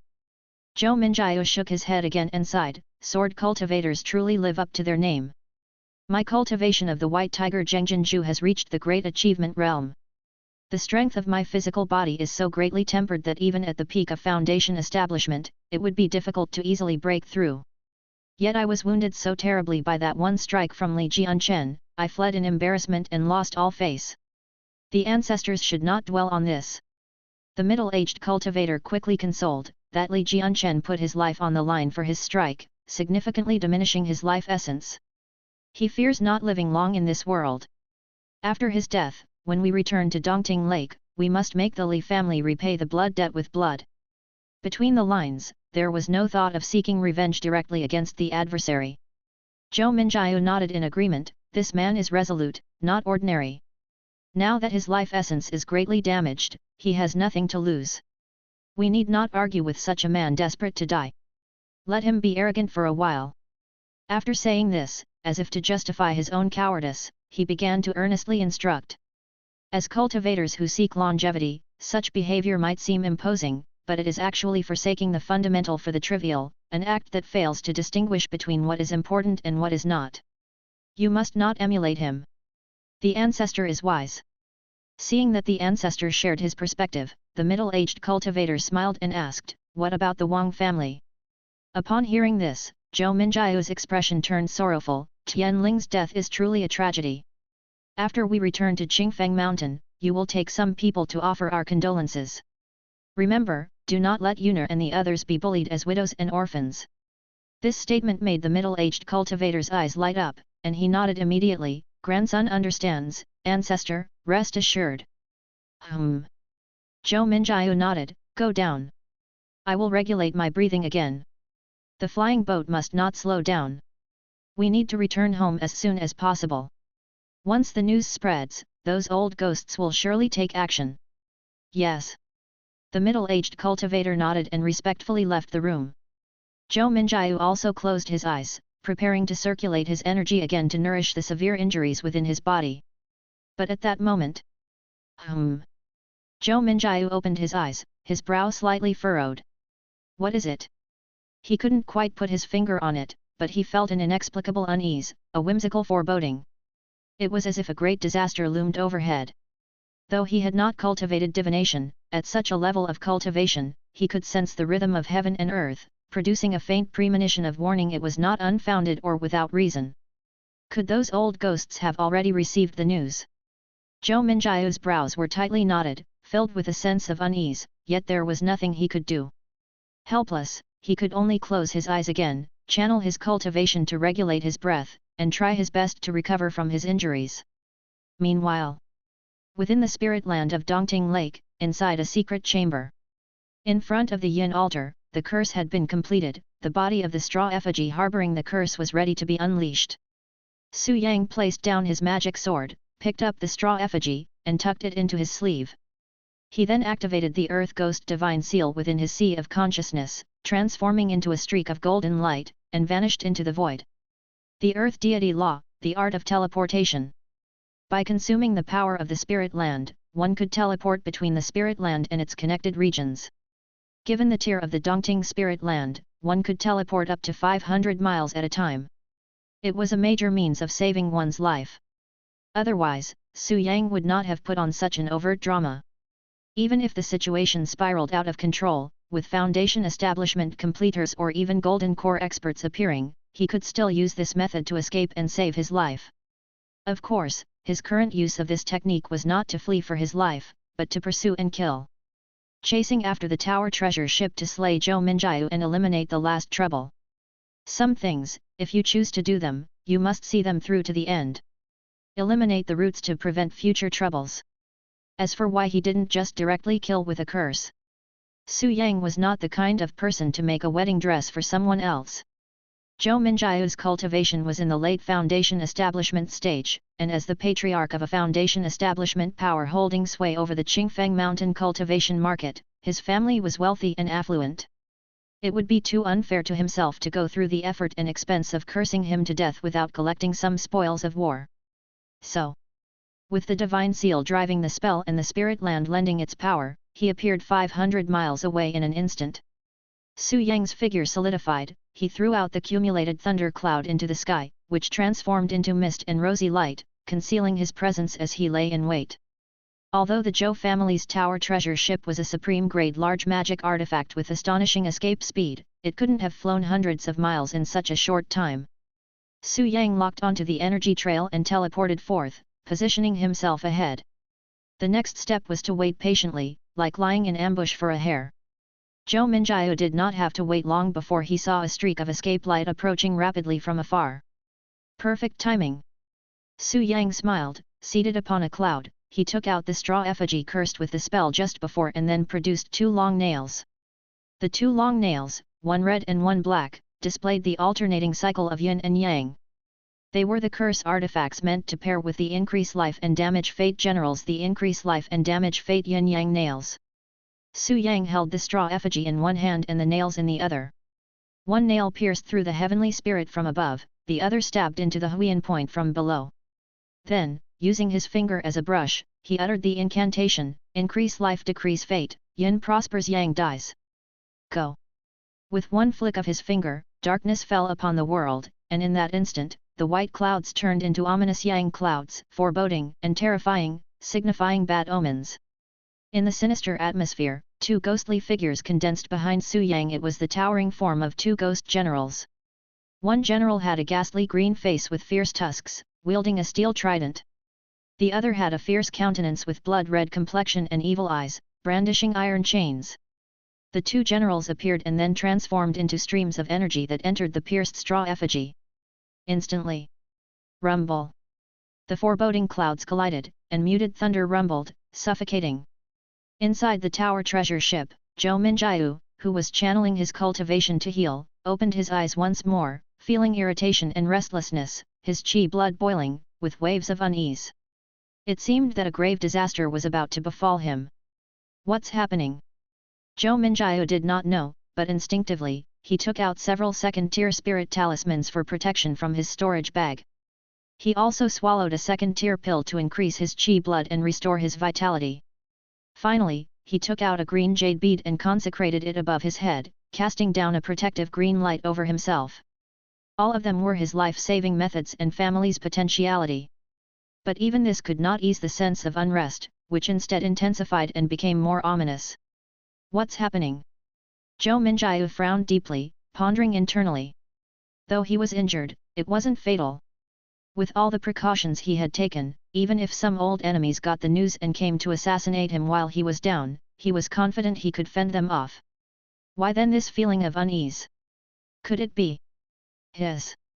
In the midst of his agitation and confusion, a sudden excruciating pain emanated from his mind. No, not the mind, but rather the soul. The soul was racked with intense pain as if it were being cleaved in two or as if needles were penetrating his skull, running through him and causing severe agony. Ah! This soul-piercing searing pain, which even Zhou Minjiu, who had experienced 100 years of trials and several life and death turns, couldn't withstand, caused him to cry out in pain and fall from the lotus seat. Chapter 118, The End. Someone has cursed me in secret. Amidst the boundless agonizing pain, Zhou Minjiu finally awoke in horror, realizing the source of his unease. He struggled to prop up his body with difficulty and took out several second-tier talismans from his storage bag, placing them on his forehead and activating them all at once. Evil skills, curse spell. Detestable tactics. As a Foundation establishment cultivator who had lived for nearly 200 years and seen much of the world, he had also heard of such cultivating skills. Although such means were mostly of the demon path and not prevalent in the cultivation world of Liang country, he had only heard of them and never came into close contact, let alone knew how to counteract them. He had never eaten pork, but he had seen pigs run, he was aware of a few countermeasures. The curse-killing skill mainly targeted the divine soul, and the methods to counteract it were basically threefold: either slay the caster, perform a body-protecting curse-nullifying skill, or rely on one's own strength to resist head-on. Zhou Minjiu was neither versed in curse spells nor in possession of curse-nullifying body-protecting skills, and finding his adversary was unrealistic at this juncture. Therefore, he had no choice but to resist head-on. The talismans he used were all second-tier spirit talismans for stabilizing the divine soul and resisting evil demons. One of them, moreover, was of superior quality and quite valuable. Zhou Minjiu, enduring the severe pain, activated it to stabilize the defense of his divine soul, resisting the curse spell's attack. In an instant, he saw the pain lessen and his soul began to recover its cohesion. Indeed effective. But Zhou Minjiu still dared not be careless. Propping up his body, he sat back on the lotus platform, closed his eyes, and spurred his divine consciousness to assess his condition. No sooner had he closed his eyes than darkness surged like a tide, overwhelming his consciousness and making it fuzzy. In that daze, within the gloom, two figures suddenly appeared like specters. They were two terrifying and grim ghost generals. One general had a green face with fangs, a ferocious mouth, and a steel fork in hand. The other general had a red face with a fierce gaze, eyes and eyebrows filled with malice, holding an iron chain across. Although the two generals were fiendishly terrifying and embodied underworld ghosts, their approach now bore the air of walking the Big Dipper's steps. In a moment, they had ominously stepped in front of him. Zhou Minjiu's pupils constricted with terror. Before he could act, he saw the green-faced general step forward and twist his body, hurling his fork. Bang! Though they were second-tier talismans, they could not withstand the refined methods and the special enhancements of the increase and decrease two generals. With a thrust of his fork, the protective layer shattered instantly, and one of the spirit talismans on his forehead ignited, burning to ash and dispersing. As the spirit talisman turned to ash, Zhou Minjiu, sitting on the lotus platform, trembled. Veins bulged between his head and neck, his facial features twisted, large beads of sweat rolled down, soaking his clothes. The scabbed sword wound on his chest also split open in an instant, blood spurting out, a shocking sight to behold. Pain, pain, pain, indescribably intense and to the marrow. Who? Amidst the severe pain, another talisman shattered, spontaneously combusting without fire, the ashes scattering. Within his sea of consciousness, the red-faced general charged, sweeping his iron chain, breaking the protective talisman's defense, and hooking onto Zhou Minjiu's soul essence. Zhou Minjiu's pupils constricted, and before he could act, the iron chain tugged, pulling a lacerated piece of flesh from his soul essence's body. How could the divine soul have flesh and blood? Zhou Minjiu didn't know, only feeling he had lost something crucial, overwhelmed by immense pain that made him scream piercingly. Ah! With a scream, Zhou Minjiu toppled from the lotus platform and heavily fell to the ground. His once white hair gradually became grey and lifeless, dry and brittle, even scattering like ash. Within his physical body, a putrid mix of dingy sweat, crimson blood, and various foul-smelling filth overflowed, the stench unbearable, enough to cause retching. The heavens could pity him. Before, although his hair was all white, embodying an elderly visage, he still had the vitality of youth within and radiated vibrancy, unlike his current state of total decline, showing the signs of impending doom, at the life and death threshold. How could this happen? How could this happen? Lifespan, lifespan. In a moment of terrifying enlightenment, Zhou Minjiu realized what he had lost. Life essence. Lifespan. Those two evil ghosts had snatched away his life essence, cutting away his lifespan. How utterly vicious! Zhou Minjiu screamed, propping up his body, struggling desperately. But where was there a path to life for him? For 3 months, with painstaking sacrifice and cultivation, devouring thousands of evil ghosts, absorbing all essences of underworld souls, further empowered by the thunderbolt creation and the vitality of pure yang, along with skill enhancements and special attributes, the increase life and damage fate 2 generals had been cultivated. They long surpassed common norms, dreadfully terrifying, and fiercely invincible. Let alone at the late stages of Foundation establishment, even at the peak of Foundation establishment, one might not withstand them. Zhou Minjiu, as a physical cultivator, had a naturally weaker divine soul and no knowledge of Taoist healing skills. Facing the onslaught of the increase and decrease 2 generals, he was at a disadvantage within a disadvantage. Forget the divine soul, even his physical body was not at its peak, afflicted with a deep unhealed sword injury. Internally and externally beleaguered, the increase and decrease generals push him to the brink of death. In such a state, where was there any path to survival for him? There was not only no path to survival, but also growing despair. Both eyelids felt like they weighed 1,000 pounds, heavily sinking down, his vision twisting and blurring, dim and dark, hardly able to see anything. In both ears, the drumming buzzed and roared like the cries of ghosts and howls of wolves, plunging his mind into chaos, the world spinning around him, with no ability to hear. Even his nose and mouth were sealed by an invisible force, unable to exhale or inhale, stuck in between, an indescribable pain. Moreover, his limbs felt as if a mountain was pressing down, bearing the weight of 10,000 caddies, unable to struggle or escape, as if he was being crushed alive. Ancestor. Perhaps alarmed by the commotion, the middle-aged cultivator who had just left returned post-haste with several others to the house, only to be frozen in shock, appalled by the dreadful state of their family ancestor, unsure of what to do. Ancestor. How could this happen? Could it be that the sword wound was poisoned? Quick, bring the antidote pills. Although they did not know what was happening, the crowd was jolted awake, seeing Zhou Minjiu writhing on the ground in pain, growing increasingly weak, they rushed to administer pills to him. However, Zhou Minjiu's veins bulged, his jaws tightly clenched, blood oozing from his mouth, making it impossible to get the pills inside. Ancestor. This. While the Zhou family members stood helpless. Puh! A muffled sound erupted as Zhou Minjiu's body convulsed, and he vomited a large spurt of fresh blood. His once robust body visibly withered at a rate visible to the naked eye, as if his flesh and spirit were being hollowed out, leaving only skin adhered to a skeleton. Ancestor. The Zhou family members' complexion changed drastically, stricken with horror. Before their shocked cries could finish, they saw 2 dark streams spewing out from Zhou Minjiu's body, transforming into 2 towering, fearsome ghost generals. Increase life and damage fate. Gazing at the 2 ghost generals, the middle-aged cultivator with a Foundation establishment level of cultivation was the first to react, his pupils contracting, readying to take action. But. Puh! The increase life general, with his green teeth bared, moved swiftly, twisting his waist, and threw his fork, skewering the man against the wall along with it. Suddenly, the building ship trembled, spirit light flashed, and the Zhou family members were thrown into panic. At that moment, a malevolent cloud descended from the sky, and Yin Qi surged like a tide, breaking through the magic artifact defenses and slamming into the building ship. It was a Daoist with a cold face and a sinister aura. The Daoist man held a long banner, with surging Yin Qi around his body, and 100 ghosts wailing as he clashed with the panic-stricken Zhou family cultivators. In such a condition, moments later, numerous spirit lights burst out of the building ship, scattering in all directions, fleeing in alarm.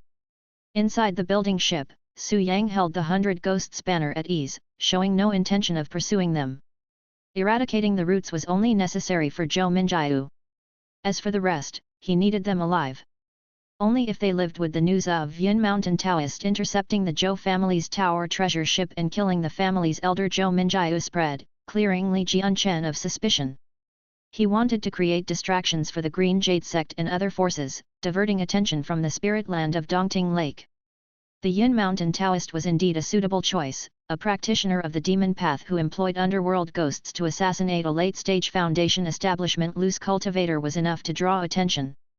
Moreover, with the deaths of Wang Tianling and Zhou Minjiu, it was certain that the assets of both families would be hard to defend, especially the Qingfeng Mountain market owned by the Zhou family, which would definitely have to be relinquished, sparking a new battle for the spirit land. At that time, the Green Jade sect would certainly engage in their balancing strategy again, inciting various forces to fight over it, creating a storm of bloodshed. In such a scenario, would anybody still pay attention to the inconspicuous Dongting Lake and a Li Jianchen whose life was almost spent? Clearly not. After this event, he would have at least 20 or 30 years of development time. At the very least, before Li Jianchen meets his fate and dies, it was unlikely that various forces in the Green Jade sect would bother with Dongting Lake again. Especially the Green Jade sect, that was crucial. The many things he had done were mainly to prepare for this golden core level upper sect. As for those Foundation establishment powers, they were just a side note to deter, ultimately insignificant. After a short while, a tide of ghosts engulfed the building ship flying boat, morphing into the dark currents and disappearing. The scene concluded. Chapter 119, Inheritance. In the world of cultivation, the territories were vast. Take Liang country as an example, with its 15 provinces, each governed by the 3 sects of Golden Core. Among them, Tianshu sect was the strongest, controlling 9 out of the 15 provinces, while the remaining 6 were evenly divided between Green Jade sect and Medicine King Valley. Even these 3 provinces were comparable to a large nation, and Green Jade sect could not govern them directly. It could only co-govern with various Foundation establishment forces through the 12 Green Jade Towers.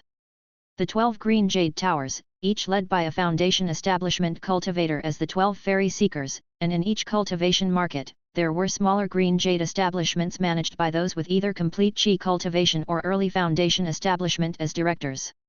This formed the ruling system of Green Jade sect. Their strength was clearly formidable. At this moment, within a Green Jade Tower. Is it true?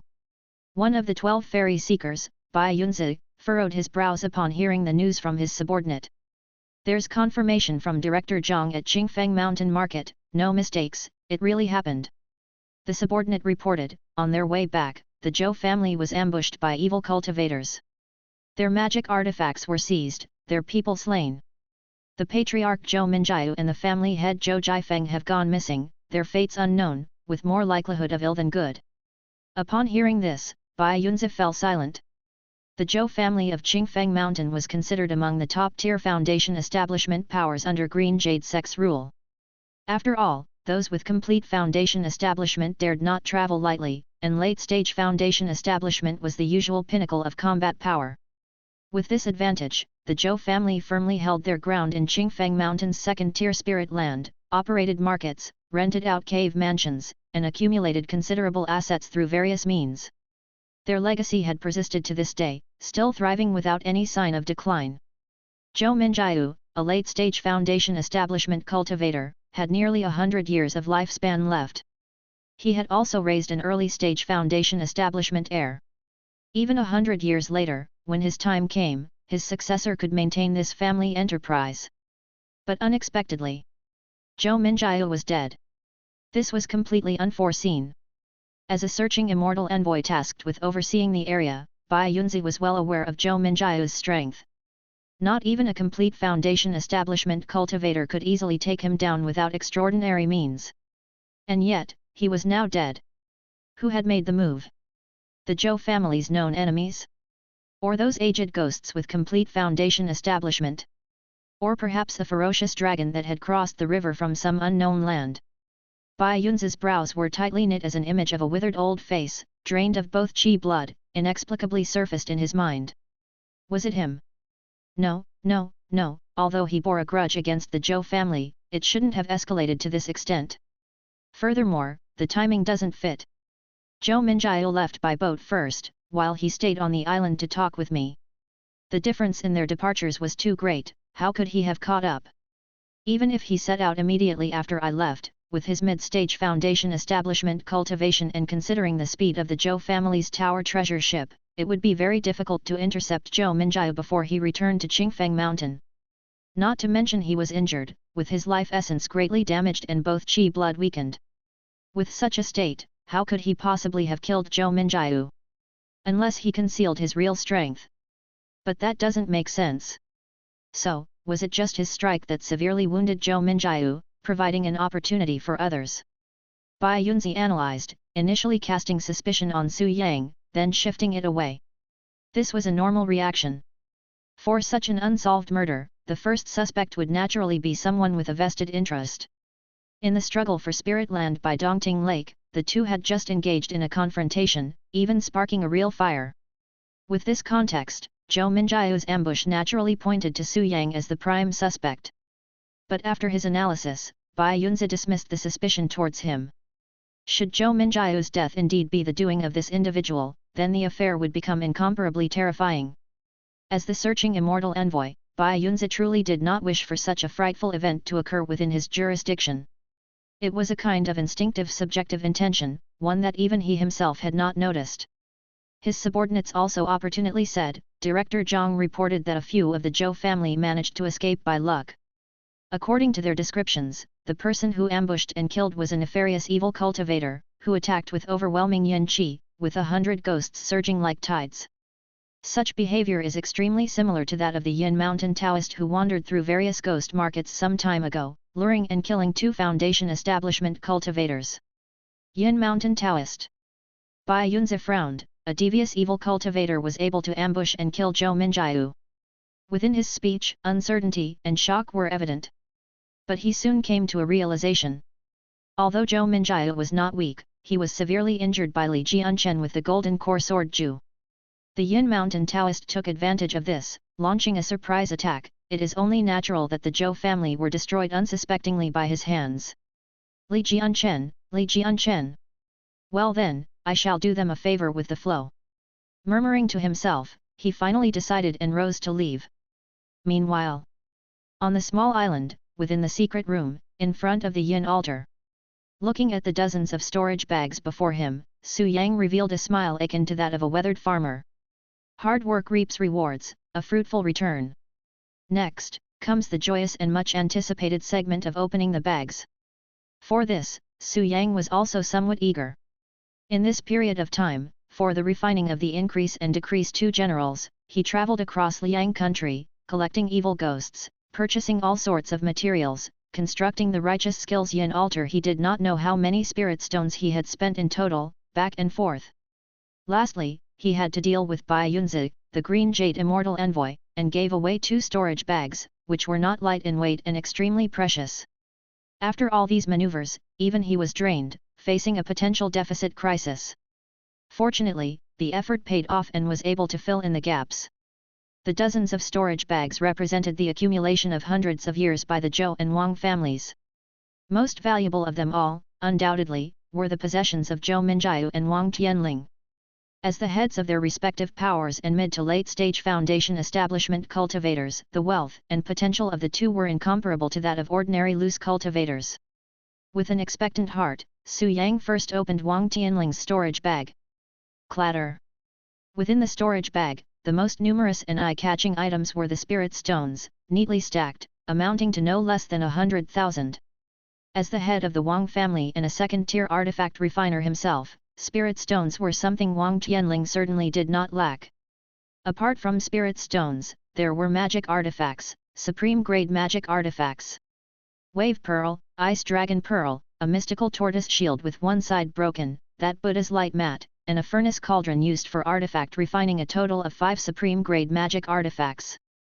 In the end, Su Yang even found a completely black sword with subdued edges, a flying sword. Is this a spiritual artifact? A lower-grade spiritual artifact? And a flying sword? Su Yang was surprised. he had not expected Wang Tianling to have such a collection, a truly pleasant surprise. But soon, his attention was captured by a pile of jade slips. While spiritual artifacts were excellent and flying swords powerful, the most valuable to Su Yang were likely these jade slips. Su Yang picked up a jade slip, swept his divine sense over it, and immediately revealed an expression of delight. Most of these jade slips were cultivation skills with not very high tiers, they were all foundation establishment level with limited value. However, one of them was a skill inheritance, the skill inheritance of a second-tier artifact refiner. 100 Arts of Cultivation have a value worth myriad gold, especially the four main streams, pills, talismans, tools, and formations. Indispensable on the path of cultivation, they are indeed the sharp tools for cultivators to establish wealth and flourish. In this period of training in dreams, taking advantage of the vast difference in the flow of time, Su Yang has thoroughly researched the skills of elixir skills, talisman, artifact skills, and formation, but only up to the first and second tier limits. He is still tackling the challenges. Indeed, tackling.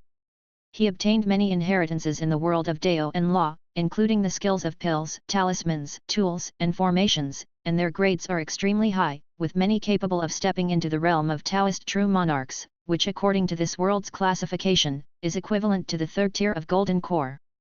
In this case, doesn't this tool legacy lose its value? Not at all.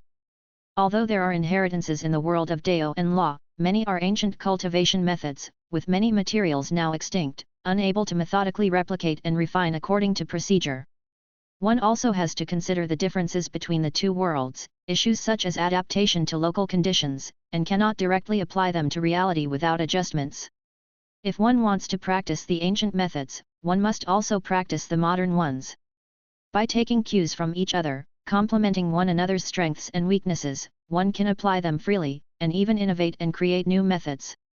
Therefore, this tool inheritance is still of great use to him and can enhance his foundation. Moreover, knowledge is priceless. Replicating and selling a set of skill inheritances can exchange for a vast amount of spirit stones. Take White Dragon Island, for instance, they have a second-tier talisman method inheritance, which has been listed for sale for years at the price of 50,000 spirit stones. Even if no one shows interest, the price will not be lowered, at most sold in installments. Even if not much is sold, it is still a tool for generating wealth. Wang Tianling, as a second-tier artifact refiner, already possesses the ability to refine supreme-grade magic artifacts, and has even begun attempting to refine spiritual artifacts. The spiritual flying sword in the storage bag is the result of his painstaking efforts. Although it is only a lower-grade spiritual artifact, a spiritual artifact is still a spiritual artifact, its might and value far surpassing those of magic artifacts. It's just that Wang Tianling's cultivation is too low, his abilities not up to par, otherwise, summoning this flying sword in battle, even without the activation of sword techniques, would still have caused him some trouble. Just his assets alone are worth up to 200,000 or 300,000 spirit stones. Indeed, he is worthy of being the leader of a local power, far richer than those poverty-stricken loose cultivators. Su Yang nodded to himself, opening the second storage bag, which belonged to the Zhou family's patriarch. Compared to Wang Tianling, this patriarch of the Zhou family seemed quite modest, the combined value of various elixirs, talismans, magic artifacts, and jade slips being just over 100,000 spirit stones. But there was no helping it, as the Zhou family's main decision-maker was not this patriarch, but Zhou Minjiu, the aged ancestor in the late stage of foundation establishment. The bulk was yet to come. Su Yang opened Zhou Minjiu's storage bag and sent his divine consciousness into it, immediately dazzled by the treasures within. Spirit stones, piles upon piles of spirit stones.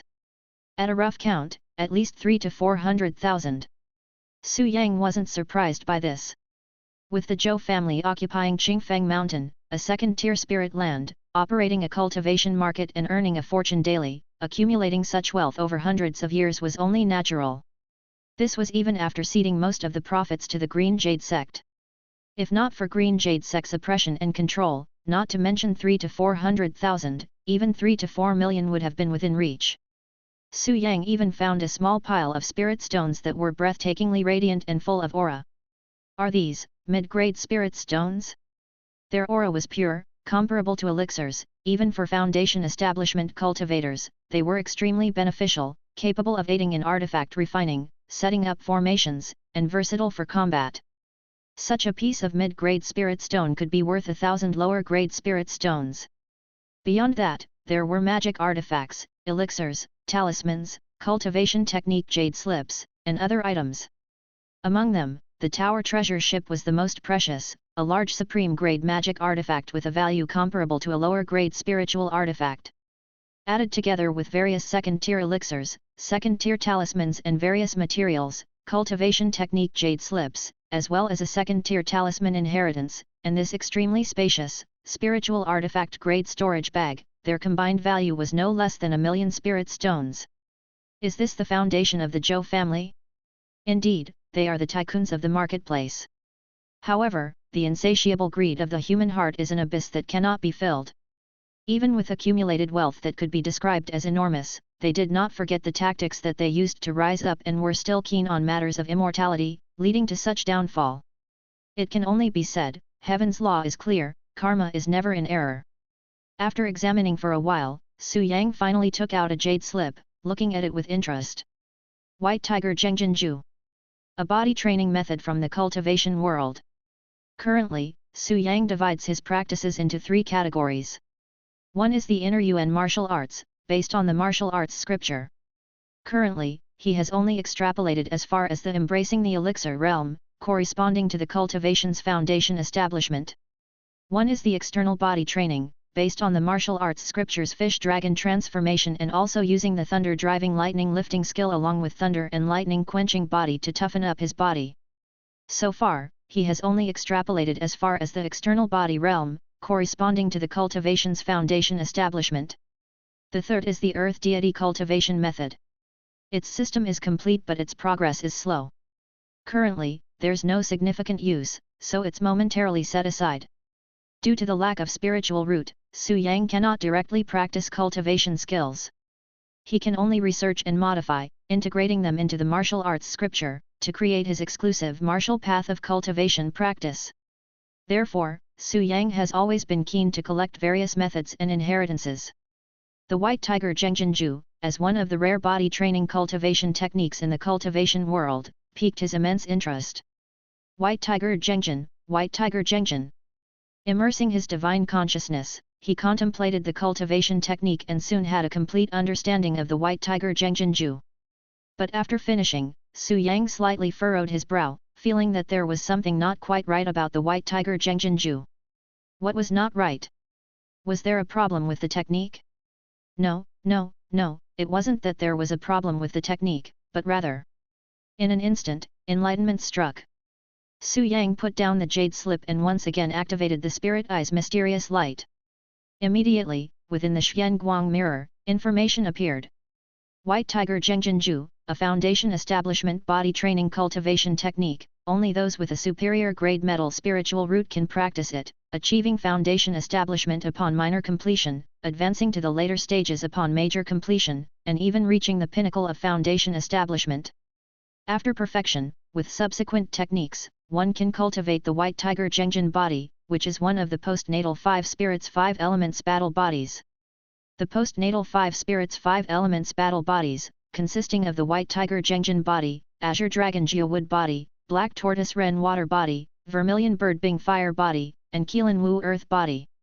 Gang Metal, Geowood, Ren Water, Bing Fire, and Wu Earth, all belong to the Yang aspect of the 5 elements, innate and also postnatal, and if one acquires the Yin aspect of the 5 elements, they can harmonize Yin and Yang to bring forth mysterious transformation, evolving into the innate 5 spirits 5 elements battle bodies. The innate 5 spirits 5 elements battle bodies are then known as the White Tiger Zhengjin metal body, Azure Dragon Ge wood body, Black Tortoise Rongkui water body, Vermilion Bird Bing Ding fire body, and Keelan Wuxin earth body. If one possesses the 5 elements spiritual root and cultivates all 5 spirits 5 elements battle bodies, then they can cultivate the divine power 5 colors divine light. The postnatal 5 spirits 5 elements battle bodies can cultivate a minor divine power, the postnatal 5 colors divine light.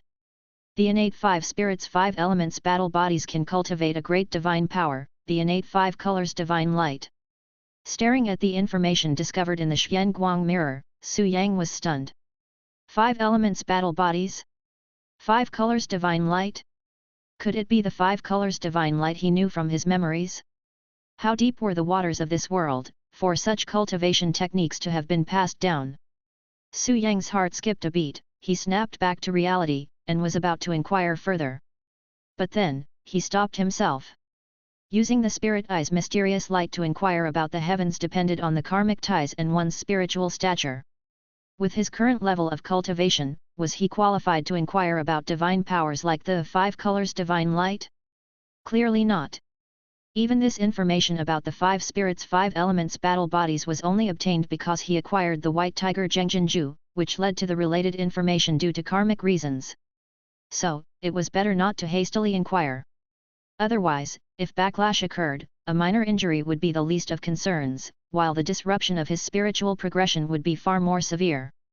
Having recently achieved minor success with the spirit eye's mysterious light, he had no intention of squandering his progress and starting over from scratch. For the time being, he would not inquire. Turning off the spirit eye's mysterious light and looking at the cultivation technique jade slip again, Su Yang felt an eager desire to try it out. He had to admit, the allure of the 5 elements battle body was massive. Especially the 5 colors divine light, which was extremely captivating for the mind and spirit. Su Yang was very interested. But he couldn't practice it directly, for he lacked the metal spiritual root. He could only first contemplate it, integrate it with his martial arts scripture, and see if he could modify it to create a 5 spirits 5 elements battle body that suited him. This method of experimentation was risky to carry out in reality, one mistake could be life-threatening. It was better to verify it in dreams. Su Yang memorized the technique, then opened the other storage bags, sorted and categorized everything, and placed them orderly. Having tallied everything up at last, the total value of all magic artifacts, pills, talismans, inherited jade slips, various materials, and some unknown wondrous items, should be over 2 million spirit stones. To understand, Su Yang's previous wealth amounted to only about 200,000 spirit stones, and those 2 ghost cultivators he had fished for, along with the demon cultivator Zhang Jie, were even less fortunate, their entire fortunes not exceeding 100,000 spirit stones. Gaining over 2 million spirit stones in one go not only filled the previous void but also increased Su Yang's wealth tenfold, instantly providing resources for him to raise spirit beasts, construct the thunder altar, and practice the earth deity law to improve the tier of his spirit land. Indeed, committing murder and arson begets a golden belt. Regrettably, such acts cannot be frequently done. With the mantis stalking the cicada unaware of the aureole behind, hunters throughout the day must be wary of becoming the hunted. Hence, it's best to farm the land honestly and dream peacefully. With a smile, Su Yang gathered up the storage bags that looked like a small mountain and did not venture anywhere else. He simply sat cross-legged in front of the sinister mana altar, closed his eyes, and slipped into his dreams. In the hurry of 3 months, with 100-fold time difference, 25 years had passed in the dream. What was the scene now? Chapter 120, Chen Dynasty. Jiangshi, Jinhua Mansion, North City. On the wide road, a carriage slowly moved forward. Though ordinary without the courtesy of a minister, a closer inspection of the carriage framework revealed an unusual refinement, especially the 2 horses pulling it, tall and agile as dragons, evidently noble steeds that could gallop 1,000 miles with ease. The coachman drove the horses at a slow pace, with the carriage so stable that it hardly shook. Inside the carriage, 2 people sat opposite each other. One was a young man, with eyebrows like sharp swords and bright stars for eyes, exuding an extraordinary elegance. Adorned in brocade robes, his every movement was filled with an aristocratic air, and he seemed to have an innate authority that inspired awe. The other person wore faded monk robes, with a clean-shaven head and features as if painted, quite androgynous in appearance, but he emitted a sense of virtuous dignity that was both awe-inspiring and compassionate, truly a great sage. As they sat opposite each other, the young man was in no hurry to speak, instead he lifted the curtain and looked down with his eyes. First, his gaze fell upon the road. This road could be considered one for official travel, it was over 50 steps wide, exceptionally broad and flat, solid in its construction, not composed of regular stone and earth. No matter if it was treading horse hooves or rolling carriage wheels, the road sustained no damage. The smoothness of the ride was partly due to the coachman's skilled driving and the high quality of the horses and carriage, but it was also inseparable from the road itself. The young man was certain that any carriage would glide smoothly on this road, even at high speed. The standard of this road is no less than that of an imperial thoroughfare, and the materials used are exceptional. The young man mused with a focused gaze. Ordinary roads are paved with stone and earth, with rural areas typically having dirt paths and only counties and mansion territories boasting stone-paved roads, yet none as expansive as this. Only the imperial highways have such specifications, and even those are not as firm as this surface. Could this be the legendary concrete? Upon hearing this, the monk smiled. Your Highness is also aware of concrete. Of course. The young man's expression grew solemn, and he sighed softly. In the governance of a country, poetry and books are esteemed above all, and the practices of workers and farmers are regarded as weird skills and side-path left ways. In the palace, I perused various texts, mostly sages' articles, Confucian and legal scriptures, or Taoist and Buddhist canons. Practical studies like agriculture, craftsmanship, and medicine are seldom seen. Unchanged in expression, the monk continued to inquire, does your Highness have an interest in the studies of workers, farmers, and the medical arts? It's not about liking them, but such practical knowledge would be a pity not to utilize.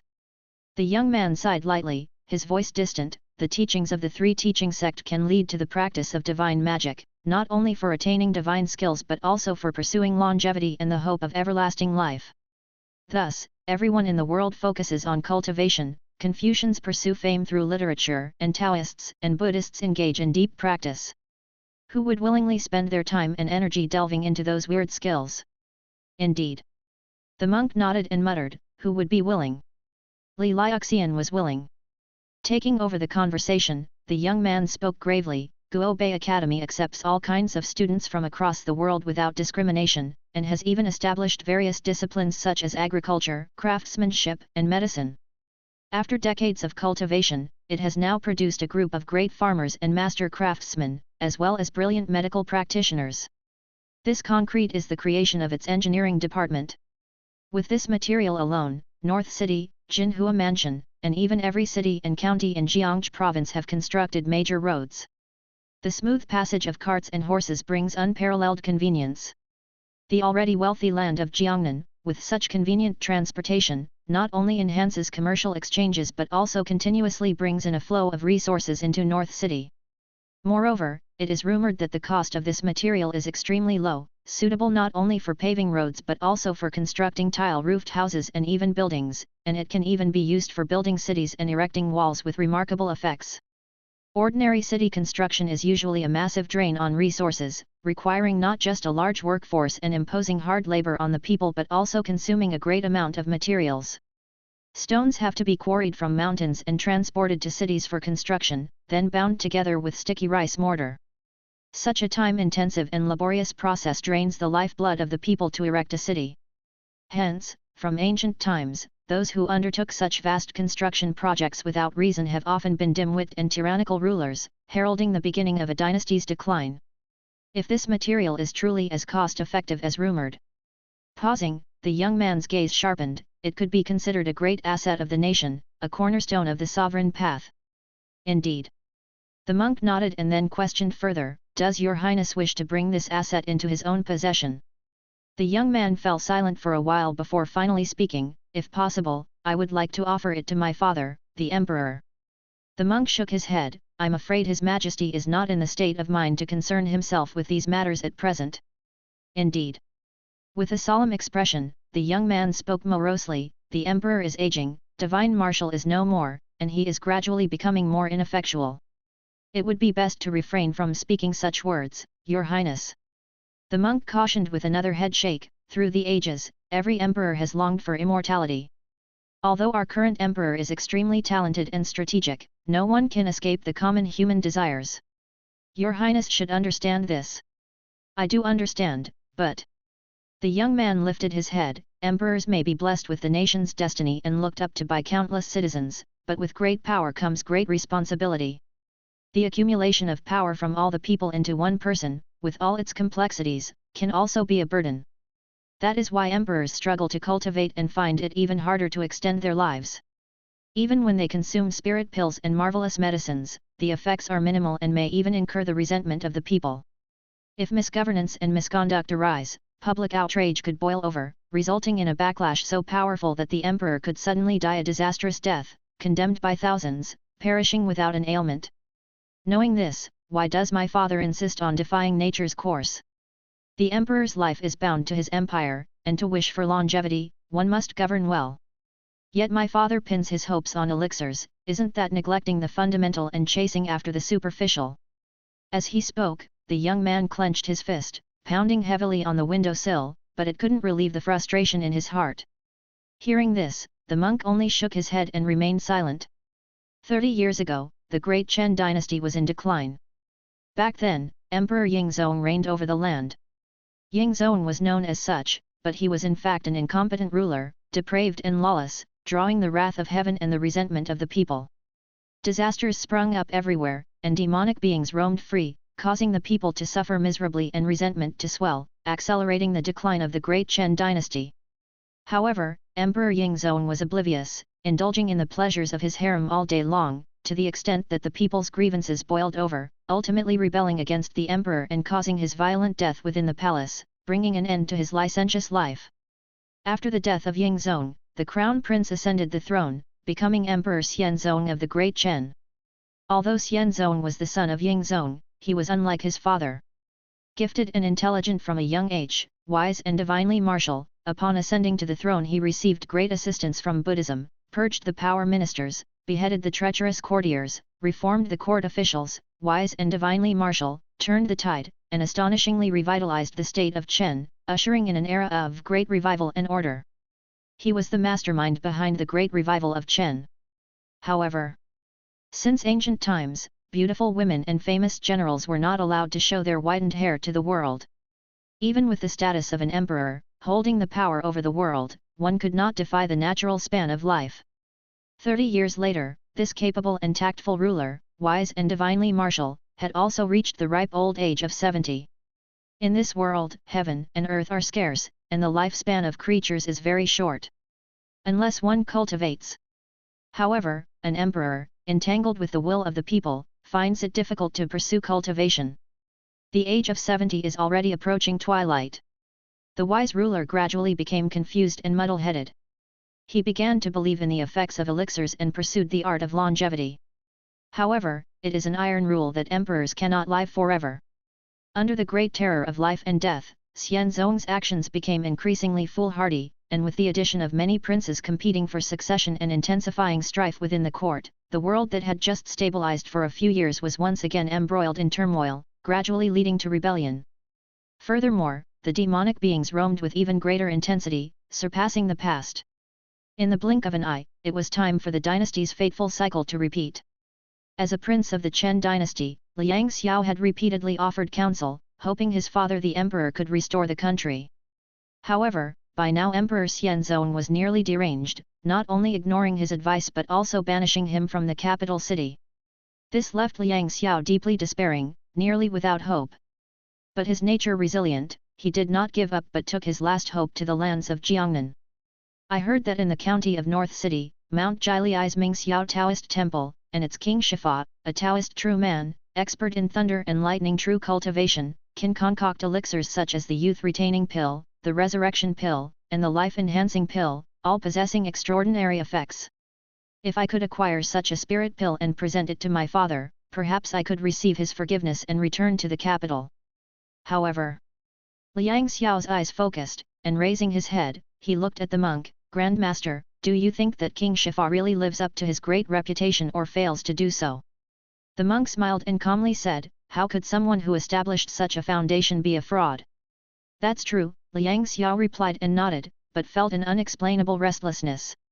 The monk, seeing his state of mind, laughed and said, Your Highness, are you worried about Li Liuxian? Liang Xiao remained silent for a while before finally nodding, frankly admitting, indeed. Li Liuxian is known as the top scholar of the world, with an elegance and reputation so grand that for decades, looking across the world, there are none who could surpass him. What's more, it is said that amongst the luck and literary talent of the world, Li Liuxian alone occupies 1 out of 8 parts, with the rest owing him twice that. Clearly a man of high talents, 30 years ago he was the #1 scholar known throughout the land, unmatched and renowned. 30 years on, he became even more of a colossus in literature, a grand master of his era. He bears the title of the Four Sages and Four Excellences in the arts of zither, chess, calligraphy, and painting. His poetry, calligraphy, painting, zither playing, chess strategies, and even his novels and short stories, have spread throughout the world, known to all. With such high esteem and intense literary charm, even great scholars pale in comparison. After a series of exclamations, Liang Xiao lowered his head, his heart filled with concern. Yet this man acts willfully and unrestrainedly, with great ambitions hidden within. 15 years ago, during my father's golden age, he heard of his fame, and just as the imperial exam was being held, he issued an edict specifically calling him to the capital for the test. But he paid it no heed, neither accepting the decree nor showing himself, leaving the eunuch who announced the decree no choice but to return with it unopened. This infuriated my father, who raged that night, yet in the end, it came to nothing, and he did not hold Li Liuxian accountable. Having said this, Liang Xiao raised his head and looked at the monk. Grand Master, do you know why? The monk smiled and calmly replied, because by then he had already established his influence, his wings fully grown, even His Majesty dared not lightly decree his arrest. Indeed. Liang Xiao nodded, his voice tinged with a wry smile. This man has opened an academy in North City, teaching without discrimination, widely accepting students, and has innovated practices like cultivating cultural qi in farming, craftsmanship, and medicine. Throughout the counties of Jinhua and even the wider Jiangxi province, he promotes agricultural endeavors, enjoying yearly favorable weather and abundant harvests. With this as capital, he reinvests in development, not only making the Guobei Academy grow larger each day but also expanding the trading companies and escort agencies under his wing. They operate throughout the north and the south, traveling to all regions, earning a fortune daily, rich enough to rival nations. They also provide for the populace, nurturing citizens, enhancing the common good, building a system that thrives in a virtuous cycle, constantly innovating, steadily expanding. To this day, the Guobei Academy has become the fifth largest in the world, and if one were to disregard accumulated potentiality and solely count the number of students, it might even be considered the largest academy in the world. Li Liuxian, not only is he renowned throughout the world, but his influence also extends widely. He even has the demeanor of a grand master, an all-age mentor. Moreover, he has extensive connections, with the entire literary world looking up to him, countless friends and an innumerable following. King Shifa of the Mingxiao Taoist Temple on Mount Jiliai and those Taoist true men of the Hundred Ghosts Forests Yin Mountain Mansion Taoist Temple, both deeply connected friends, are behind him, leveraging their status to back him up. Even he himself has earned the title of Sword Immortal, in no way inferior to these two ways. A character such as this, on such a foundation, what can even my father do about it? Liang Xiao let out a bitter laugh, raising his head, and directly asked the monk, Grand Master, do you think, will he rebel? Chapter 121, Crossing. This. The monk, upon hearing this, was also taken aback and then shook his head with a bitter smile, hard to say. Liang Xiao, hearing this, also gave a bitter smile, yes, hard to say, really hard to say. Indeed it was hard to say. If this world had no cultivation and was a mundane world ruled by emperors, there would be no question he would certainly rebel, he would undoubtedly rebel. Even if he himself had no ambition to be emperor, those under him would beg him, push him, or even force him, to take that position. At such a scale, no one had a choice. Succeed or fail. Either ascend to the throne, enjoying wealth and honor. Or die and be crushed to dust, with no hope of recovery. There was no third possibility, and others wouldn't give him a third possibility either. But this hypothesis wasn't valid. In this world, there were spells and there was cultivation, divine magic to master and longevity Dao fruit to seek. Emperors could not control everything, nor were they the most noble or the most powerful beings. Power lay in the hands of cultivators, and the cultivators revered the three teaching sects. Even for emperors, without the support of the three teachings and without cultivators at their command, they were but useless idols. Moreover, an emperor's dignity also had to bear the weight of a myriad of people. It was a protection as well as a burden, making cultivation impossible and life expectancy hard to extend. Therefore, as long as there was a choice, no cultivator would abandon their own path to become an emperor. This Li Liuxian, who was 8 feet tall in talent and known throughout the world, and who cultivated the flying sword technique with a hidden reputation as a sword immortal, was certain to become a true man in the future. It was unlikely he would abandon his path. But if he did not become emperor, with the extent of Guobei Academy's influence, whoever ascended the throne in the future would certainly suppress it or even destroy it at any cost. What emperor could tolerate and leave unchallenged such an existence that could become king without a crown? Would he stoop to be under others, be manipulated, and live his life swallowing his voice and anger? Clearly, he would not. Liang Xiao did his research and knew the man's temperament well. It was fierce and domineering, believing in his own supremacy.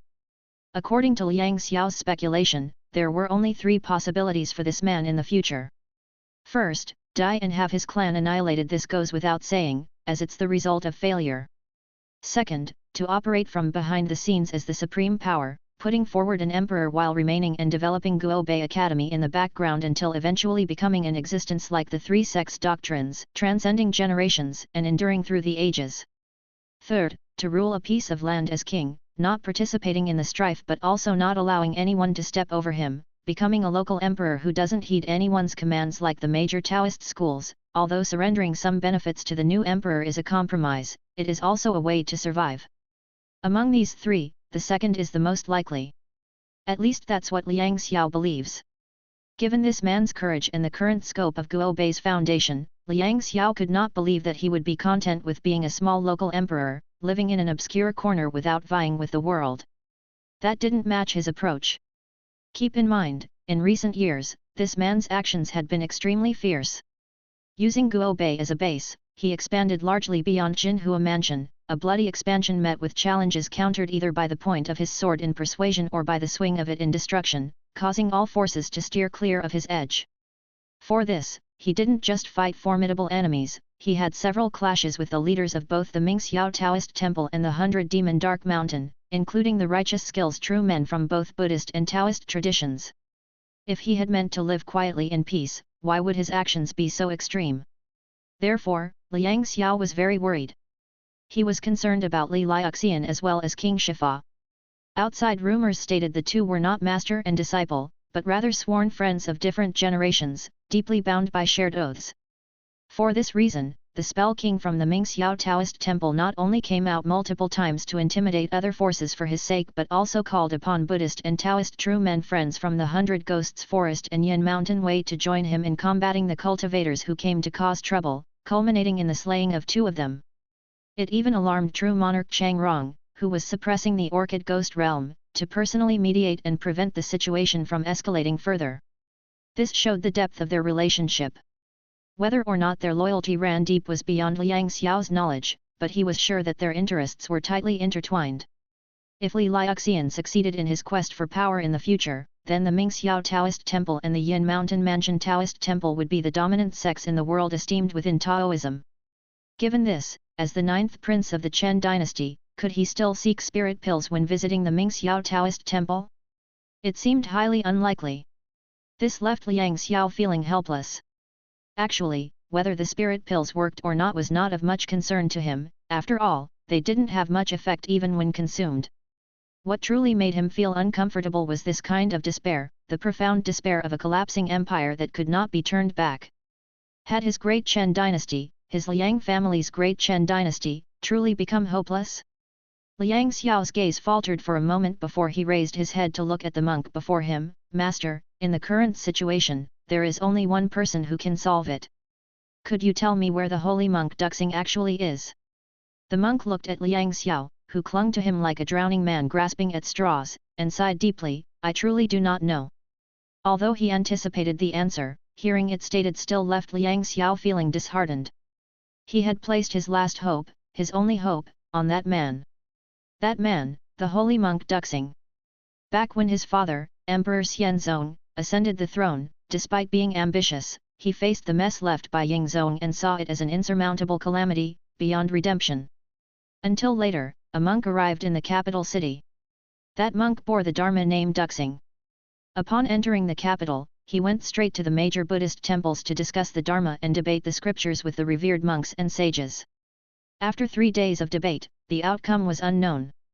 All that was known was he left one temple for another, and within the span of 3 months, he had visited every major Buddhist temple in the capital.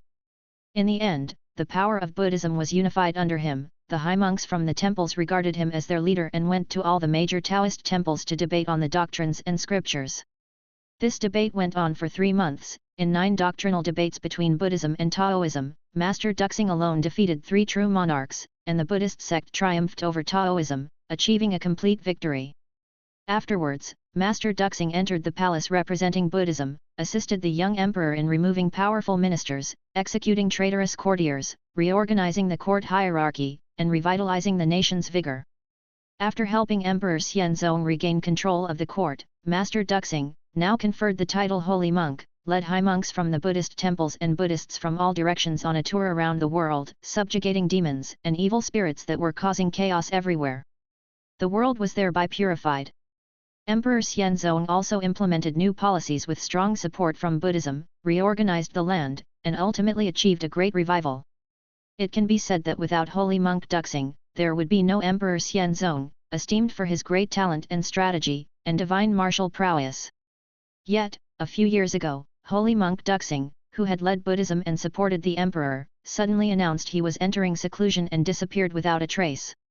Without Holy Monk Duxing, the once wise and divine martial Emperor Xianzong began to govern recklessly, issuing one foolish edict after another, causing the situation to deteriorate rapidly and the recently restored empire to fall back into turmoil. Even within Buddhism itself, sects began to divide and demolish each other over doctrinal disagreements and competition for incense offerings. Even Master Wuhua was driven out of the capital along with him. If anyone could still save the day, it would undoubtedly be Holy Monk Duxing. But where was Holy Monk Duxing? Liang Xiao didn't know.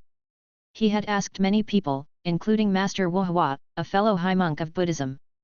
But even Wuhua claimed to have no knowledge of it. This filled Liang Xiao with despair.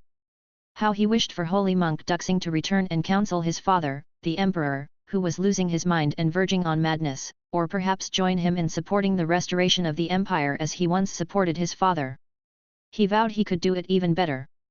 However, Holy Monk Duxing, where exactly did you go? Liang Xiao shook his head, glancing outside. But as soon as he glanced out, he was stunned. Outside the carriage, on both sides of the road, was a dazzling golden light. Ears of rice, golden ears of rice. Both sides of the road were lined with fields, and the planted rice had matured, with the golden ears weighed down by their own fullness, creating a golden ocean that dazzled Liang Xiao's eyes. He didn't know how to describe it. For someone like him who had grown up in the depths of the palace, such a scene of farming was extremely rare. Let alone. Stop! Liang Xiao snapped out of his reverie and hurriedly called the carriage to a halt. Turning to Wuhua, he saw that the latter was also staring out of the window, frowning slightly at the contiguous golden rice fields. Master, come, let's go down and take a look. The coachman stopped, and Liang Xiao called out before stepping out of the carriage. Seeing this, Wuhua, without a word, followed him into the fields. Master, look at this rice. Liang Xiao, excitedly reaching out to pluck an ear of rice with golden color and full grains, peeled the husk and placed several rounded, plump grains of rice, resembling white jade, in his palm before popping them into his mouth to chew. This rice is no ordinary rice. The essence and nutrients inside are obviously much higher than those of normal rice. And this yield, I have read extensively, and seen much about agriculture, normal rice yields at most 1 or 200 caddies per acre. How much does this yield per acre? 1,000 caddies, or 2,000 caddies? Is this the method of cultural chi farming? No, the method of cultural chi farming has been practiced by predecessors, and even in years of great disaster, great scholars have sacrificed their lives and spent their entire cultivation to hasten the maturation of crops, but the increased yield was not significant. How did he achieve this? Could he have made some special innovations? Clinging to the ear of rice, Liang Xiao was both shocked and thrilled, swinging between fear and anger, looking somewhat deranged. Wuhua, upon witnessing this, remained silent as he was equally astonished. Just then, Hey, what are you doing? A shout came, startling both men, who turned to see an old farmer rushing towards them with a hoe on his shoulder. The old farmer, eyeing Liang Xiao standing in the field holding an ear of rice, flew into a rage. Oh, so you dare to steal, come with me to the officials. With that, he moved towards Liang Xiao, intent on grabbing him. How dare you? Liang Xiao stood still, but the nearby coachman bellowed a warning and sent his palm flying towards the old farmer. The farmer, not accustomed to such a scene, saw the blow coming and braced for impact. Ba! At the critical moment, a Buddhist chant sounded, and golden light flowed, dissipating the coachman's palm strike into nothingness. It was Hua who had acted. You must not act rashly. Liang Xiao also awoke in shock and immediately halted the coachman.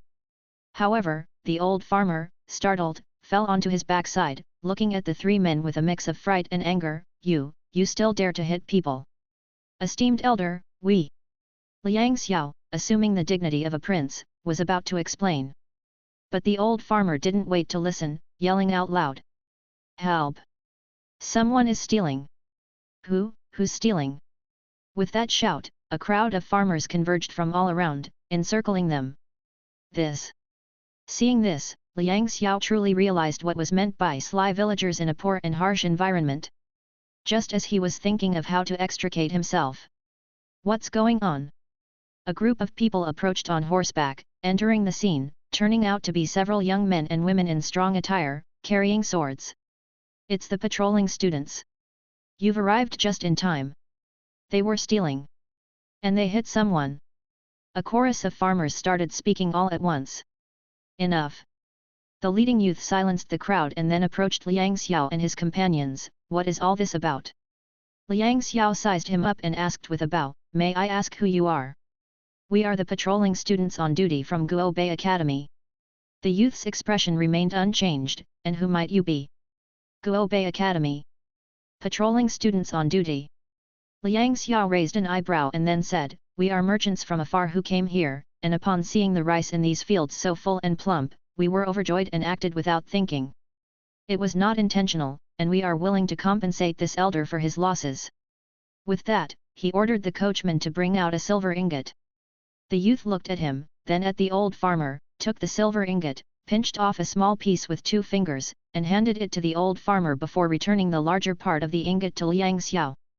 Within North City County, the law is as firm as iron. 1 is 1, 2 is 2. Considering your unintentional actions, and as it's your first offense without causing injury, we will let this matter pass. Should there be a next time, you will be punished. All right, disperse now. With that, he turned to disperse the crowd. Liang Xiao looked at the silver ingot in his hand, which had been broken off at the corner, his expression odd, eyebrows tightly furrowed. Elsewhere, Hua, without a word, fixed his gaze on the side of the official road, also frowning slightly. Let's go. The group did not linger, mounting their horses, ready to leave. Seeing this, Liang Xiao quickly called out, wait. The few turned back, what else is there? Liang Xiao asked, could you tell me the way to Guo Bei Academy? Guo Bei Academy. The group looked at him, that's where you are. This is it. Liang Xiao was surprised, not understanding. The youth on horseback explained, the whole of North City County falls within the Academy's bounds. There are 9 main campuses, 24 branch campuses, as well as 36 middle schools, 72 elementary schools, numerous fields and houses for students, dining halls, training grounds, all these are part of Guo Bei Academy. Didn't anyone tell you this when you arrived? Liang Xiao was silent for a moment, then finally said, then may I ask where I can find Master Li Liuxian? The headmaster is teaching at the main campus today.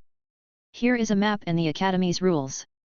You look like you can read, so find your own way there. We must continue our patrolling duties. The group tossed a booklet to Liang Xiao and then turned their horses and galloped away. After the group departed, there were also sounds of horse hooves and the clash of soldiers' armor in the void as if an invisible troop had also departed. Master, this. Liang Xiao, holding the booklet, turned to look at Hua, somewhat at a loss. Hua paid him no heed, still looking in the direction where the group had disappeared, his brow deeply furrowed, unable to relax. Chapter 122, Enrollment. Master. After waiting for a moment and seeing that Hua remained silent, Liang Xiao couldn't help but call out again. It was then that Hua finally turned his head around and looked Liang Xiao up and down. Your Highness, are you still planning to proceed? This. At these words, Liang Xiao was also hesitant. What's wrong, Master? Hua shook his head slightly and said solemnly, this place is full of hidden dragons and crouching tigers, and I'm afraid my cultivation is not enough to ensure your safety, your highness." Only then did Liang Xiao understand his meaning, becoming more hesitant, but after considering his own situation and everything he had seen and experienced along the way, he finally gritted his teeth and said, "We've come all this way, it would be unreasonable to leave now without further ado." "All right then." Upon hearing this, Wu Hua no longer tried to persuade him and simply said to the coachman, "You must not injure anyone recklessly after this." The coachman did not speak, only waiting for Liang Xiao's reaction. Liang Xiao also spoke firmly, "The master is right, with so many hidden dragons and crouching tigers around, we must not take any rash actions unless we're at a juncture of life and death." "Yes." The coachman then nodded in acknowledgement. "Let's go." The three of them got back into the carriage and continued onward.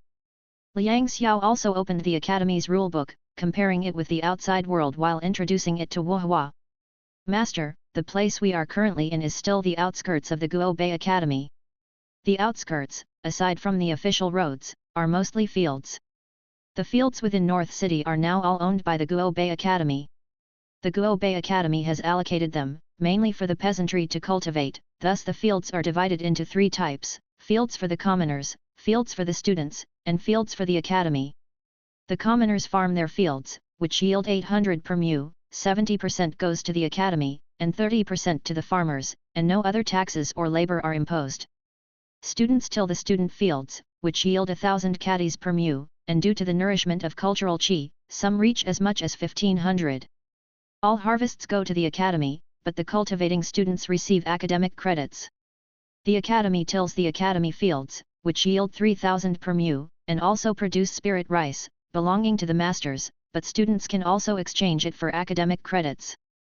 Liang Xiao looked at the booklet in his hand, his expression growing more and more animated. A yield of 3000 per mu, with spirit rice too, this. He finally ran out of words, uncertain how to express himself further. Wu Hua also frowned lightly, his prayer beads gently turning in his hand, remaining silent. Seeing this, Liang Xiao did not dare to speak further, only continuing to flip through the handbook. The carriage moved slowly forward, and in just a short time, a great number of peasants appeared in the paddy fields on both sides of the road. They were harvesting the rice, with many carts and horses parked on both sides, several of which were already filled and ready to be transported away. Liang Xiao looked over and furrowed his brow. Why aren't there people harvesting the outer layer of commoner fields? Could it be that these fields differ, with varying maturity times? If that's the case, speaking of quality, shouldn't the lowest quality commoner fields mature first? No, that's not right, you can't calculate farming like that. Commoner fields are of lower quality, so they mature slowly and are harvested later, while student fields are of higher quality, mature quickly, and are harvested earlier. As he spoke, Liang Xiao's pupils dilated with shock. If that's the case, aren't the academy fields the ones that produce the most and are of the highest quality? A yield of 3000 per mu, how many harvests per year? Liang Xiao quickly flipped through the booklet in his hands, but he couldn't find any relevant information, which made him increasingly anxious. Seeing this, Wu Hua also sighed. With this agricultural technique, the land of North City can sustain tens of millions of people. No wonder in recent years, Guo Bei Academy has been opening its doors wide, recruiting a large number of students, and even openly taking in refugees and relocating people from disaster-stricken areas.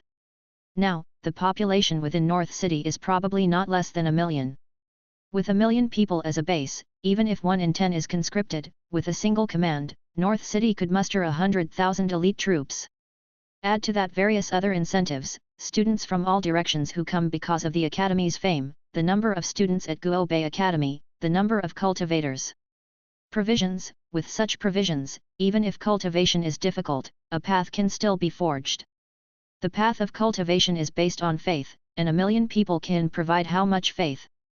No wonder Guo Bei Academy, as well as the 2 temples Mingxiao and Yin Mountain, have developed so rapidly in recent years. This is the foundation for an emperor, as well as for the Daoist tradition. Wu Hua's words were eerie, leaving Liang Xiao heavy-hearted, momentarily at a loss for what to say. After a while, he snapped back to reality. That's not right, even if there's no lack of provisions, how can a single county accommodate 1 million people, not to mention maintaining so many fields? Where would people live? Before he could finish, he realized something startling and, no longer concerned about his appearance, he lifted the curtain and stuck his head out. He saw in the distance, at the end of the official road, a continuous spread of buildings. Tall buildings stood in clusters, with bustling traffic, but no city gates in sight. As a prince, born in the palace and accustomed to the splendor of the capital, Liang Xiao thought that aside from famous mountains, great rivers, and cave heaven-blessed lands, there would be no other scenery that could move him. But now, at just a glimpse into the distance, he felt an indescribable shock. While he was still lost in amazement, a man rode past on a horse and then stopped. "Put your head back in, you're too old for this sort of thing, don't you know it's dangerous?" Liang Xiao. After half a day, the carriage entered the city, North City. It was even more dazzling, with everything new and exotic. The three of them parked the carriage and walked into a tavern. The waiter came to serve them, providing a booklet. "What would you gentlemen like to eat? Our establishment has milled rice, medicinal wine, spirit fish, and rare meats supplied by the Academy, quality guaranteed, honest to all ages." Liang Xiao looked at the booklet in his hand. "What is this?" The waiter smiled. "It's the menu, with pictures and descriptions, created by the talented hands of the Academy's students." Oh! Liang Xiao opened it and saw that each dish was vividly illustrated and described. Indeed. Though intrigued by the novelty, as a prince by birth, he did not show much embarrassment and composedly began to pick dishes. "Let's have a sweet and sour carp." The server nodded, then asked, "What kind of fish would you like?" "We have ordinary lotus-fed carp fed with milled rice husks, and we also have spirit fish lotus-fed carp bred in the poetry fish pond of the Academy." Liang Xiao glanced at the menu. "This spirit fish costs 10 gold per tael and it's also limited in quantity. The spirit fish bred in the poetry fish pond greatly nourishes and can aid in cultivation, naturally making it quite expensive. Limited quantity is to be expected." The server explained, "If the guest is a scholar of the Academy, purchasing with study credits, there will be no limitation on the amount. Alternatively, with cultural chi money from the Mingxiao Taoist Temple, Yin Mountain Mansion Taoist Temple, Qingping Taoist Temple, Mana Bright Temple, and other mana money, no quantity limits apply when buying and there is even a discount. Study credits. Cultural chi money. Incense money." Liang Xiao and Wu Hua exchanged glances. Before Liang Xiao took out a gold ingot. "Then I'll take 1 tael." "All right, please wait a moment," the server said. "Hold on." The server was about to leave, but Liang Xiao stopped him. "Where can one exchange for this cultural chi money, incense money? Do we need to enter the Academy, or worship at Taoist temples and monasteries?" "No need. The server was adept with this. Once you leave our tavern and go straight ahead, after 3 streets, turn left, follow that way, and you will come upon a money changer. It's run by the Academy. If the guest has gold, silver, or treasures, Taoist true scriptures, all can be exchanged for mana money within." Liang Xiao and Wu Hua looked at each other, then Liang Xiao took out another gold ingot. "Can the shopkeeper exchange some for me?" The server wasn't surprised, and he chuckled. "Of course, we can exchange small amounts as a transaction, though the rate will be somewhat lower than at the money changer. What do you think? Exchange it right away." A moment later, a small string of mana money was handed to Liang Xiao. Liang Xiao observed the copper coins in his hand, indistinguishable from ordinary ones. "Is this mana money?" "Correct, fair dealing, genuine as can be." The server nodded. "They contain cultural chi, incense power, mana, and can aid in cultivation. If the guest doubts, any cultivator can verify their authenticity at a glance." Liang Xiao gave him a look and then handed the mana money to Wu Hua. Wu Hua examined the mana money in his hands, his gaze shifting, and then nodded. "It is indeed ingenious." Only then did Liang Xiao turn back, scanning the server up and down. "You also know of cultivation matters?" The server smiled. "In North City County, it is common knowledge." Hearing this, Liang Xiao fell silent again. Though magic was now evidently prevalent in the world and not some earth-shaking secret, it was still not something just anyone could come into contact with. Ordinarily, one would have to pass scholarly examinations or join one of the 2 great branches of Taoism or Buddhism to have the chance to understand it. But in North City County, even an utterly ordinary server could discuss it in detail. It was a glimpse into the wider world from a narrow view, impressively enlightening. Yet, startled too often, he had become numb to it, so Liang Xiao maintained his composure. until the dishes were served. After just one sip of spiritual wine, Liang Xiao's expression changed, his eyes filled with astonishment. Wu Hua noticed his reaction. What's wrong? This wine. Liang Xiao stared at the cup in his hand, somewhat in disbelief. It seems to have increased my mana a bit. Wu Hua frowned upon hearing this. Mana-enhancing spiritual objects were not uncommon, and all the great Taoist branches had relevant mana points producing a variety of these items, like the bean-fasting fruit from his White Dragon Temple, which was well known for its effects. However, such mana-enhancing objects were largely ineffective for those of the imperial family, as they carried dragon qi, which naturally repelled the cluttered thoughts and mana of the common populace. Forget mana-enhancing spiritual objects, they couldn't even practice magic cultivation. Liang Xiao himself had tried to cultivate mana just like other cultivators by reciting Taoist scriptures. But whenever he looked at the scriptures, his mind became flooded with distracting thoughts, making it impossible for him to meditate and focus. Not only was he unable to cultivate mana, it was fortunate he didn't suffer demonic possession from the attempt. This was an inevitable plight for the imperial family, a rule of iron from ancient times to the present, countless emperors wishing to defy the heavens and change their fate, but all failed to break this ultimate barrier. Yet now, this sip of spiritual wine had actually increased his mana a bit. Even though it was just a bit, negligible, almost non-existent, mana was still mana. The breakthrough from 0 to 1 signified what? Liang Xiao was terrified, restless in his seat. Your Highness, please calm down. Wu Hua too was heavy-hearted, but he managed to soothe him down. To the two of them, no longer concentrating, the delicious food tasted as dull as wax. A short while later, the two descended from the tavern and joined the coachman, heading towards the main buildings indicated on the map. That material of reinforced concrete, used to build high-rise buildings for people to live in, could accommodate a population of 1 million while preserving the farmland even within a single county. Truly, it's an instrument of great importance to the nation. In the midst of their admiration, they finally reached the gate of the main compound. But they were stopped. A young man dressed like the previous patrol student barred their way. Are you not scholars of the academy? The two exchanged glances, then nodded. No, we are not. Do you have invitations? No. Any proof? That, we don't have either. Watching the three with nothing to show, the young man shook his head and said indifferently, if you're not academy scholars and have no invitations or proof, you cannot enter to attend the lectures. You may go register to enroll, or send a visiting card. Once approved, you will be received accordingly. This. Liang Xiao hesitated for a moment, ultimately deciding not to reveal his identity and could only ask, where do I register, and what are the requirements? The young man raised his hand and pointed, over there, turn left, the enrollment office. No requirements, but there is an entrance assessment, with results determining the allocation of schools. Entrance assessment? Liang Xiao murmured, then nodded, many thanks. No need. Passing by the young man, turning left, he quickly arrived at the recruitment office. What he saw was a sea of people, a long line snaking away. There were the old and the young, men and women. Apart from the common folk in various attire, there were martial artists from the martial world with knives and swords on their backs, as well as monks and Taoists from beyond the secular life.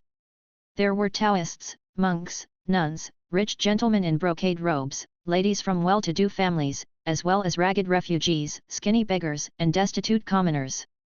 Seeing this, Liang Xiao fell silent as well. He didn't need anyone else to explain, he knew where these people came from. Over the years, Guo Bei Academy had adhered to the principle of education without discrimination, having opened its gates wide and recruited students broadly, even defiantly accepting refugees from all over, regardless of the court's reaction, including those from all 9 schools of thought and walks of life, runaway slaves, prostitutes. In summary, as long as one was a person who had not committed evil, they could enter the doors of Guo Bei Academy. Even non-humans were allowed. This policy caused great chaos. Not to mention the prostitutes, each year, countless brothel women sought every possible way to flee to Guo Bei Academy. Half of the Qinhua 8 beauties and the top 10 Huqui of Jiangnan had entered the Guo Bei Academy. The courtesans and managers of other brothels followed suit, finding ways to escape their bonds. Countless brothels went bankrupt over this, and those that went to the academy to claim their people were sent back, sometimes even accused of crimes and stripped of their property. Aside from the prostitutes, there were beggars. Several branches of the Beggars' Guild were eradicated, and all the beggars from the Jiangxi region were relocated to Guobei, either to study or to work the land, with begging no longer tolerated. This brought a massive population and numerous students to Guobei Academy. It also resulted in opposition from all sorts of forces, with outright conflict and difficulties. So much so, that Sword Immortally on multiple occasions had to draw his sword and confront others in deadly duels, along with Mingxiao Taoist Temple and Yin Mountain Mansion Taoist Temple. With interests clashing, numerous conflicts arose. For the time being, Guobei Academy still held the upper hand. After all, Li Liuxian's flying sword technique was incredibly powerful, King Shifa's Thunder series was terrifying, and the underworld soldiers and ghost generals of the Yin Mountain Way were hard for other powers to match. They could only unwillingly dodge the sharp edge. Even true monarch Changrong had only managed to mediate and had been the peacemaker on several occasions. In spite of this, Guobei Academy did not restrain itself, but became increasingly rampant, resulting in a constant influx of people into Guobei County. Divine Soul Method, cultivating the false to pursue the true. Population means resources, it means cultivation, it means everything. Guobei Academy's policy was no different from cutting flesh from the bodies of other powers. If it weren't for the formidable Iron Triangle, the Academy would have been leveled long ago. Of course, these issues were of no concern to Liang Xiao at the moment. He only had one thing to worry about right now. With such a long line, when would it be his turn? He ended up queuing from the afternoon until dusk. Classes had already finished at the Academy, and Liang Xiao was still in line, his legs numb from standing. It should be noted that although he hadn't studied spells, he had trained in martial arts and was physically fit. But even in the midst of such waiting, he still felt tormented with discomfort. Others, on the other hand, were silent and uncomplaining. After some indeterminate time, finally, it's my turn. Liang Xiao took a deep breath and walked into the recruitment office with Monk Wuhua. In a private room, a woman in an academy uniform greeted him. Name: Liang. Xiao Liang. Sex and age: male, 18. Family address: this. Jinyang Mansion. After the registration, the woman asked, which discipline do you plan to enroll in? Which discipline? Liang Xiao looked surprised. I'm not quite clear, could you explain a bit? Call me senior sister. The woman glanced at him and explained, our academy has 4 main divisions: literary, martial, Taoism, and Buddhism. The literary division includes Confucian, engineering, agriculture, medical and other studies. The martial division has fighting, soldiering, body training, and generalship categories. The Taoism and Buddhism divisions have inheritances from the Mingxiao Taoist Temple, Yin Mountain Mansion Taoist Temple, Qingping Taoist Temple, and Mana Bright Temple. Which one do you choose? This. Liang Xiao considered for a moment. I can more or less deduce what the literary disciplines are about, but I'm a bit lost about the martial ones. Could you, senior sister, explain a bit more? The woman didn't mind and continued, the martial division is self-explanatory. Fighters primarily study the martial arts of combat, hand-to-hand combat technique, kicks, palm strikes, movement techniques. Soldiers focus on the martial path of weaponry, combining weapon management with Thunder series techniques. You've heard of the headmaster's flying sword, right? That's a part of the martial paths category of controlling swords. Oh. Liang Xiao nodded repeatedly. And what about body training and generalship, what do those entail? Body training is external physical training, to make the body as hard as indestructible Vajra, capable of fighting demons and monsters. Generalship is about mastering the art of commanding troops, focusing on military tactics and formations on the battlefield. After the woman's introduction, Liang Xiao more or less understood the various disciplines and courses at Guobei Academy. But he was still undecided. Senior sister, I don't know what to choose, can you give me some advice? The woman looked at him. Choose what you like, or if you have any particular talent in an area, you can consider that. This. Liang Xiao hesitated for a bit. Can I study them all? You can. Upon hearing this, the woman wasn't surprised. As long as you're willing, you can finish one discipline and then start another, until you've completed all the courses. Guobei Academy, education without discrimination, imposes no limits. This. Liang Xiao had only meant to test the waters, but the unexpected outcome left him in a quandary. At last, he said, then I would like to start studying the art of sword control with Principal Li. Certainly. The woman started to register and continued, we currently offer 2 enrollment options. The first incurs no tuition fees, but you'll have to take on many jobs, work diligently for the academy and study frugally. The second involves a fixed tuition fee, sparing you some labor, but you still have a credit requirement to meet, with a certain number of school tasks to complete each month. This. Liang Xiao pondered for a while before replying, may I see what the first option requires? Certainly. The woman took out a book, this contains the details of the requirements. Moreover, regardless of which method you choose for enrollment, you must leave a blood imprint during the registration of your school records, related to curse spells. Should you use your acquired knowledge for evil after your education, the academy will send enforcement disciples to apprehend you. Blood imprint. Curse spells. Liang Xiao's expression grew tense, a bit at a loss. The woman seemed indifferent, whether you accept or not is your decision. This. Your. Young master, you mustn't. Liang Xiao hesitated, Hua was mute, and the coachman beside him repeatedly interjected to dissuade him. However, with a clenched jaw, Liang Xiao nodded his head in agreement, I accept. The woman nodded and took out the registration page. Enter and undergo the entrance examination. Once you've passed, bring your certificate to register your school records. After registration, you'll be given dormitory attire and a jade slip for student records. In particular, the jade slip is your identity proof and credit record, don't lose it, or you'll have difficulty moving around within the academy. There's an exam too. Liang Xiao was startled, isn't it said that everyone is taught without discrimination, and all can enroll? The woman smiled, while there is teaching without discrimination, we must know your level before you enroll so we can place you accordingly. If you know nothing and are directly assigned to one of the 9 main academies, do you think you could manage and keep up? This. I understand, thank you, senior. Only then did Liang Xiao grasp the situation. Disregarding the coachman's anxiousness, he rose and headed towards the examination area. Young master. The coachman was alarmed but powerless, so he could only look to Hua, hoping he would say something. However. Name. Hua. Gender and age. Male, 28. Family address. Nomadic, a mere wandering monk. What subjects and field of study do you wish to register for? The liberal arts, agriculture. All right, proceed to the examination then. Hua picked up the form and headed towards the examination area, leaving the coachman alone, dumbstruck. A moment later, at the entrance of the admissions office, Liang Xiao looked at the examination result in his hand, equally silent. Name, Xiao Yang, assigned Academy Shushan's affiliated middle school's affiliated 3rd elementary school, field of study, martial soldier sword subject. Hua stood beside him, holding a copy of his examination result as well. Liang Xiao silently put away his own copy and gave Hua a smile, master is learned and knowledgeable, with profound understanding of Buddhist law.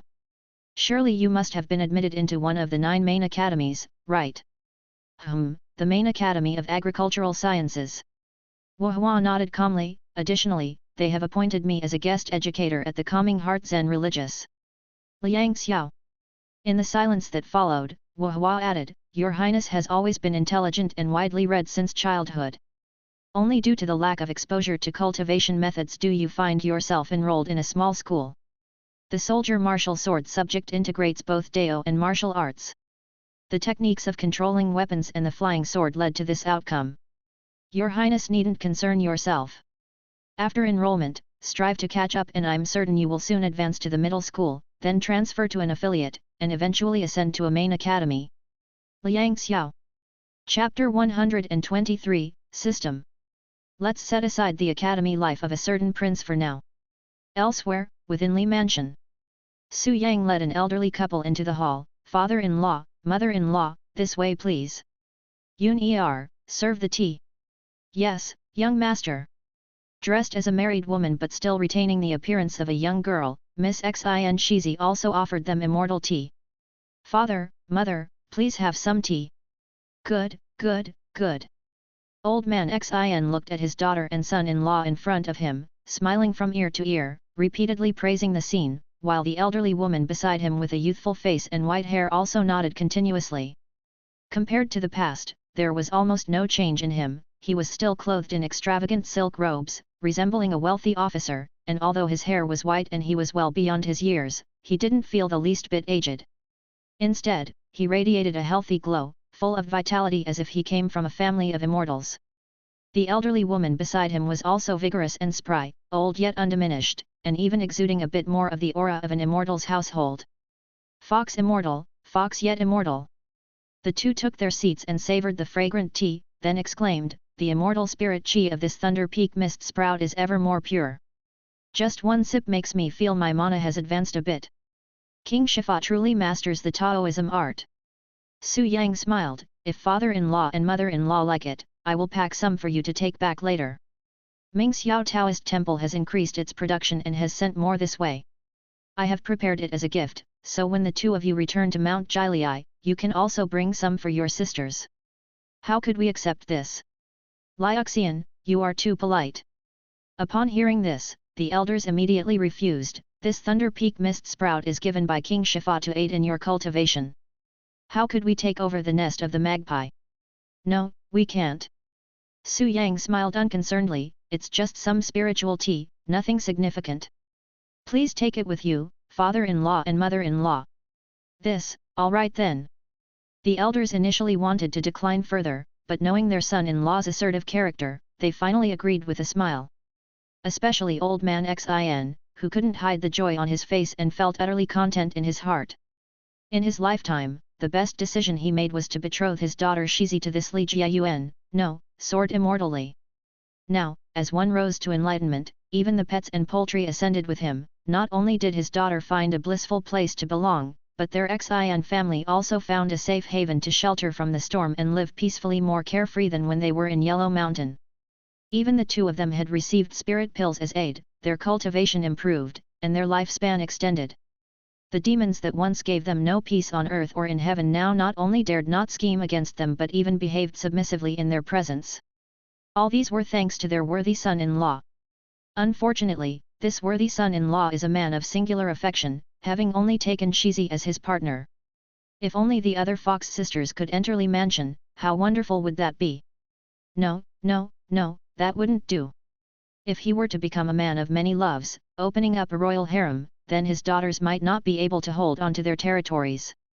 After all, within Guo Bei Academy nowadays, there are countless spirit monsters of various kinds, tigresses from Ba Mountain, flower demons from Jingzhou, and even a Chu King Niao with a trace of Qingluan blood, all of supreme beauty and grace with noble origins and remarkable lineage. Add to that the other human female cultivators this talented beauty, that national belle. If he were indiscriminate in his affections, then Li Mansion would become quite lively. His daughter Shizi, with her simple nature, pure and kind-hearted, how could she compete with those alluring women? It is better to have 1,000 choices but choose only one.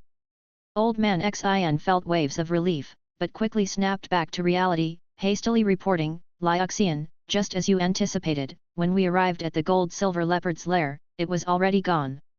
The gold-silver leopard was a demon king.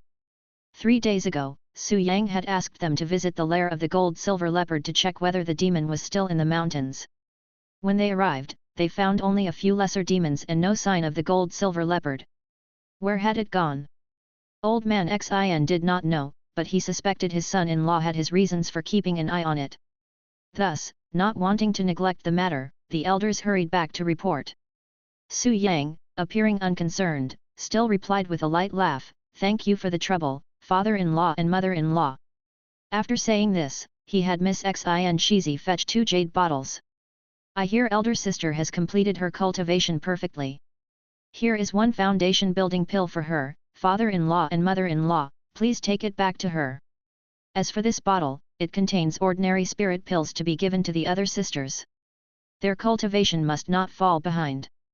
As Su Yang introduced them, Miss Xin Shizi presented the 2 bottles of spirit pills to the elders. "Foundation building pill. This, we can't accept it." The elders were startled upon hearing this and hurriedly attempted to refuse, but the words wouldn't come out. The foundation building pill was a specialty recently introduced by Mingxiao Taoist Temple on Mount Jilai. Over 10 years ago, the couple had reached an advanced age and were nearing the end of their lives. At that time, their daughter Miss Xin Shizi came home for a visit and brought with her 2 Thunderbolt Creation Grade Supreme Spirit Pills, claiming they were gifts from King Shifa of Mingxiao Taoist Temple to her husband, named Foundation Building Pills. It was said that these pills could help cultivators break through and step into the true person level, so they were offered to the elders with respect. The revelation astounded the couple.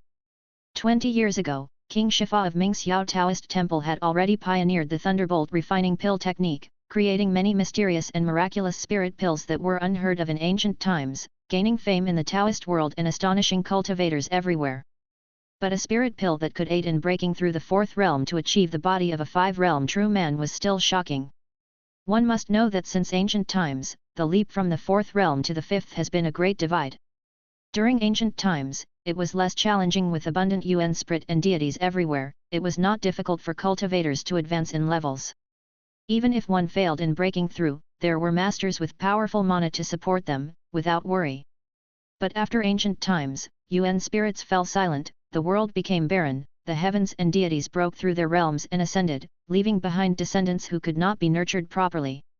In this turbid and evil age, amidst the calamities of heaven, earth, and demons, they struggled desperately. As such, progressing in cultivation was not only slow but also fraught with great risks, especially from the perfect 4 realms to the 5 realms. It required the 3 flowers to gather atop one's head, fusing the internal and external, combining mana, Taoist cultivation, and the physical body, with the essence, qi, and spirit integrated as one. The risks were enormous, and a single misstep could lead to deviation and the complete destruction of one's cultivation. The great schools of Taoism were better off, for they had the ancestor master's altar that could not only protect oneself but also aid in breakthroughs. Thus, each generation had true men emerge, and sometimes, they even achieved the status of a true monarch. But these kind spirit monsters, had no such fortunes. Even if they were kind-hearted and dared to establish a mana altar to accept offerings from all directions, they would be condemned as conducting depraved rites. Taoist cultivators would certainly destroy their mountains and temples, and exterminate their homes and lineages. Therefore, life was difficult for spirit monsters, even more so for kind spirit monsters. Like this couple who were nearing the end of their lives and were merely at the stage of perfect 4 realms with no hope of reaching the 5 realms and becoming a demon king. But at this time, 2 supreme-grade spirit pills of Thunderbolt creation were presented before them. With these spirit pills, they succeeded in breaking through and entered the realm of the Demon King.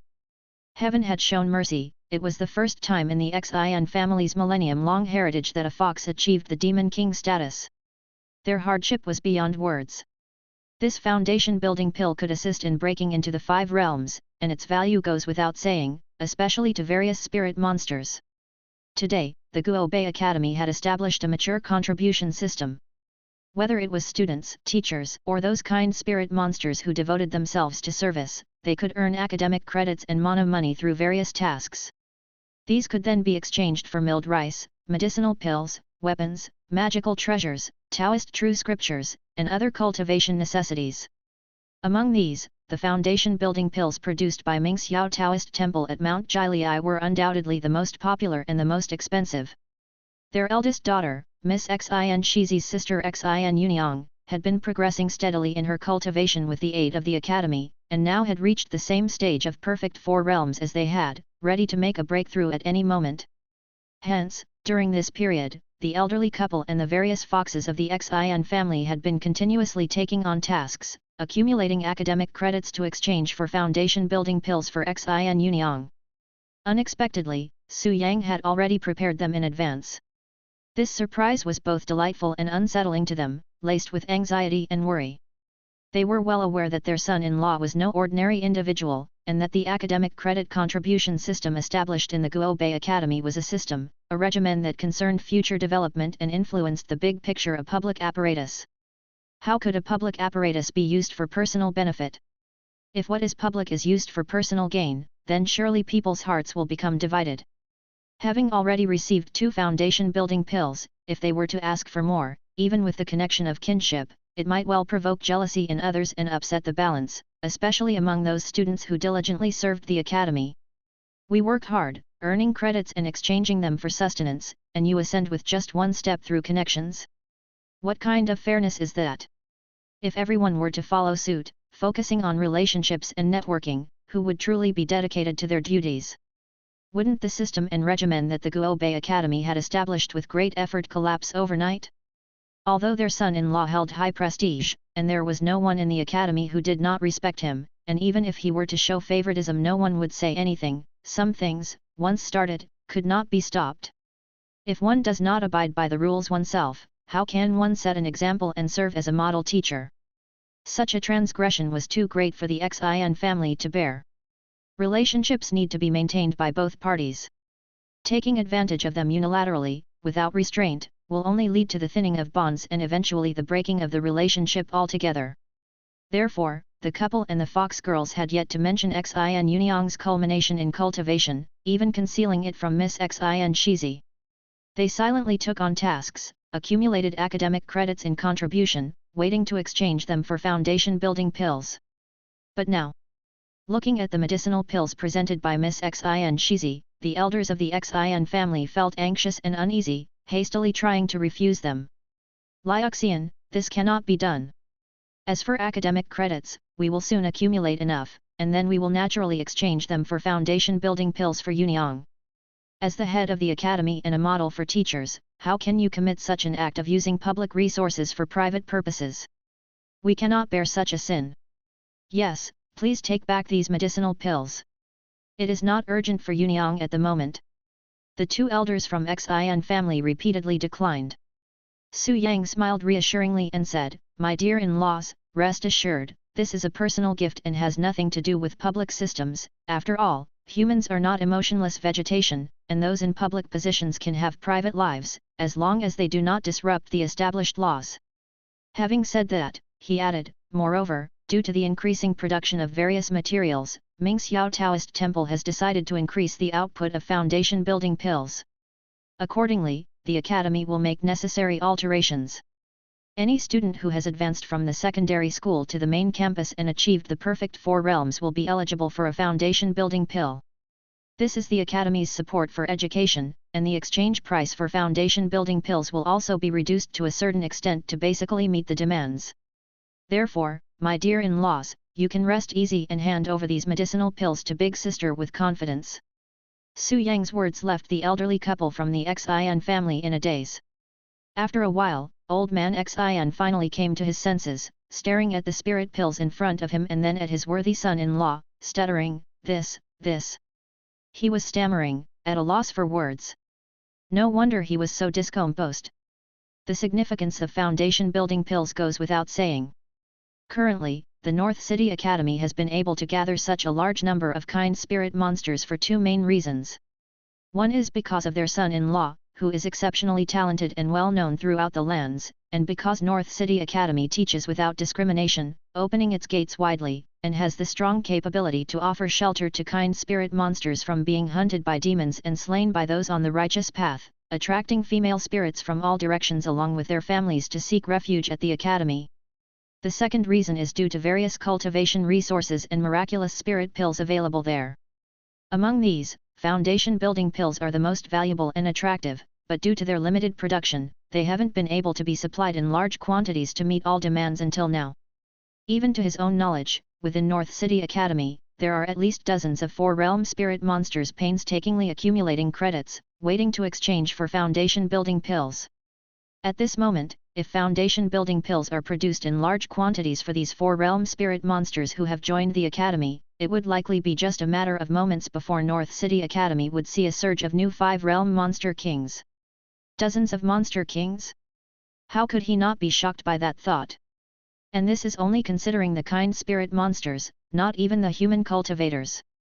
Although it has been a short time, among the 9 main campuses, there aren't many four-realm cultivators, which are nowhere near as numerous as the four-realm spirit monsters who have brought their families to seek refuge, but all in all, there are about 20 to 30 people.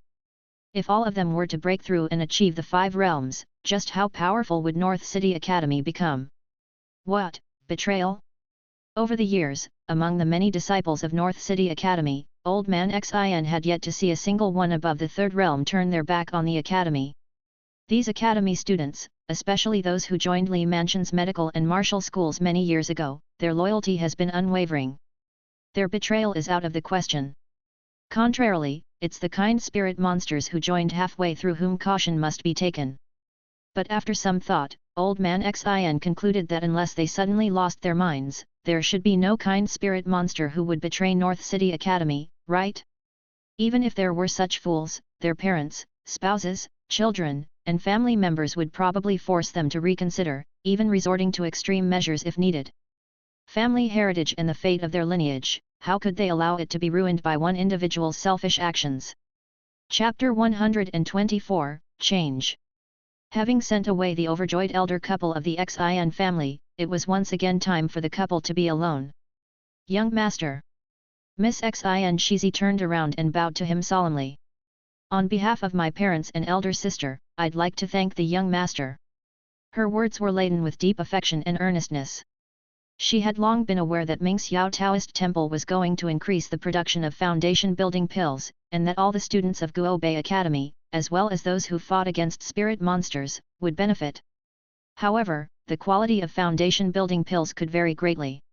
When Mingxiao Taoist Temple first started refining foundation building pills, due to the unfamiliarity with the new alchemy method, the produced pills were of inferior or lower quality, merely serving to preserve life and protect the body, incapable of assisting breakthroughs.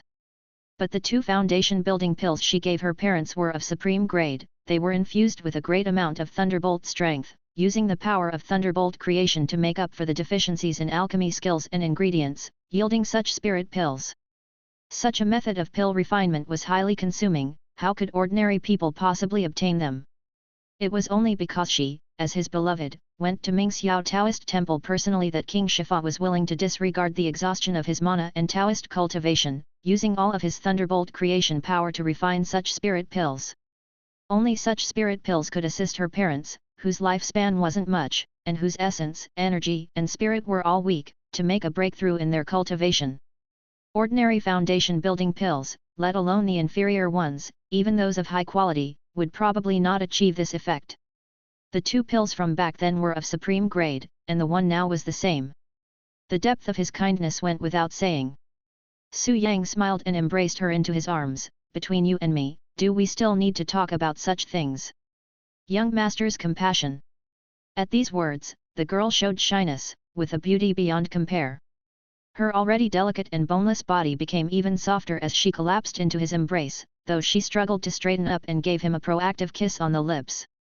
Su Yang held her in his arms and looked at her. The woman in his arms had a face that had not aged, still reminiscent of the past. Time seemed to leave no trace on her. Although she dressed as a married woman, she still possessed the appearance of a maiden, breathtakingly beautiful and unparalleled in the world. Their eyes met, saying everything that needed to be said without words. With a smile, Su Yang carried her horizontally and headed towards the bedroom. It was another night of excellent beauty and passion.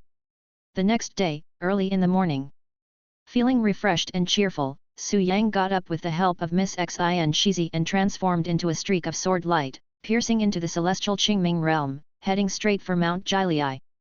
Since ancient times it has been said, the land of softness is the tomb of heroes, a beauty's embrace, the grave of the valiant. A strong wool turns to steel after 100 refinings, yet under a woman's tender care, it becomes soft as silk around her finger. Although such sayings apply to others, they had no such effect on him. Instead, it aided his cultivation, but that didn't mean he could indulge all the time.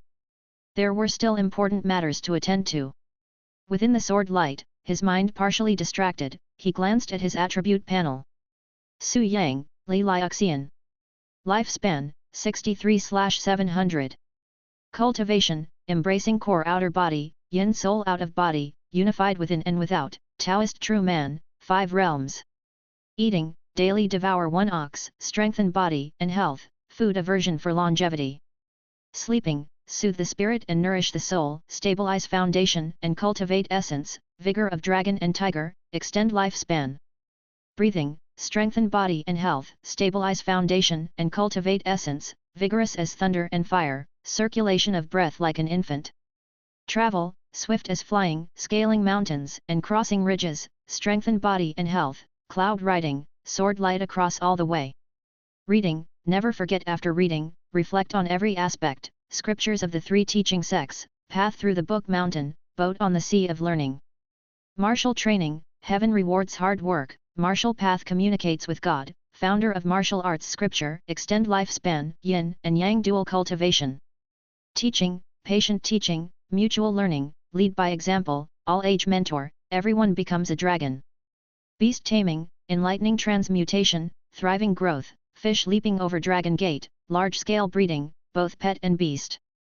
Spirit plants, exotic flowers and herbs, quality cultivation, mighty cloud rain, thriving growth, second world Shenung. Formation, stone formations, thunder formations, general formations, sword intent formations, talisman formations. Alchemy, practice makes perfect, herbal spirit pills, thunder spirit pills. Painting talisman, spirit in each stroke, thunder talismans, enlightening scripts, mana altar talisman making. Artifact refining, skilled craftsmen, divine weapons and precious artifacts, nurturing flying swords.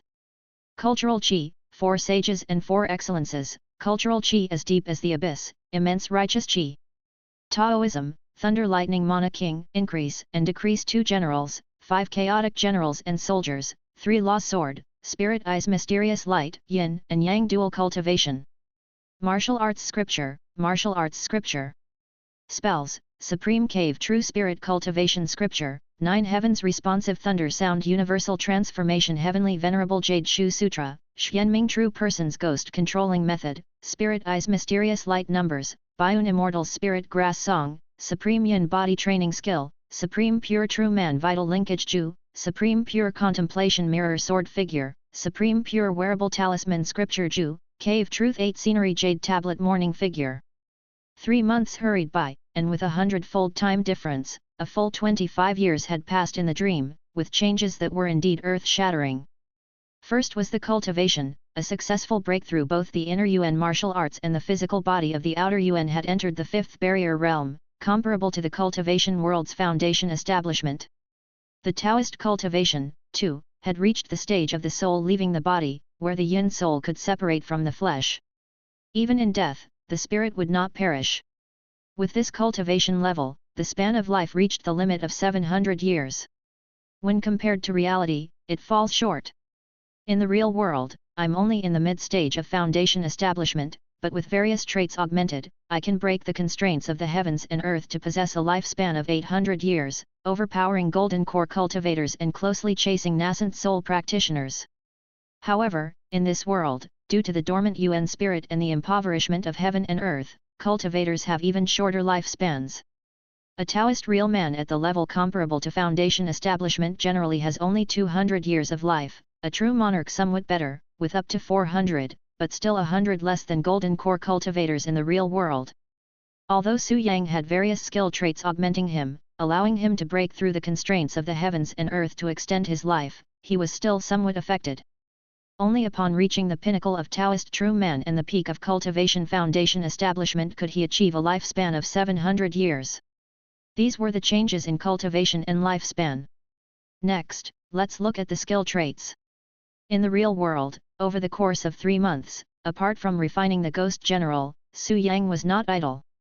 He continuously used the Heshi jade and various elixirs and spirit talismans that could replenish and restore the power of the divine soul to add to his strength and transmit skill traits. That's right, transmission. Transmitting skill traits from the real world to the world of Taoist law. The more Su Yang came to understand it, the more he realized the significance and value of this world.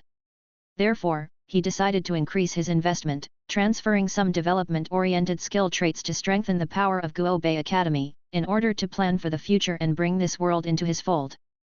The power of money is strong, with the cost-insensitive investments of Heshi jade and various elixirs and spirit talismans, Su Yang successfully transferred a large batch of developmental skills, such as the meticulous guidance of teachers, teaching and learning from one another, leading by example, an all-age mentor, making each person as powerful as a dragon, indeed a powerful tool for developing the academy. There were also skills like spirit plant cultivation, beast taming, formation setting, painting talisman, artifact refining, and alchemy. These traits helped him scale up his farming, enhance production, significantly improve output and quality, and gain a large amount of spiritual objects to serve as resources for cultivation. Otherwise, relying only on divine soul cultivation methods, without other resources, would make it impossible to develop Guobei Academy to its current state in 20 or 30 years, let alone 200 or 300 years. Apart from support through transmission from the real world, Su Yang also relied on his own efforts in the world of Daoist law, developing new skills and traits. For example, his travel methods had replaced the walking skills. Aside from traits like swift as flying, he acquired 2 new traits, cloud riding and sword light across all the way. There's not much to say about these 2 traits. As the names suggest, they enhance the effects of cloud riding and sword flying, including speed, defense, power, and so on. They aren't very strong, but when combined with other skill traits, the accumulated effects can lead to qualitative changes. Reading skills too had improved. After comprehensively studying the scriptures of the 3 teaching sect, Su Yang greatly enhanced his speed of reading the scriptures and cultivating the mana of this world. It was with the aid of these skill traits that he was able to perfect his Taoist cultivation in just over 20 years and achieve the pinnacle of a true man. In the sphere of beast taming, he now had traits for mass breeding and pet bifurcation. Mass breeding is self-explanatory, it's about cultivating on a large scale. Even if he was not personally involved in the nurturing, he would still gain a portion of the skill benefits and trait augmentations, increasing the yield while also freeing his hands. Otherwise, how could he possibly manage so many breeding grounds in Guobei Academy by himself? As for pet bifurcation, it's quite straightforward, separating the cultivation of spiritual beasts from spiritual pets. Spiritual beasts are bred for consumption as cultivation resources, thus reducing the enhancement of spirit wisdom but strengthening spiritual energy and meat quality.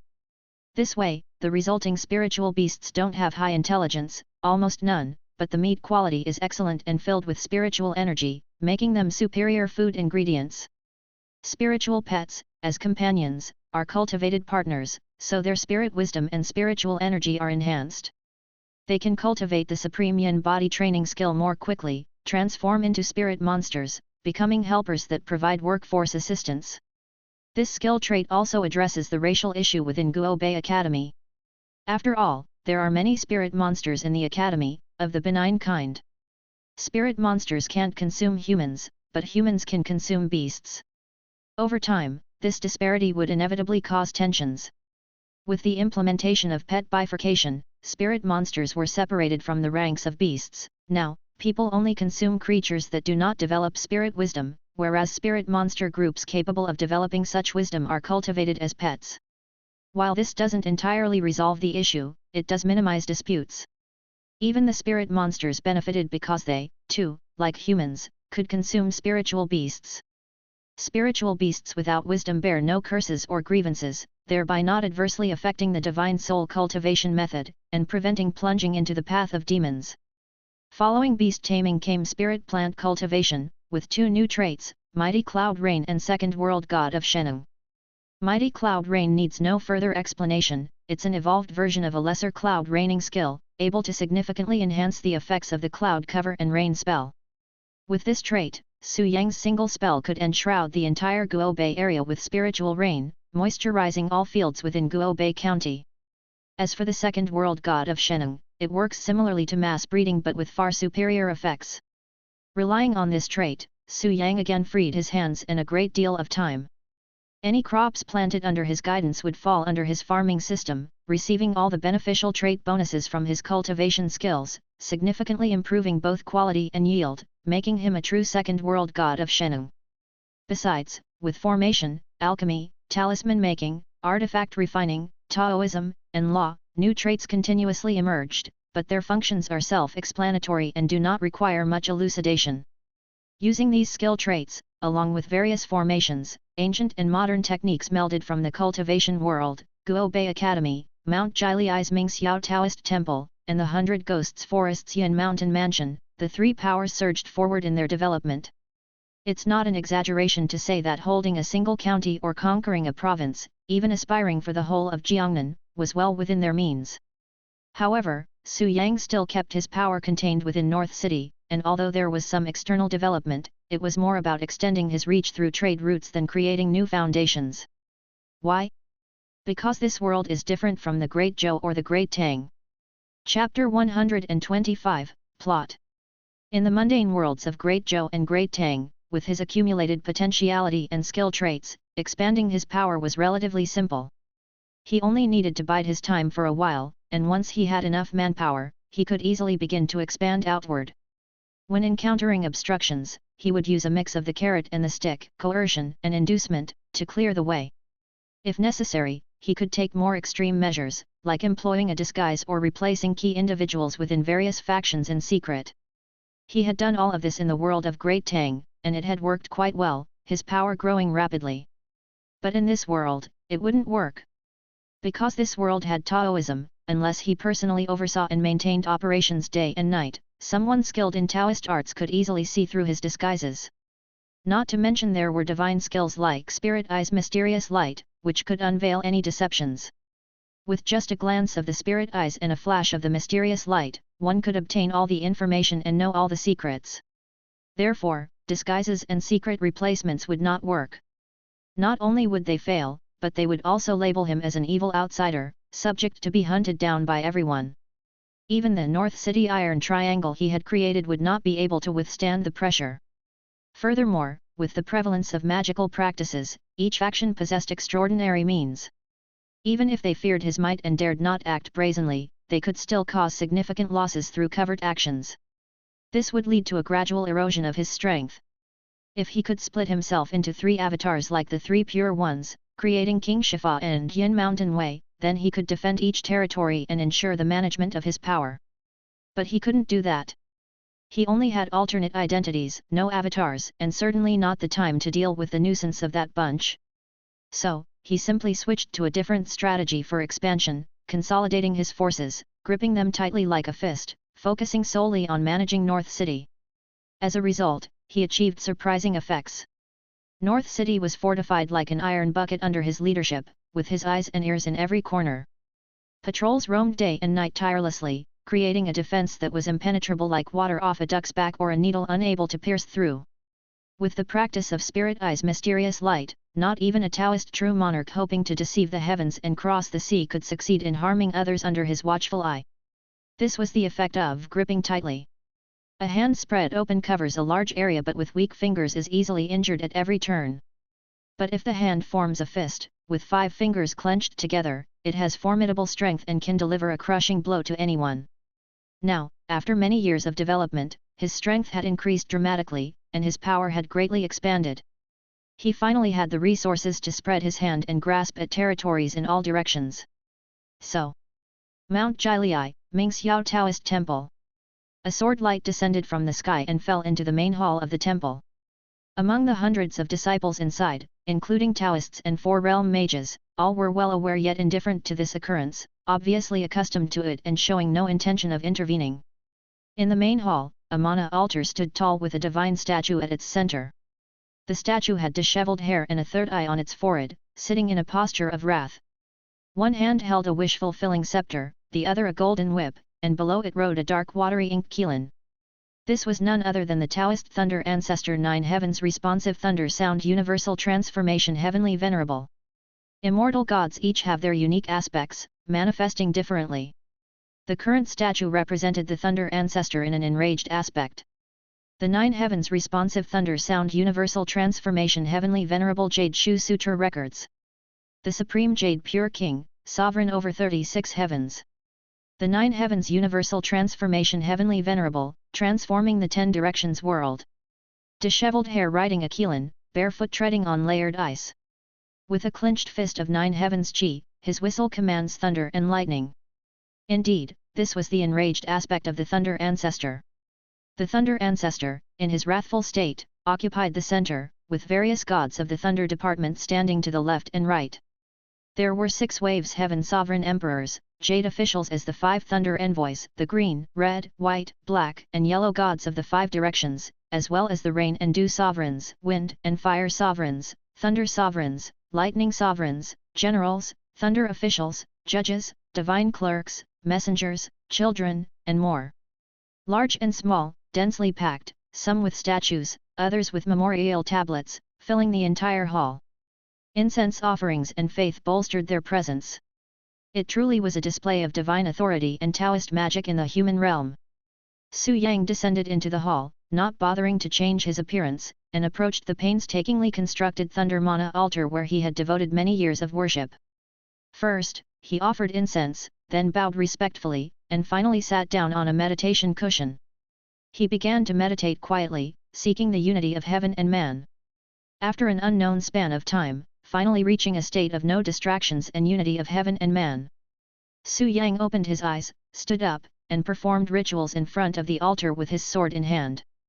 He recited, "The Heavenly Emperor orders the exhibition of true magic, the 9 heavens 5-colored auspicious clouds descend, the golden light of the Qi dragon shines brightly in Qinkan, the myriad deities summoned to attend dragon transformation, with absolute confidence relying on ironclad words, no hidden forms nor false speech allowed, with the words of the Heavenly Immortal Emperor, by the mysterious gates vivid light and earthly script, I appeal to the primordial spirit of the High Heavenly Emperor for light to descend, swiftly, swiftly as decreed. Open!" With a forceful cry, his divine skills were revealed. Suddenly, spirit light flickered, concentrating between his eyebrows and manifesting a spirit talisman script that stood upright at the center, like a heavenly eye. As the spirit light shimmered and pulsed ceaselessly, finally, ding! The talisman shimmered, its eyes opened, and a beam of spirit light followed, shooting into the void and disappearing from sight. Upon observing Su Yang, between his eyebrows stood an unwavering heavenly eye, its ancient depths indifferent and detached. The world is not kind, it regards all beings as straw dogs. Supremely fair and just, selfless and without attachment, emotionless and indifferent. This was indeed the heavenly eye. Over the past 20+ years, Su Yang's main practice was not Thunder series, nor was it the art of commanding ghosts, nor the newly acquired Xuan Yuan Divine Sword Ju. Instead, it was the Spirit Eye's mysterious light technique. He had devoted a great deal of time and energy to this practice, and after over 20 years of arduous effort, he managed to master it to a high level, enabling him to use magic to open the heavenly eye and investigate matters across the 3 realms and 6 paths of beings, including humans, ghosts, and gods. Why focus on mastering the Spirit Eye's mysterious light technique? It was a move born of necessity. In this world, Taoism was rampant, and there were numerous methods to scrutinize one's background and origins, even constantly monitoring and witnessing every move, all of which could easily be seen through. Su Yang, who had traveled through many worlds and dreamed his way into this one, lacked a legitimate identity. He was like an illegal immigrant who had sneaked in. If someone were to uncover his trail, he could be accused of being an extraterritorial heavenly demon. Moreover, in recent years, as the influence of the Guo Bei Academy grew and began to touch upon various interests, the number of overt and covert attacks became countless. There were also all sorts of evil skills, hexes, and curses being used to kill. Lacking a means to avert disaster, conceal himself, and prevent others from prying into his affairs and uncovering secrets they shouldn't, would make it impossible for him to have survived thus far. Therefore, Su Yang had no choice but to painstakingly practice the Spirit Eye's mysterious light technique, to avert disasters, conceal himself, and keep others from spying on him and discovering secrets that could lead them to trouble his doorstep. In this world, there are still many a sage and mystical treasures that could suppress him. After 25 years of arduous cultivation, he not only mastered the Spirit Eye's mysterious light to an advanced level but also unlocked a trait called Spirit Eye's mysterious light, which significantly enhanced the effect of the technique. Now, it should be difficult for anyone in this world to uncover his true potential. Instead, he was able to perceive many secrets, conspiracies targeting him or those around him, and hidden traps. And so, Su Yang activated the heavenly eye, emitting a streak of spirit light into the palm of his right hand before grinding it with his left. After a moment, the mysterious light formed a mirror, and the hazy insides cleared to reveal a scene. It was a stretch of vast mountains, perilous and majestic, filled with numerous desolate hills, adding an air of ghostly spirits and sinister death. It was none other than Mount Mang. Inside Mount Mang, demons gathered. Su Yang focused with the heavenly eye, and with a flash of mysterious light, the scene in the mirror shifted. The vast mountains faded away, replaced by a resplendent golden palace. Inside the palace, beings took their seats. Though they were called beings, they took not the form of humans but of jackals, wolves, tigers, and leopards. Their bestial bodies took on human shapes, truly a gathering of demons and ghosts, of all manner of evil spirits. Before them, they did not lay ordinary dishes but rather the bloody, raw flesh of living humans, some still screaming, grabbed forcefully to be devoured raw. Above them all, a shadow loomed, markedly tall. Upon closer look, one could see a wolf-headed humanoid. Its once greyish fur had turned silver-white, indicating countless years of life. Indeed, it was the Chu Gonghao, one of the demon kings of Mount Mang and the ancestral leader of the Chu family wolf clan, who after a millennium of diligent cultivation had finally broken through and stepped into the realm of the demon emperor. With the heavenly eye focused and the spirit light shining, information naturally appeared, laying bare the entire foundation of the demon. Of this, however, it knew nothing. Glancing down, there were 200 to 300 demons, most of them demon kings, the rest were demon generals. Su Yang was not surprised by this. When a country is on the verge of collapse, demons will abound. As a dynasty approaches its end, when production can no longer meet demand, a situation of overpopulation arises.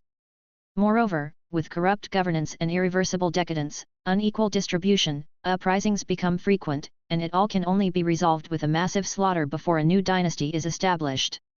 Therefore, at the dawn of a new era, a great order is necessary, first, for the founding emperor's bold vision and, second, for a fair redistribution of interests that can accommodate all sides. This world is no different, except that it has the added presence of demons. Once the imperial court is unable to suppress all factions and the great Taoist schools fall into strife over the contention of fortune and destiny, demons naturally emerge to prey on humans and cultivate until a new dynasty is built and can suppress the world again, causing them to retreat back to their lairs and lie dormant once more. So, what is a couple of 100 demon kings in the grand scheme? A gathering of demon kings enjoyed their feast. As the demon emperor and host, Chu Gonghao from his high seat laughed only after the demon kings were full with food and drink. How is it? Does the taste satisfy? These humans are top quality bloody food, bred specially by me. I even had them cultivate Taoism so they taste much better than ordinary mortals, right? Excellent. Magnificent. King of Chu is generous. Indeed, quite a flavor. The satisfied demon kings naturally joined in the flattery of their host. Chu Gonghao chuckled, we are all of the same kind, no need for me to hide anything. Today, I've invited everyone to gather here at Mount Mang for a matter of great importance, a most delightful affair. Oh! What is it?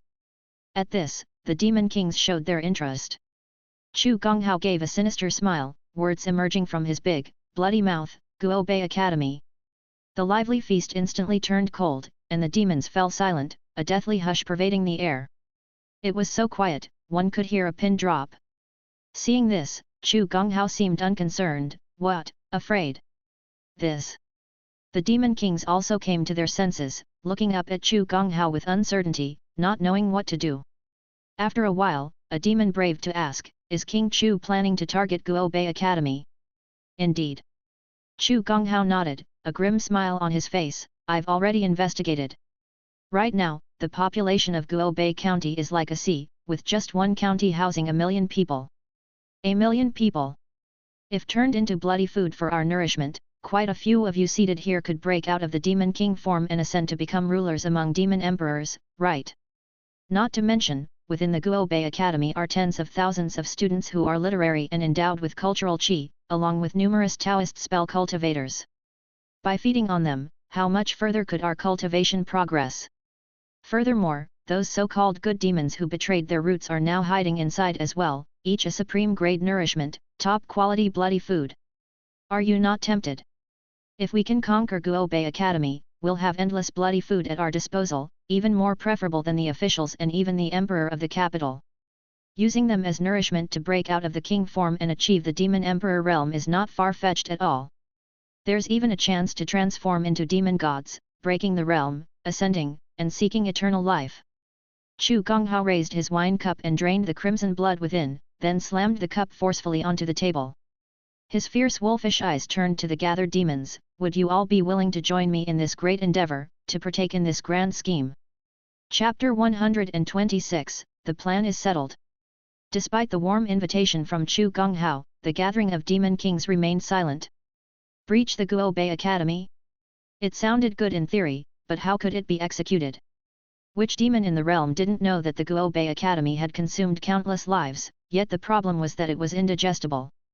Decades ago, in the early days of its establishment, Guobei Academy had attracted numerous kind spirit monsters and literati due to the nature of its students and faced infiltration by demons and evil cultivators seeking to plunder and murder within the province of Guobei.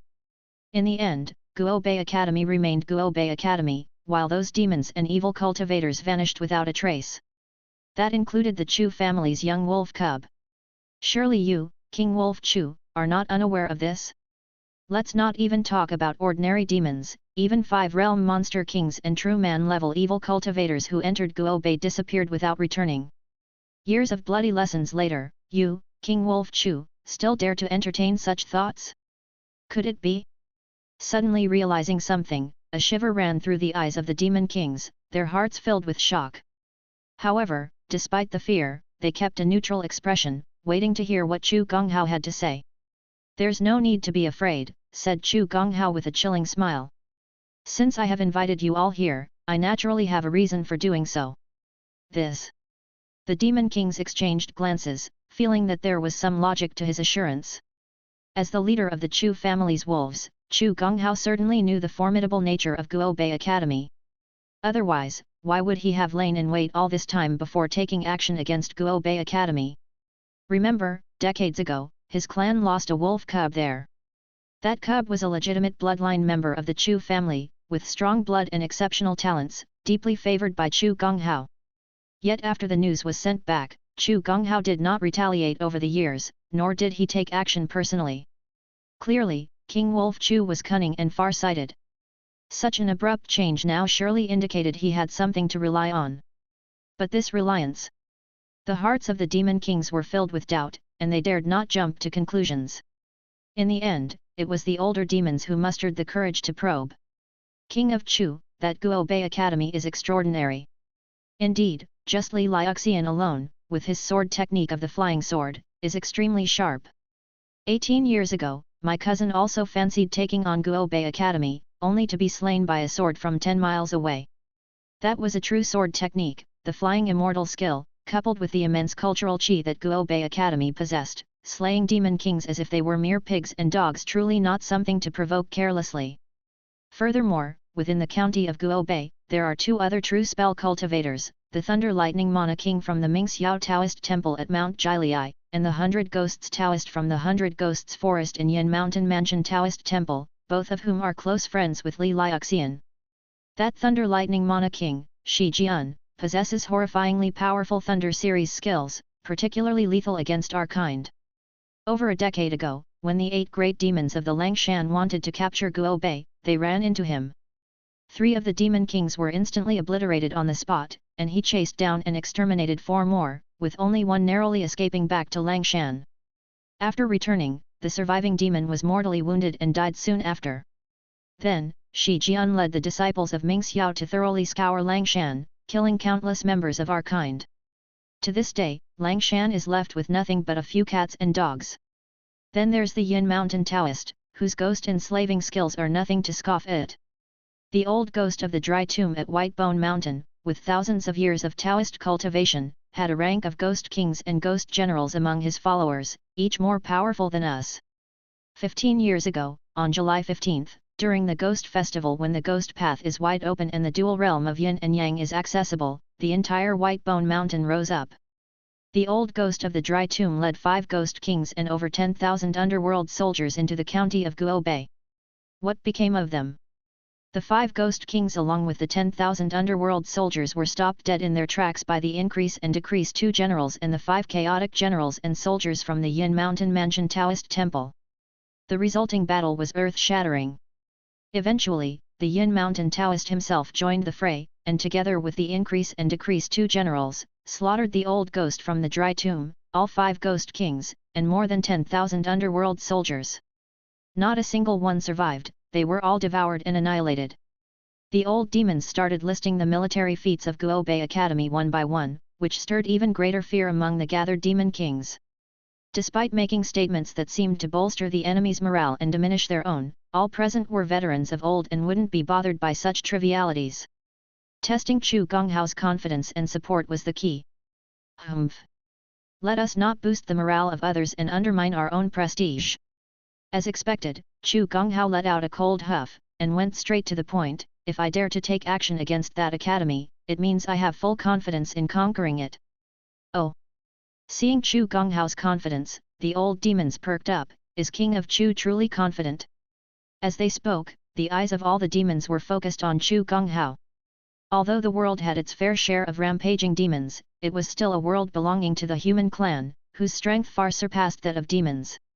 Especially the righteous skills cultivators from various sects of Taoism, who were usually able to defeat demons of the same level, and if not for the longevity advantage of demons, who had ancient beasts and old ghosts defending their territories, they would have been wiped out by the various sects long ago. Even the ancient demons with thousands of years of Taoist cultivation only dared to guard their domains and hesitated to venture out, for the sects would spare no expense to mobilize their potentiality and unleash their vast destructive power to shatter the souls of ancient demons. Thus, the demons were curious about where Chu Gonghao got the audacity to target the Guobei Academy. Li Liuxian and the two cultivators from Mingxiao and Yin Mountain held true man-level cultivation, slaughtering demon kings as easily as butchering pigs and dogs. To act against them, at the very least, a demon emperor would need to make a move, otherwise, there was no chance of victory. Had Chu Gonghao reached the realm of the demon emperor? Even if he had stepped into that realm, being just one demon emperor, how could he possibly stand against the three cultivations of Guobei? The demons were puzzled and all the more curious. That's natural. King Chu laughed heartily, standing up. Now, allow me to introduce another distinguished guest I've invited. As he spoke, to his left, a figure suddenly materialized in an empty seat. It was a white ape, a giant primate with snow-white fur and fiery red eyes. It carried a massive sword on its back, emitting a chilling aura. After appearing, it said nothing, grabbed the bound woman on the table, tossed her into its mouth, and began to chew forcefully, blood splattering and staining its fur red. This is the sword demon ape. Watching the white ape devour its meal, the demons looked at each other, filled with surprise and uncertainty. This demon, they knew, was a famed demon king like King Wolf Chu, the southern mountain sword demon ape. However, whereas King Wolf Chu was the patriarch of the Chu family wolf clan on Mount Mang, this southern mountain sword demon ape was a naturally unique species, a solitary creature who kept to itself. It was inherently ferocious and somehow obtained a sword cultivator's mana technique, haphazardly mastering a set of demon sword skills that was quite formidable, rampaging through South Mountain. That King Chu could invite it here. Could it be? A leap of intuition in the demons' hearts, they carefully sensed the aura and were further shocked to their core. Has it broken through? Demon Emperor. Looking at the sword demon ape gorging itself, covered in blood, the demons couldn't help but recoil in shock. My lords, there's no need for alarm. King Chu waved his hand and said ominously with a smile, that Li Liuxian calls himself a sword immortal. Now, I've brought him a sword demon. Let's see if he's truly capable. Will he rise to meet a challenge and find his equal? The demons exchanged glances, bewildered, but seeing King Chu's demeanor, they had no choice but to cooperate reluctantly. King of Chu is formidable, but what about Thunder Lightning Mana King and Yin Mountain Taoist? Humph! The words were unfinished when an icy snort interrupted them, followed by a play of light and shadow as a figure manifested on the right. It was a man with the head of a serpent. His serpentine head and flesh wings spread angrily, the lumps on his head already burst open, revealing a pair of horns entwined with lightning, taking on the aspect of a Jiao dragon. The shocking thunder python of Mount Mang. You've transformed into Jiao. Seeing this person, the demons were astonished beyond measure. This person, like King Chu and the sword demon ape, was also a famed demon king with a great reputation, who dwelled on Mount Mang. Born a unique species known as the shocking thunder python, he could naturally control thunder and lightning, and his strength was even superior to King Chu's. He was heralded as the leading demon king beneath the demon emperor in Mount Mang. Now, the python transforming into Jiao meant that he too had stepped into the realm of a demon emperor? This was difficult for the demons to accept. There's a saying that when a nation is about to fall, there will be demons, but for 3 demon kings to break through to demon emperor one after another was astonishing. Was it a coincidence? Or was it an inevitable result of long accumulation? The demons did not know. But looking at King Chu, the sword demon ape, and now this shocking Thunder Jiao, their hopes for the incident at North City Academy rose somewhat. Jiao vs. Thunder Cultivator, Demon Emperor vs. True Man, even with the difference in cultivation, they should not be at a disadvantage, should they? If this shocking Thunder Jiao could hold off Shi Jian and the sword demon ape could deal with Li Liuxian, with King Chu facing the Yin Mountain Taoist, wouldn't North City Academy be at their mercy for plundering? This might just be possible. Without realizing it, their convictions wavered. Still, a few of the older demons remained cautious, looking at the seated shocking Thunder Jiao. Python, no, Jiao King, are you confident that you can defeat Shi Jian? Humph. The shocking Thunder Jiao snorted coldly, if I had no confidence, would I come here to jest with you? This. All right then. With their minds made up, the demons turned their gaze towards King Chu, so King Chu will deal with the Yin Mountain Taoist. No, no, no. King Chu shook his head and smiled, I still have another distinguished guest to introduce to all of you. With that said, he turned his gaze to another vacant seat. Then, a glint of gold flashed, revealing a divine aura, and gradually a figure took shape. This is Buddhist light. The pupils of the demons contracted as they leaped to their feet in alarm. No wonder they were agitated. In Mount Mang of the north, where demons converged, a sacred Buddhist light had suddenly appeared. What did that signify? If not for King Chu sitting there, they might believe this was a trap set by Buddhism. My lords, please calm yourselves. King Chu smiled faintly, steadying the anxious crowd. Allow me to introduce Master Sunlong, a fellow seeker of the path just like us. As he spoke, the Buddhist light dispersed, revealing the figure of a man, dressed neither like a monk nor a Taoist, yet resembling both. With eyes cast down, he exuded compassion and yet an imposing aura, the mana resonance emanating from him sending shivers of fear through the demons below. This. A Taoist true monarch. Looking at this Master Sunlong, who was neither monk nor Taoist, neither righteous nor sinister, neither good nor evil, neither demon nor human, the demons were perplexed, unsure of what to make of the situation, and could only look to King Chu for guidance. The Yin Mountain Taoist will be dealt with by Master Sunlong. His Buddhist light is the nemesis of underworld ghosts, sure to sweep them away into emptiness, King Chu said with a grim smile. My lords, you need only join me in attacking North City Academy and relish in the bloody feast as you please, King Chu continued. This. Hearing this, the demons hesitated. Pies falling from the sky are not necessarily a good sign. Did King Chu go to all this trouble to invite the sword demon ape and shocking Thunder Jiao, both demon emperors, and find this enigmatic true monarch cultivator from who knows where, to clash desperately against the three cultivators of North City, solely to create this opportunity for them, allowing them to raid North City Academy and indulge in a bloody feast?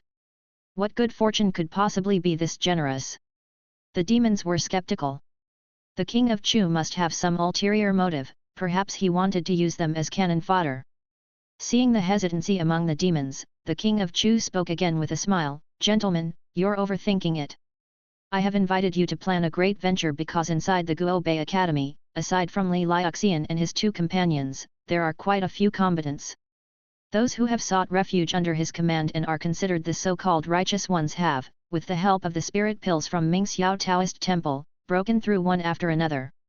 Now there are 18 demon kings with pure mana, exceptional talents, and having been taught and guided by Li Liuxian, they have mastered the orthodox divine skills and possess remarkable combat abilities, not to be underestimated. Furthermore, inside the Guo Bei Academy, there are 9 major institutes. Apart from the medical, agricultural, industrial, and commercial institutes that aren't skilled in combat, the Heaven Martial Institute, Shushan Sword Institute, Military General Institute, Dragon Chapter Talisman Institute, and Cycle Formation Institute, these 5 major institutes all have numerous disciples and should also not be underestimated.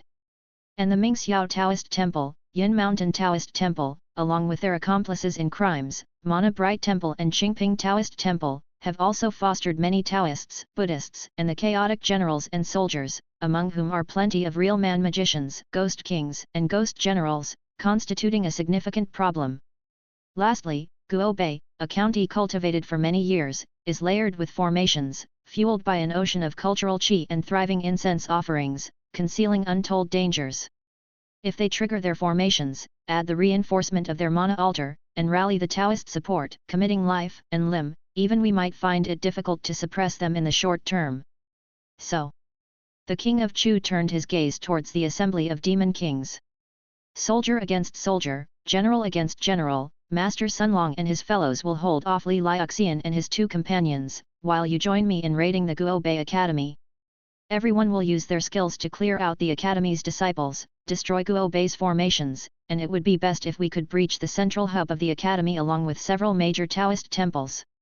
Once the hub is breached, and the Taoist temples are destroyed, those 3 individuals led by Li Liuxian will no longer pose a threat, and Master Sunlong and the others will certainly be able to slay them. At that time, the land of Guobei, with its million souls, will be our sustenance, free for us to feast upon. The king of Chu split open his gaping maw. Such a grand prospect, would you all like to share in this bounty with me? This. The demons exchanged glances, clearly tempted. But a few of the old demons remained rational. The thoughts of the king of Chu are indeed good, but if all of us leave the northern territory and launch an assault on Guobei, such a huge commotion will not go unnoticed by the followers of Taoism, will it? Indeed, it's said that Shi Jian has cultivated the Spirit Eye's mysterious light technique, which can divine information about anything between the heavens and the earth, ghosts, gods, and all 6 paths of the 3 realms. With such a grand movement from us, how could we possibly escape his eyes? He might even be watching us right now. If he seeks help from Taoism and they send a few true monarchs to lie in wait with formations set, wouldn't we be walking right into a trap? Right now, in Jinhua Mansion, right next to Guobei, there is a true monarch of Taoism commanding over a dozen true men suppressing the Orchid Ghost realm. If Guobei is in danger, he will surely take action to help, not to mention the various Taoist temples and Buddhist temples throughout Jiangxi. The words of the few old demons were like a splash of cold water waking up the excited demon kings. The king of Chu, however, was unconcerned and said with a light smile, "Gentlemen, rest assured, if I take action, I am confident of success." With that, he took something out of his sleeve. It was a lifelike golden dragon. The golden dragon treasure ship. Its dragon might dissipated in an instant, startling the demons, making their hearts skip a beat, almost causing them to kneel and cower. Is this dragon molting? Exactly, it is the dragon molting. The king of Chu smiled faintly. This is a relic from ancient times, part of a true dragon's molding. Our predecessors of the demon race refined it with great magic to obtain this treasure, capable of concealing thousands of demons. With this cover, the various Taoist sects will not detect us. As for the technique of Spirit Eye's mysterious light, what, do you think that Shi Jian, a mere real man magician of Taoism, could pry into the affairs of several demon emperors? This matter is sure to deceive the heavens and cross the sea, achieving success swiftly. Now, it's up to you whether you wish to join in this grand endeavor. Listening to the king of Chu and seeing the treasure ship made from the true dragon's mold in his hands, as well as the many temptations of the Guobei Academy, the nature of the demons, ultimately, could not hold out. We are willing to go through fire and water for the king of Chu. Chapter 127, True Monarch. Before the Mana altar, the mysterious light mirror appeared. Looking at the scene within the mirror, Su Yang's brows slightly furrowed.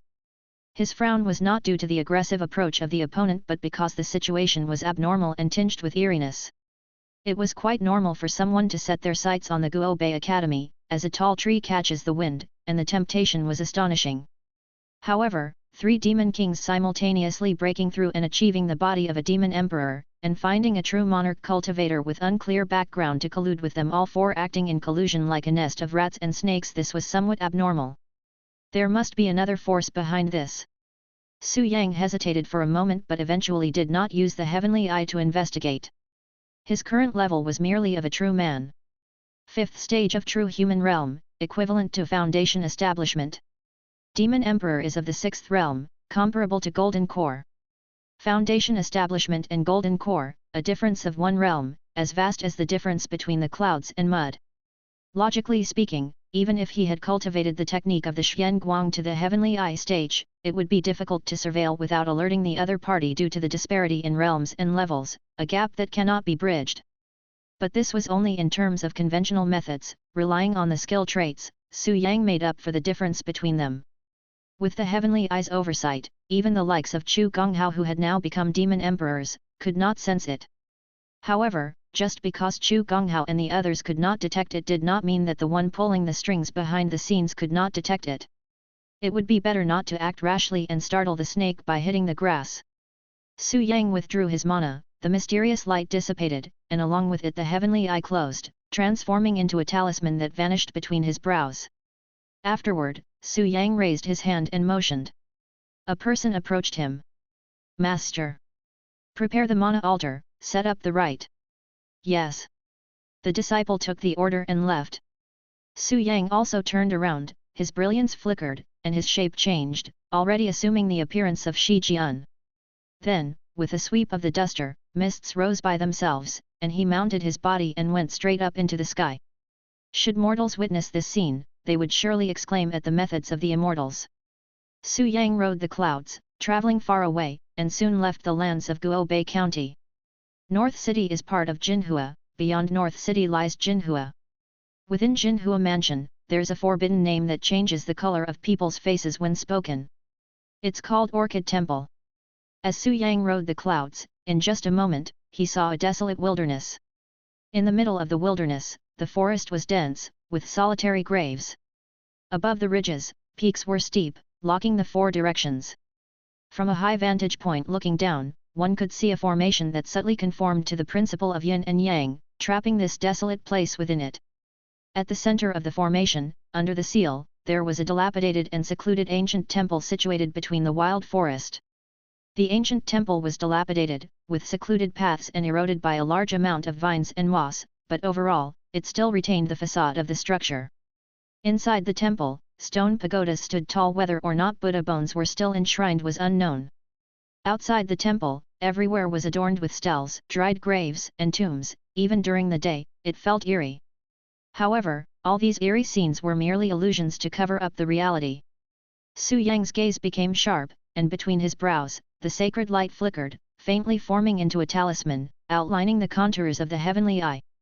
With the heavenly eye opened, just one glance shattered the ghostly illusions instantly. A splendid, brightly lit ancient temple stood amidst the darkness, with shadowy figures inside, singing and dancing in peace as if indulging in enjoyment. Yet with a flash of the heavenly eye's mysterious light, a second layer of illusion shattered. The splendid, brightly lit temple disappeared in an instant, leaving only a dark, desolate temple about to collapse. It was like a giant tree rooted in darkness, with countless corpses, skeletons, ghosts, and demons howling ceaselessly beneath it. Darkness, where does it come from? How can there be darkness under the bright sky? A common person cannot understand, only cultivators can perceive. The darkness is not a play of light and shadow but made up of Yuan Qi. Yin Qi, the darkness composed of boundless Yin Qi, like a massive vortex, lies within this desolate land. It is the overlap between the dual realm of Yin and Yang, the gateway from the world of the living to the nether world. Even if the sun is in the sky and the sunlight is shining brightly, it cannot dispel this boundless Yin Qi. Within it, shadowy figures loom, countless evil ghosts roaming, wishing to enter the world of the living and consume the living. The dual realm of Yin and Yang is a peculiar aspect of this world. However, Su Yang did not come for this, so let's leave that aside for now. With a thought, the clouds descended, landing on an isolated peak. Within the solitary peak, there was a simple reed shed. In front of the shed sat a Taoist man with white hair and beard, full of immortal energy and Taoist bones, undoubtedly a true practitioner of Taoism.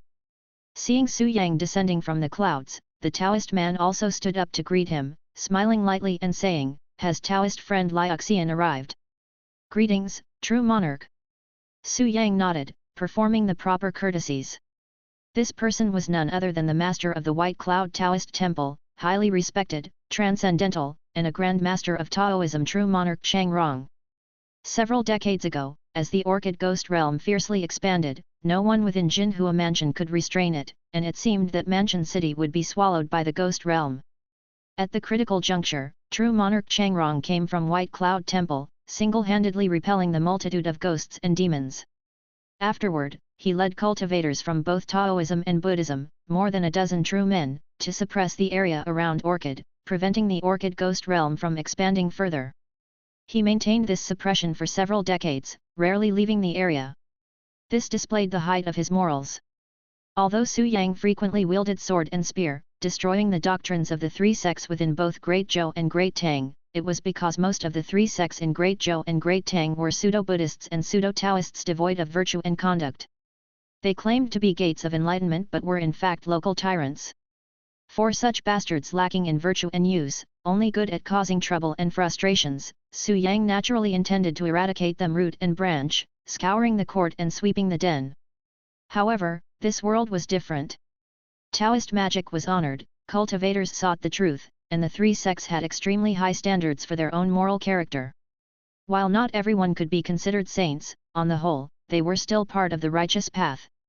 Righteous Taoist cultivators all saw it as their duty to slay demons and eradicate evil spirits, often willing to sacrifice their lives for righteousness, with those dying to defend the path being far from rare. While this did have some connection with their cultivation, judging by actions rather than intentions, what was done was done. Regardless of the motivation, it did not affect their nature. Take true monarch Changrong here, who spent decades suppressing the orchid ghost realm and protecting the peace of the land. Even though this was part of his cultivation, it still did not change the fact that he brought great benefits to the common people and accumulated vast merit. Su Yang's respect for such genuine cultivators of the way was sincere and unfeigned. Taoist friend is still as courteous as ever. True monarch Changrong smiled, inviting him to sit down and brewing a pot of immortal tea. This is the newly arrived Bayun Mist Mountain tea. Please, taste it and see how it is. Su Yang raised his cup and drank, commenting, Bayun Immortal Tea truly lives up to its reputation. If you like it, then take some back with you. True monarch Changrong smiled and then got right to the point. Now is not yet the time for rotation. Taoist friend must have important matters to attend to by coming here, right? Indeed. Su Yang nodded and said, I, along with Brother Dao of Yin Mountain Way and Sword Minister, need to take a leave of absence for some time and won't be able to come for the rotation. I must trouble the true monarch to make alternative arrangements. Oh! Hearing this, true monarch Changrong couldn't help but frown. Could it be that Taoist friend Liuxian has got into some dispute with others again? Sigh. Liuxian is a sword cultivator, decisive and straightforward, unbending, which is understandable. However, actions need not always result in confrontation with drawn swords. How about I mediate as a middleman and everyone sits down and talks it over? There was an unmistakable helplessness in his words. Over the years, Guo Bei Academy had been constantly developing and growing. Although there was no expansion of a conquering nature, the plundering style of recruiting students and moving populations had brought about conflicts with various forces. For this, duels with blades and spells, and battles with curse skills were quite common, making the already unstable Jinhua Mansion even more tumultuous. As the only Taoist true monarch within Jinhua Mansion and also the master of White Cloud Taoist Temple, a highly esteemed figure in Taoism, he had no choice but to step in and take control of the situation. But these matters were always one in which every party felt justified.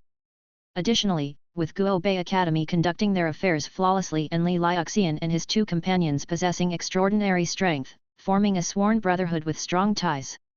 Binding the three together, not to mention ordinary people, even he, the master of White Cloud Taoist Temple and a true monarch of Taoism, might not be able to withstand them. Thus, he had no choice but to be partial to Guo Bei Academy to keep Jinhua peaceful. But to his surprise, this approach made others perceive bias, thinking that he, as a true monarch of Taoism, was taking sides. Heaven have mercy, if not for his partiality, those three would have already embarked on a slaughter. A sword cultivator, a thunder cultivator, and an atypical Yin Mountain Way who commanded ghost gods. Did they really think he could suppress them? Being caught in an extremely difficult position, true monarch Changrong still hoped Su Yang could give him some face. Looking at the true monarch of Taoism, who had suppressed the ghost realm for decades but was essentially a pushover, Su Yang shook his head with a smile. It's indeed a matter concerning the academy, only it's not personal affairs but rather an issue with demons. Oh! Demons! Hearing this, true monarch Changrong immediately changed his expression. What demon is so blind as to dare provoke the three of you? You jest, true monarch. Su Yang shook his head, calmly saying, several demon emperors from Mount Mang have gathered a host of demons, evil spirits and malevolent entities, aiming to attack Guo Bei Academy. Mount Mang. Demon Emperor. Several. Upon hearing this, true monarch Changrong was also taken aback, then his demeanor became more solemn. Is what Taoist friend says true? Su Yang nodded, I have seen through them with heavenly eye mysterious light, there's no possibility of falsehood. True monarch Changrong fell silent for a moment, then seriously said, I can't be in two places to deal with the orchid ghost realm, but I can send a letter inviting fellow deists from all around to come and lend you a hand, ensuring Guo Bei's safety. Su Yang shook his head, there's no need for true monarch to trouble yourself. The three of us have our own methods to cope. My visit was to ask for leave, and second, to remind the true monarch that the movement of the Mount Mang demons may also involve other schemes. Perhaps it could also implicate Orchid Temple. Therefore, I ask you to be wary of the Black Mountain Old Demon, and to remain vigilant against their colluding misdeeds. This. True monarch Changrong pondered for a moment, then agreed, what Taoist friend says is quite right. The Black Mountain Old Demon is a giant of the netherworld, half demon and half god. If the demons of Mount Mang intend to act against Guo Bei Academy, they will undoubtedly seek his alliance. I must reinforce the defenses. No, to be safe, I will still send a letter inviting a few friends over to bolster our forces. Hearing this, Su Yang did not say more, True monarch, you arrange as you see fit. Once I've dealt with those demons, I'll return to face the Black Mountain Old Demon with you. Oh! His words seemed to make true monarch Changrong sense something, looking him over, could it be that Taoist friend is about to make another breakthrough? Su Yang smiled, unassumingly, if all goes well, it will be in this very place. This, alack! Even true monarch Changrong could not help but let out a long sigh, Taoist friend is truly a once-in-a-lifetime genius, I am no comparison. You are too modest, true monarch. Su Yang stood up, there are still many preparations to be made, I shall take my leave first. Taoist friend, take care. True monarch Changrong nodded, then remembered something else, by the way, which method does Taoist friend plan to use to deal with this? Su Yang smiled, I have ordered my disciples to set up a mana altar, to perform the ceremonies, preparing to hold the Lushan Dejiao within Guo Bei County. Lushan Dejiao. True monarch Changrong's eyes sharpened, then he understood and smiled, no wonder Taoist friend is so confident. With the potential of Guo Bei County, if you hold a Lushan Dejiao ritual, it'll naturally be easy to deal with the Mount Mang demons. With such a plan, I can rest easy. I'll write a letter later, calling for cooperation from all the surrounding areas. Thank you, true monarch. Taoist friend, you are too polite. Chapter 128, Mobilization. 3 days later, inside the academy. Liang Xiao had recovered from the blow to his ego dealt by Wu Hua and began to adapt to this novel academy life. As a prince, and once the much-favored ninth prince, not only had he been taught by great scholars within the palace walls and browsed through numerous scriptures, but he had also incognito sought learning at Yingtian Academy, the foremost of the 4 great academies in the land. But even when he was masquerading, he travelled with a procession of 3 horse-drawn carriages, hundreds of maids and servants, and guards, with all his luggage filling up 3 entire carriages. Upon admission, he received even more special attention. Unlike now, when he was assigned to a small school and even forcibly separated from his sole protector and servant. Without a single person to attend to him, this prince, who'd grown accustomed to luxury and had never lifted a finger in his life, became the butt of many jokes. Fortunately, the academy's system was well established, and its framework meticulous. His temperament was also extraordinary, so he quickly adapted to life here. Dong! The morning bell resonated at dawn, carrying a zen-like quality as if waves were crashing against the shore, an endless echo cleansing the mind and spirit. Liang Xiao opened his eyes, sat up, and stretched, instantly dispelling any drowsiness. He felt energized and rejuvenated. This was an experience he had rarely encountered in his 18 years of life. With the heavenly family bloodline and as a prince, not only was cultivation of mana difficult, but the effectiveness of various Taoist spiritual objects was also significantly reduced. The usual spirit pills and magical medicines had no effect on him. The offerings of fruits and vegetarian dishes from various Taoist temples and monasteries were akin to chewing wax, providing him with little to no benefit.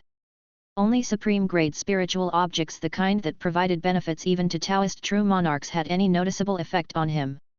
But those of such caliber were rare treats even for his emperor father, so how much could a mere prince like himself enjoy? But now, this bell sound. According to the instructor, this bell, known as the morning bell, was one of the treasures of the academy. It would ring every morning at dawn. Its tone could purify the soul and invigorate the spirit. Coupled with the evening drum that sounded at night to promote peaceful sleep, its cyclic nature, morning and evening, day and night, effectively nurtured the soul and boosted energy. Together, they were known as the morning bell and evening drum. Liang Xiao had heard of this morning bell and evening drum, famous magical instruments of Buddhism. Several large Buddhist temples in the capital city had them set up, but only the morning bell and evening drum at Longhua Temple had any effect on a prince like him. Yet, even the one at Longhua Temple wasn't as effective as the academies. It revealed the miraculous nature of this place. But Liang Xiao had already grown accustomed to it. After just 3 days of attending school, everything he saw and learned was strikingly novel, and even turned some of his beliefs upside down. After the continuous barrage of shocks, amazement turned to numbness, and he no longer found anything out of the ordinary. "Liang, are you up? Hurry and wash up, don't be late again." A glance around showed that his dorm mates had already started their morning routines, and the dorm leader Li Dania reminded him. Oh. Liang Xiao dared not delay. He quickly got up, finished his ablutions, and followed his dorm mates out the door, heading toward the dining hall.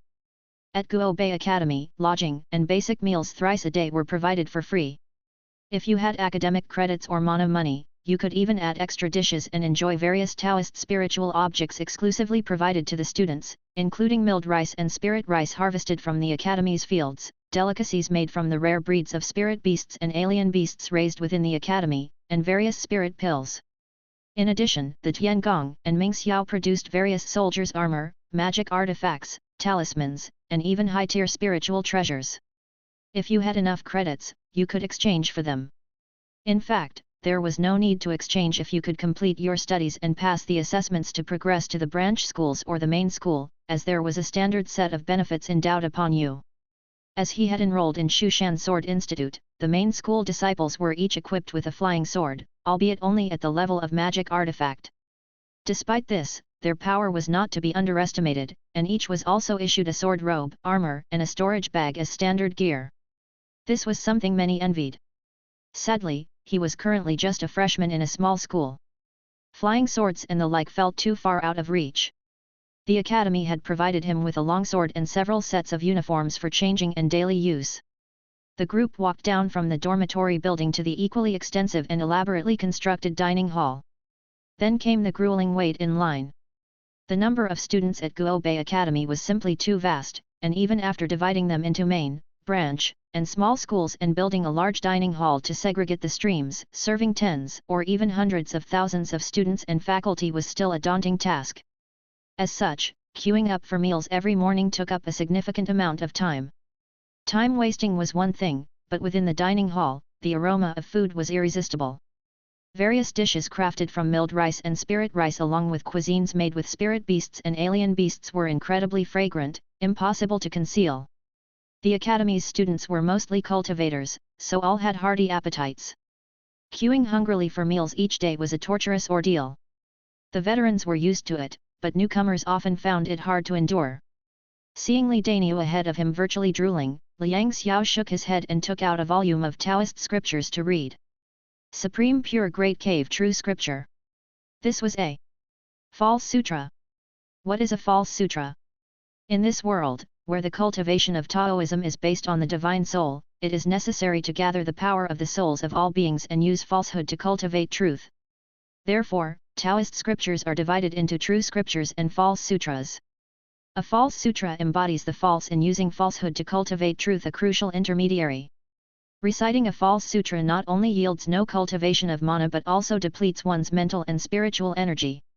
The expended mental and spiritual energy will, through the false sutra as an intermediary, merge into a true scripture, enhancing the power of the true scripture.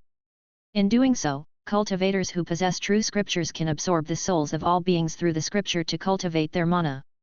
Seeing it this way, the method of the false sutras can be called the work of an evil demon. But why would the ancient immortal gods create a method of evil demons? Chanting the false sutras, although it harms the divine soul, does not damage the foundation. On the contrary, over a long period of time, with repeated study, it can even enhance the divine soul. If one could persist in chanting for several decades, rain or shine, there is also a possibility of cultivating mana. That is to say, cultivating the true through the false. Although this possibility is low and the mana cultivated is not abundant, on the whole, the method of the false sutras is not purely plundering and exhausting resources but rather mutually beneficial and reinforcing. As a prince, Liang Xiao was unable to cultivate the true scriptures, but there was no harm in reciting the false sutras. He stood in the line, queuing up while reading a book, silently chanting the scriptures in his heart. Not just him, in the queue, many of the students were doing the same. This was an assignment from the academy, a grading task. All students, after enrollment, would receive a false sutra and were required to recite it daily. It was a basic task that had to be completed no matter what. After completing the basic task, continuing to recite would be considered a contribution, and they could earn credit rewards. As a new student from a small school, Liang Xiao had limited ways of earning credits, so the task of reciting scriptures was something he could not slack off on.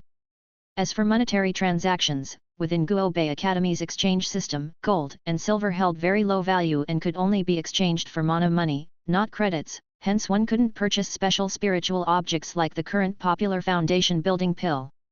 Only Taoist true scriptures, the art of divine abilities, and various Taoist spiritual objects, magic artifacts, and magical treasures could be traded for substantial credits.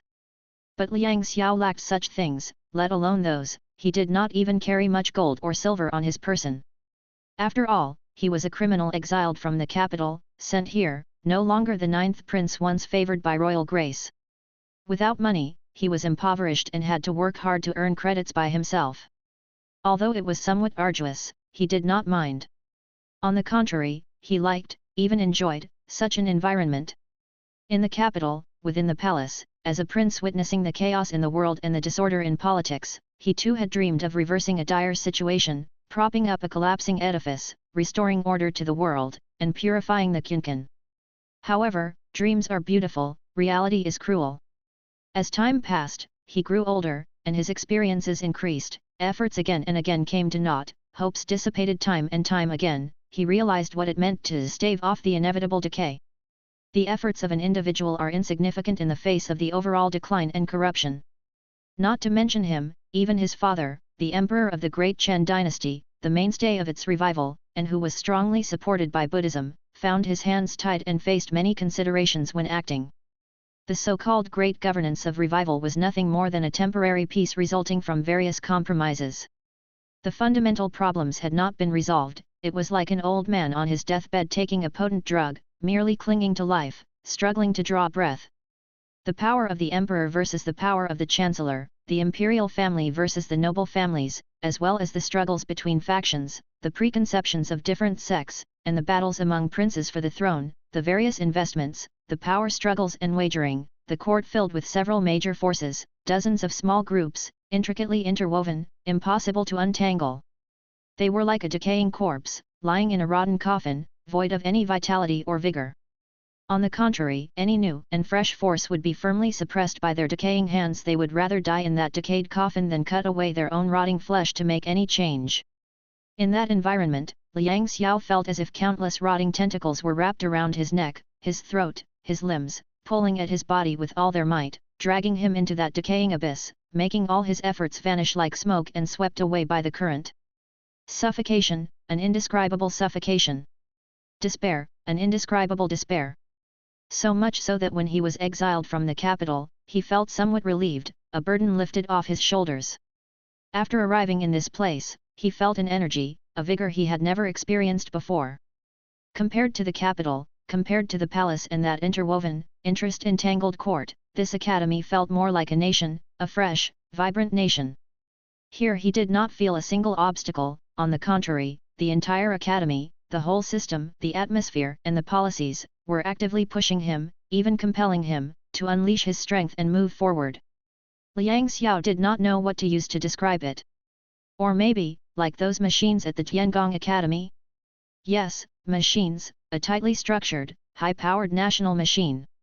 Once this machine is set in motion, each of its parts will burst with strength, contributing value. With established systems leading the charge, everyone will start to operate, pushing towards the same goal together. It is millions of individuals, yet it is a whole. Such converged power. Liang Xiao could not imagine, nor did he dare to imagine.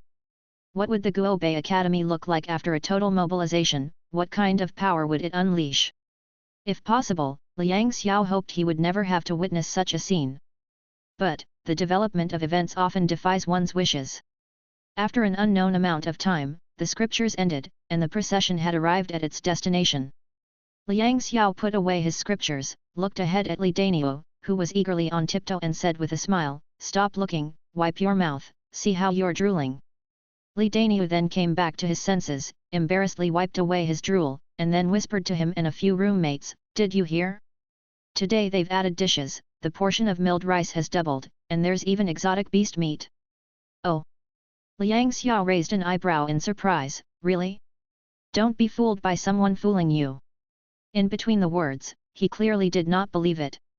The Guobei Academy, having expanded to its current size, has just the student body numbering 100,000, not to mention the various teaching and administrative staff. The entire academy has at least 200,000 to 300,000 people. 200,000 to 300,000 people, all practicing martial arts, each one a big eater. The consumption of food alone is an astonishing number each day. It was only Guobei Academy, which widely practiced the method of cultural qi farming, that could afford to have bumper harvests every season, harvesting not just milled rice but even spirit rice, otherwise, it simply couldn't sustain so many students. In Liang Xiao's view, it was already quite difficult for Guobei Academy to maintain the current conditions. Could it manage if the portions were increased? No, that's not right. There's no smoke without fire, everything has a reason. Rumors are rare within the academy, let alone such rumors. So, the extra meal is true. Why suddenly add meals for no good reason? The current rations should already be sufficient to meet basic needs, right? Could it be? Liang Xiao's eyes grew sharp, he realized something, and a wave of panic arose in his heart. Li Daniao, however, saw nothing strange. "Of course it's true, would I dare spread such rumors without certainty?" There were discussions among the surrounding teams. "Indeed, it's true. I heard about it 3 days ago. The principal announced that the quality of meals for the entire academy will be doubled in supply. We're just a small school, so we were a few days later to knowing, but in the 9 major courtyards, they started adding meals 3 days ago. It's said that the basic portion for students in the main courtyards includes spirit rice, which has now doubled in supply. The academy is truly wealthy and powerful. Spirit rice is nothing." I heard the principal also added a new benefit: all students from the small schools who move up to the main courtyards and reach perfect 4 realms can get a foundation building pill. It is said that the production of foundation building pills at Mingxiao Taoist Temple has greatly increased, so the academy has also relaxed the conditions. Not only can you get it for free after reaching perfect 4 realms, but the point exchange price has also been significantly reduced. Now in the main courtyards, who knows how many teachers have gotten foundation building pills and are currently in retreat trying to break through. It's not just the foundation building pills, the exchange prices for other elixirs, soldiers' armor, talismans, and magic artifacts have also been reduced. What's going on? The crowd around him was buzzing with discussions, shocked and uncertain. Liang Xiao's heart also sank amidst these discussing voices. One can infer the whole picture from a part. It might seem insignificant, just a small increase in the food portions, but once the numbers are scaled up to hundreds of thousands, it becomes a colossal change. What had happened? Liang Xiao did not know. But from these indications, he could be certain that the Guobei Academy, this giant machine constructed from the 9 courtyards students and millions of civilians, was fully mobilizing. Chapter 129, Luo Tian. As the 9th prince of the Chen dynasty, the last thing Liang Xiao wanted to see still happened. The Guobei Academy is mobilizing in full force. So quickly, so suddenly. Liang Xiao was caught off guard, and in his mind, only one voice echoed. Great Chen is doomed. His Liang family's Great Chen is doomed. No wonder Liang Xiao thought so. Given the current scale of the Guobei Academy, what could possibly lead to its full mobilization? There was only one possibility: raising troops to vie for the world. Otherwise, there was no way the entire academy, with tens of thousands of students and educators, would all be mobilized, along with an increase in provisions, the bestowment of foundation establishment spirit pills, and a substantial reduction in the exchange prices of strategic resources such as talismans, soldiers' armor, and magic artifacts. All of these were preparations for war. And not just any war, but a massive and intense battle. So, apart from the struggle for the world, what other possibility could there be? Liang Xiao's face was pale, his body was chilled, and despair surged in his heart. Although the Great Chen had risen again several decades ago, pulled back from the brink of collapse, that was just it was only pulled back, and the situation had not been completely broken through to recreate Qinkan. In recent years, his father the emperor had grown old and become muddled, lacking the vigorous talent of his younger years.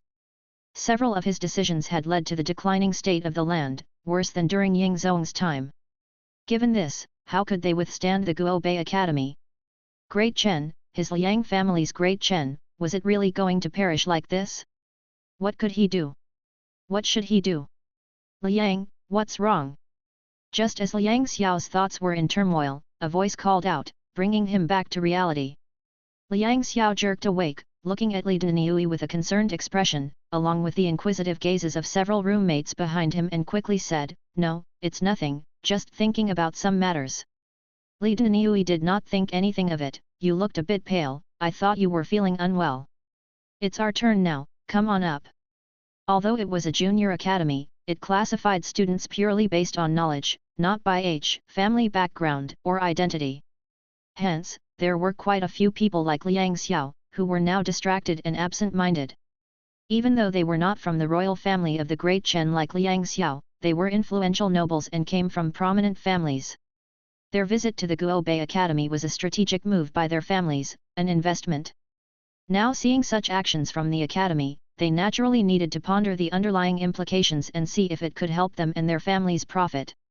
Liang Xiao was distracted and absent-minded, but in the end, he refrained from any rash actions and went to the academy with his roommates after breakfast to start the day's studies. At this point, what could he, a prince exiled from the capital, possibly do? Escape the academy and send a warning? Would that be of any use? Recalling the chaos in the capital and within the palace, Liang Xiao shook his head, his despair gradually turning to resignation. Destiny changes, and the divine right of kings shifts, this is the natural order. As a prince of the Chen dynasty, he was well aware of its condition. To perish was expected, at least that would conform to the laws of nature. In the past, he couldn't change anything. Now, he couldn't change anything either. So, let them handle it. Liang Xiao calmed himself, feeling as if a weight had been lifted off his shoulders, and proceeded to the academy to start his day's lessons. Unexpectedly, Xiao Liang, an educator, entered the hall and directly called his name. "Someone from your family has come looking for you." "My family?" Liang Xiao was startled, his expression one of bewilderment. But soon he saw a familiar figure at the door. It was his guard, old Ma the coachman. Liang Xiao was silent for a while, but ultimately, he walked out. "Young master. What is it?" Outside the academy, faced with Liang Xiao's inquiry, the coachman fell silent and did not speak. Instead, his eyes conveyed a message. Upon seeing this, Liang Xiao also fell silent, and after a long time, he finally said, "I've just started my studies, and it's not good for me to take leave. You, go back." After speaking, he turned to leave. "Young master." The coachman's expression changed, and he hurriedly stopped him and whispered, "There's trouble here, there may be great chaos soon. You must not stay for long, please follow this old servant and leave quickly." Although he was not enrolled, old Ma could still see the alarming actions well beyond the academy in Guobei. As a member of the secret guard for the royal family, he could perceive the deeply disturbing signs. Therefore, he had rushed here, hoping that Liang Xiao would leave with him. "Leave? Go where?" Liang Xiao smiled and then shook his head, calmly saying, "From now on in this world, there is no Liang Xiao, only Xiao Liang. Go back and tell my father that his son Xiao is already dead, if he still remembers that he has such a son." "Your Highness." The coachman's face changed as he directly grabbed hold of him.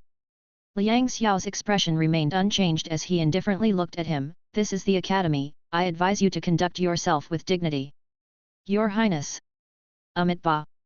The coachman's expression changed again as he was about to speak, but a resonant Buddhist chant suddenly echoed in his ears. Turning his head, he saw a monk who had appeared at some unseen moment. It was Master Wuhua. Seeing Wuhua, Liang Xiao was also somewhat surprised, but he quickly understood his purpose for coming. With the changes at the academy, even he, a newcomer to this small school, had noticed the signs. How could Wu Hua, who had been accepted into the Sheneng main school and hired as a guest educator, be unaware? His arrival this time was obviously to give guidance to him, to prevent him from making a misstep and choosing a path he should not take. As expected, Master Wu Hua cast his eyes downward and said to the coachman, "Within the academy, you must not recklessly resort to violence." With that said, he waved his sleeve and the coachman felt his hand lighten. Regaining his senses, he saw that Liang Xiao had moved behind Wu Hua. "Your Highness, Master Wu Hua." Amit Ba. Seeing this, the coachman wanted to speak, but Wu Hua shook his head to interrupt. "No need for more words, just follow me and all will become clear." This. Upon hearing this, not only the coachman hesitated, but Liang Xiao also frowned. Wu Hua, understanding his thoughts, spoke softly, "I have already requested leave for you, and the academy has approved it, come with me." Liang Xiao, upon hearing this, fell silent, and in the end did not speak, silently following Master Wu Hua's footsteps. The coachman had no choice but to follow along. The three of them left, walking outwards, and soon they had left the small school under the Shushan Sword Institute. Upon leaving the school and reaching the outside, they saw that the bustling market was still as busy with carriages and horses, and pedestrians were like woven threads. It was just as before, yet there was something different. All kinds of shops, whether it be wine houses, tea rooms, grain shops, clothiers, or even medical halls, pharmacies, and residential houses, every building had vermilion and yellow talismans tightly affixed above their entrances. In front of the main doors, there were also offering stands and incense tables, laden with the 3 sacrificial offerings of meat, fruits, vegetarian dishes, grain, fish, and other various offerings. Incense was inserted, emitting curls of green smoke that were soothing to the heart and mind. If such a scene were present in just one household, it might not be significant. But when thousands of households across the entire area are doing the same, it becomes extraordinarily startling. Apart from the vermilion and yellow talismans and the offering stands, there were many apricot yellow Taoist flags erected on both sides of the streets. "This is..." Liang Xiao's pupils constricted as he turned to Wu Hua, "a sacrifice ritual." Wu Hua nodded and said calmly, "Lushan Daijiao." "What? Lushan Daijiao?" Upon hearing this, both Liang Xiao and the coachman's faces changed color. One was a royal prince, the other was a member of the royal secret guard, both with extensive knowledge and experience, and they understood what the Lushan Daijiao signified. It was a grand ceremony of Taoism, extremely solemn and of profound significance.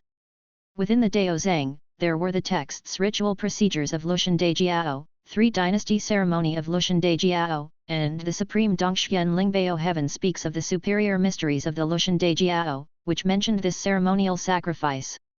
This ceremony was extremely solemn, necessitating the establishment of 9 grand mana altars, convening the emperor, officials, as well as the worship of myriad people toward the deities of heaven and earth. Among them, the top 3 altars belonged to the universal heaven, which required the emperor to preside over the worship of 3,600 sacrificial positions, the middle 3 altars, the cycle of heaven, presided over by the nobles, offered worship to 2,400 sacrificial positions, and the lower 3 altars, the Lushan, where the common people offered sacrifices to 1,200 sacrificial positions. Universal heaven, cycle of heaven, Lushan, with the 9 grand mana altars combining the force of the emperor, nobles, and all people, paid homage to 7,200 sacrificial positions, worshipping the supreme beings of the 3 realms, the eminent saints of the 10 directions, the jade realms, gold palaces, and celestial truths. The official entities of the 3 realms, all the mighty spirits. Sacrificing to heaven and earth, to the deities, to the great Dao. Through this, one could draw upon supreme might, bringing down boundless divine skills. It was a secret weapon of Taoism. It required the devoted effort of an entire nation, the emperor, nobles, and all citizens, offering incense in every home, offering sacrifices in every household, for a period of 49 days to complete the ceremony successfully. The resources needed were vast, consuming the effort of the multitude, and even impacting the very foundation, so it was not to be initiated lightly. Yet its power was immensely terrifying once the ceremony began, with the 9 mana altars invoking the deities of the entire universe, combining the power of the great Dao from the 10 directions, and blessed by the highest correctness of the law. All malevolence and evil would be repelled with ease. Throughout more than 300 years since the founding of the Chen dynasty, there had only been 3 instances of the Lushan Dejiao, along with 2 Buddhist waterland Dharma assemblies of the same stature. These 5 major sacrifices all bore significant implications. 1 was to quell rampaging demons, 1 to alleviate the disaster of drought demons, 1 to execute the demon emperor of Mount Mang, and another to subjugate the ghost gods of the netherworld. The last one, even closer to him, was several decades ago, during the early reign of Emperor Xianzong, where the holy monk Duxing invited the Buddhist community from the 10 directions to hold a waterland Dharma assembly. By virtue of the assembly, holy monk Duxing greatly increased his mana, joining forces with the Buddhist community from the 10 directions to cleanse the demons of the northern territory, providing potent support for the rejuvenation under Xianzong. Such grand sacrifices had the power to significantly enhance mana and Taoist cultivation, and even surpass the limits that regular regulations could not. Practiced by Taoism, one could become a Taoist cultivator and a heavenly master; practiced by Buddhism, one could become a great virtuous monk. It was by this power that holy monk Duxing was able to cleanse the demons of the northern territory. Even several millennia-old demons were sealed within their lairs by the Buddhist law, never again able to wreak havoc or commit evil. Such was the power of these grand sacrifices and ceremonies. Now, was Guobei County also about to hold a Lushan Dejiao? Liang Xiao did not doubt whether they could afford to hold it with the current potential of Guobei Academy, 1,000,000 citizens offering incense. A Lushan Dejiao could easily be conducted. But the question was, what was the purpose of holding this Lushan Dejiao? Could it be to cleanse the Orchid Ghost realm? Or was it to bless and enhance the military might, rallying troops to vie for control of the realm? That Thunder Lightning Mana King, said to have reached the pinnacle of true man, if blessed with the power of Lushan Dejiao, would become almost invincible. Even if not quite a heavenly master, he would be at the extreme realm of true monarch. Across the land, who could stand against him? Chapter 130, Thunder begins. Liang Xiao remained silent, and the coachman was even more mute. True monarch extreme realm? Perhaps the holy monk Duxing might be a match. But the Lushan Dejiao didn't just enhance the mana and Taoist cultivation, nor merely the realm of cultivation, it also augmented the power of the great Dao and the capability of divine skills. That person's Thunder series was already terrifying, coupled with the Lushan Dejiao invoking the divine might of the Thunder ancestor. Could the holy monk Duxing really withstand it? It's likely a faint hope. Unless the Chen dynasty holds another Waterland Dharma assembly to contend with this Lushan Dejiao. Yet, this Waterland Dharma assembly isn't so easily convened. Such a high-level sacrifice is extremely costly. Not to mention other things, just the offerings for incense worship alone would consume a vast amount of manpower and resources, converting to a sum of money that would be astronomical. In a place like North City County, with a population of 1 million, every household sets up an altar and lays out an incense table, sacrificing the 3 sacrificial offerings, along with fruits, vegetarian dishes, incense, talismans, and command flags. These offerings need replacement every 7 days, continuing the worship for 49 days in total. All these numerous expenses could deplete the national treasury. Where would the current Chen dynasty find such money?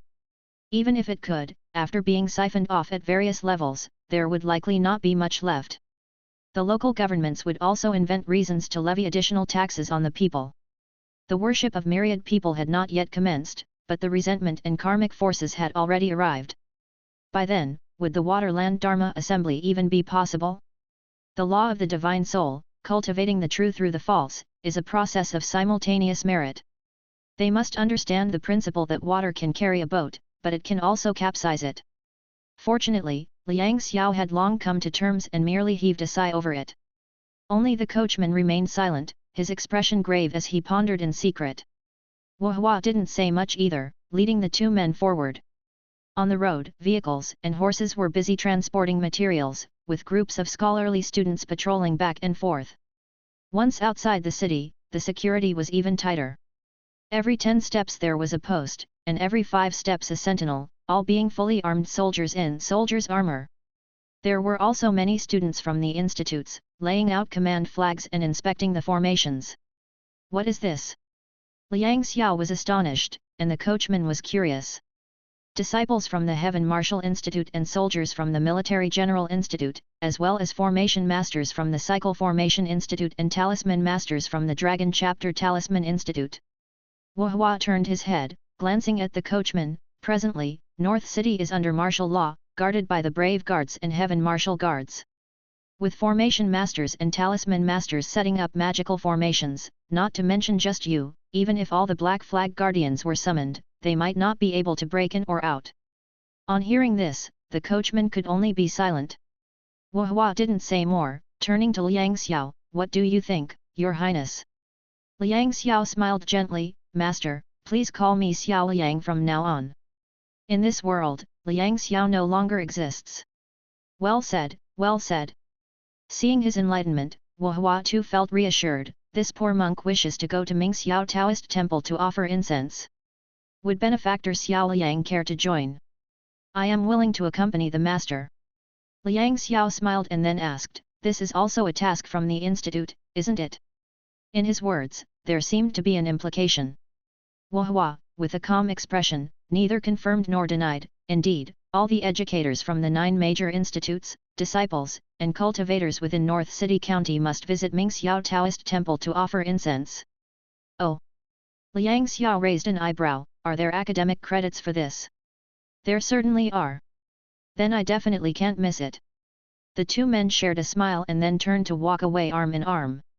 The coachman was left alone, gazing at the posts and sentinels every few steps, the all-around martial law by the brave and heaven martial guards, and the busy formation masters and talisman masters. He could only sigh helplessly and walk away, fading into the distance. Mount Jilai, Mingxiao Taoist Temple. After decades, this place too had greatly changed. The peach blossoms still formed a forest, yet the miasma was nowhere to be seen. The mountain gate stood wide open, leading straight to the clouds. Now, with hundreds of Taoists conducting the Lushan Dejiao, the apricot and yellow command flags were lined up in 2 rows from the foot of the mountain, ascending along the steps, fluttering in the wind and issuing commands in all directions. Halfway up the mountain, one could see the ceremonial sites offering sacrifices to 1,200 wandering ghosts and earth deities, as well as immortals from the human world.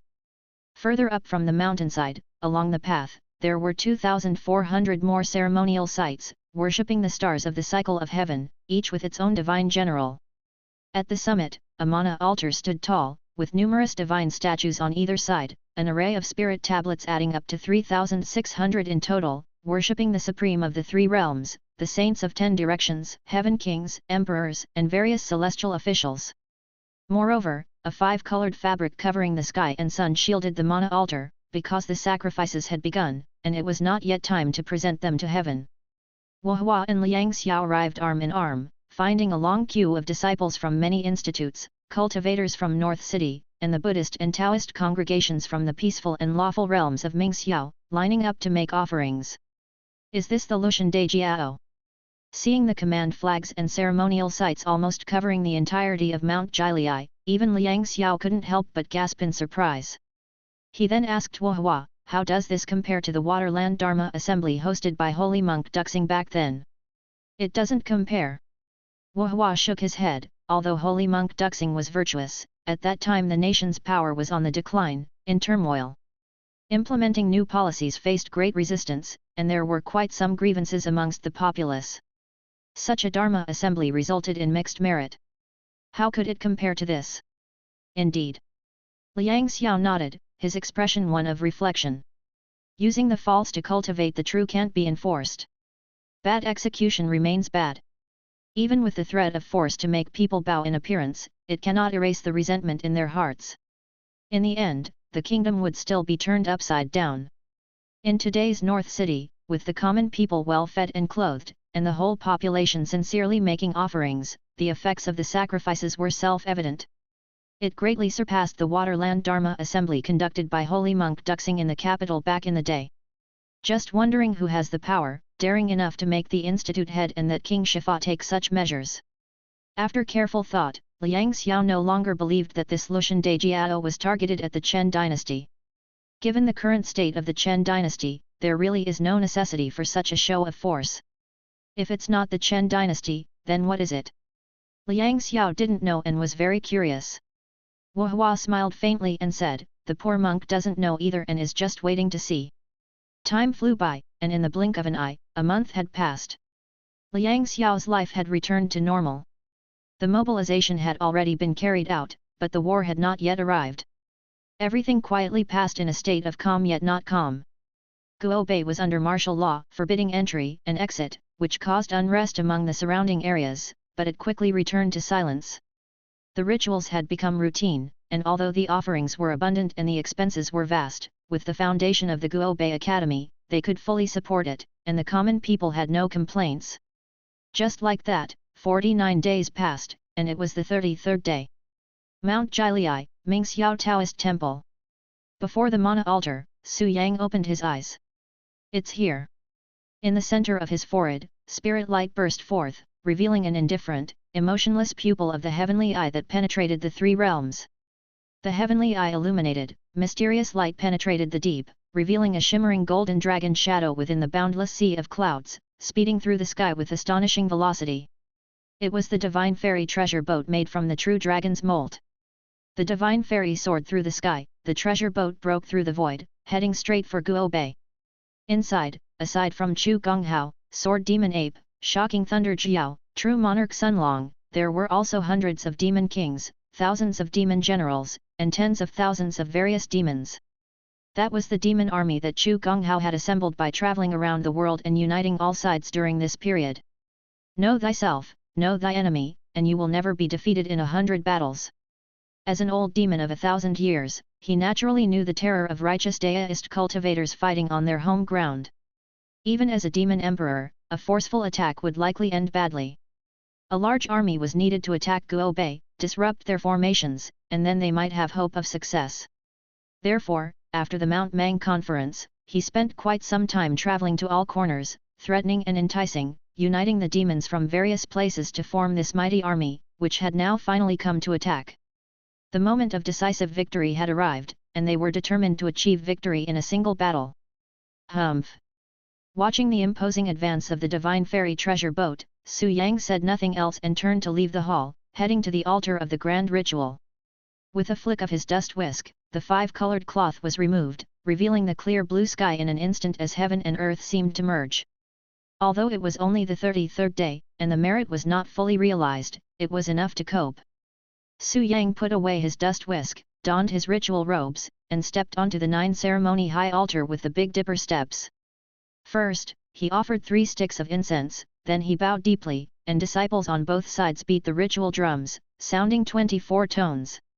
Amid the drumming, Su Yang took out his magic sword, stepped with the Big Dipper steps, and began to chant and cast spells. Qing Yang reflects the void, the sun's spirit returns, the divine tiger wards off evil, the flying heavenly bell rings, crushing treachery and destroying tests, binding all demons, the 9 microcosms return to the way, the 8 majestics absorb essence, thousands verify the records, the 3 elements cleanse, the left roar commands the central yellow, the right strike commands the 6 dings, revolving and uniting, rotating the heavenly script, sanctifying and towering, the 3 paths. Proceed smoothly, Qing Yun flows wide, merging into the Huang Ting. Supreme 3 Heavens' mysterious origin begins, from one breath comes life, before La Jun, the true infinite way of the 3 pure ones, the Hao Tian Golden Palace, the Supreme Jade Emperor.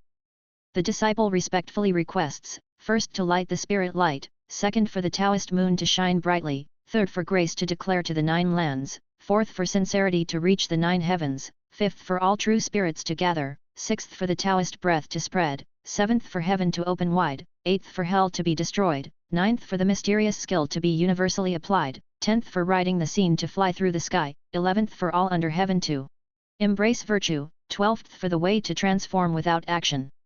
I sincerely beseech, the supreme of the 3 realms, the saints of the 10 directions, the Jade Capital's Golden Palace, Heavenly Emperor, Heavenly Truth, the saints of the 10 directions, the officials of the 3 realms, all powerful spirits.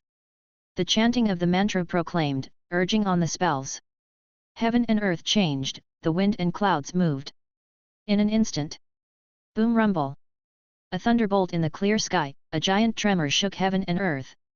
The winds changed and the clouds transformed, as they howled mightily in all directions. Outside Guo Bei County, within the sea of clouds, the divine fairy treasure boat came flying. Inside the treasure boat, a world unto itself, holding tens of thousands of demon soldiers. Guo Bei is in sight, my children, charge in. Blood and feast to your heart's content, and you shall achieve the great way. A giant wolf with silvery grey fur standing erect let out an earth-shaking howl, the original form of Chu Gong Hao. Kill, kill, kill. The demons howled, and their demonic chi shot up into the sky. At that moment, the expression on the shocking Thunder Jiao's face suddenly changed as he looked up in alarm and surprise. Immediately. Boom rumble. With a loud bang, heaven and earth trembled, then, a torrential rain began to pour down. Thunderstorm, another thunderstorm. Heaven's timing was assisting them. But it wasn't a natural occurrence, it was the grand ritual of Lushan Dejiao in practice, conjuring wind and rain, manifesting the divine skills of summoning thunder and controlling lightning. Boom rumble. The downpour was relentless, the thunder and lightning were dazzling, and brilliant flashes of lightning tore through the sky. With the power of thunderbolt, they struck heavily upon the divine fairy treasure boat. Even if it was a true dragon's mold, even if it was an ancient magical treasure, faced with such a force of nature, it couldn't withstand the attack, and the true dragon let out a mournful cry as its shadow solidified and it fell from the sky. Boom rumble. Inside the divine fairy, within the treasure boat, a tremendous shake ensued. The tens of thousands of demons inside were rocked by the impact of the thunder, trembling and shaking. Chu Gonghao was filled with shock and rage. What's happening? It's an ambush. Damn it! How cunning! The three demon emperor true monarchs, including shocking Thunder Jiao, were also full of shock and anger, grinding their teeth with hatred. But they dared not take risks at that moment, and could only turn to Chu Gonghao and say, the situation has been exposed, the enemy is hidden and we are exposed, the situation is unfavorable, retreat. This. Chu Gonghao clenched his teeth tightly, extremely reluctant to give in, but ultimately did not let rage cloud his judgment. He roused his mana, controlled the divine fairy, and was about to turn into nothingness and fly away. The true dragon's mold, an ancient magical treasure with the ability to turn solid into void, to disappear into nothingness, was unstoppable, and had helped Chu Gonghao escape death numerous times. This time, there would be no exception. Heavenly Spirit, Earth Spirit, the disciple respectfully requests the assistance of the nine heavens responsive thunder sound universal transformation heavenly venerable, to erect an iron fortress today, to turn this place into a prison of thunderbolts, invisible from all directions, as deep as a wall of bronze and iron, where golden light blinds and thunder descends, where Yang Yun covers the heavens and brings down thunderbolts, causing demons and evil spirits to stand unsteadily, frightening the souls of evil spirits. I invoke the Supreme Jade Pure Divine Soldiers with an urgent command as decreed by law. Hurry!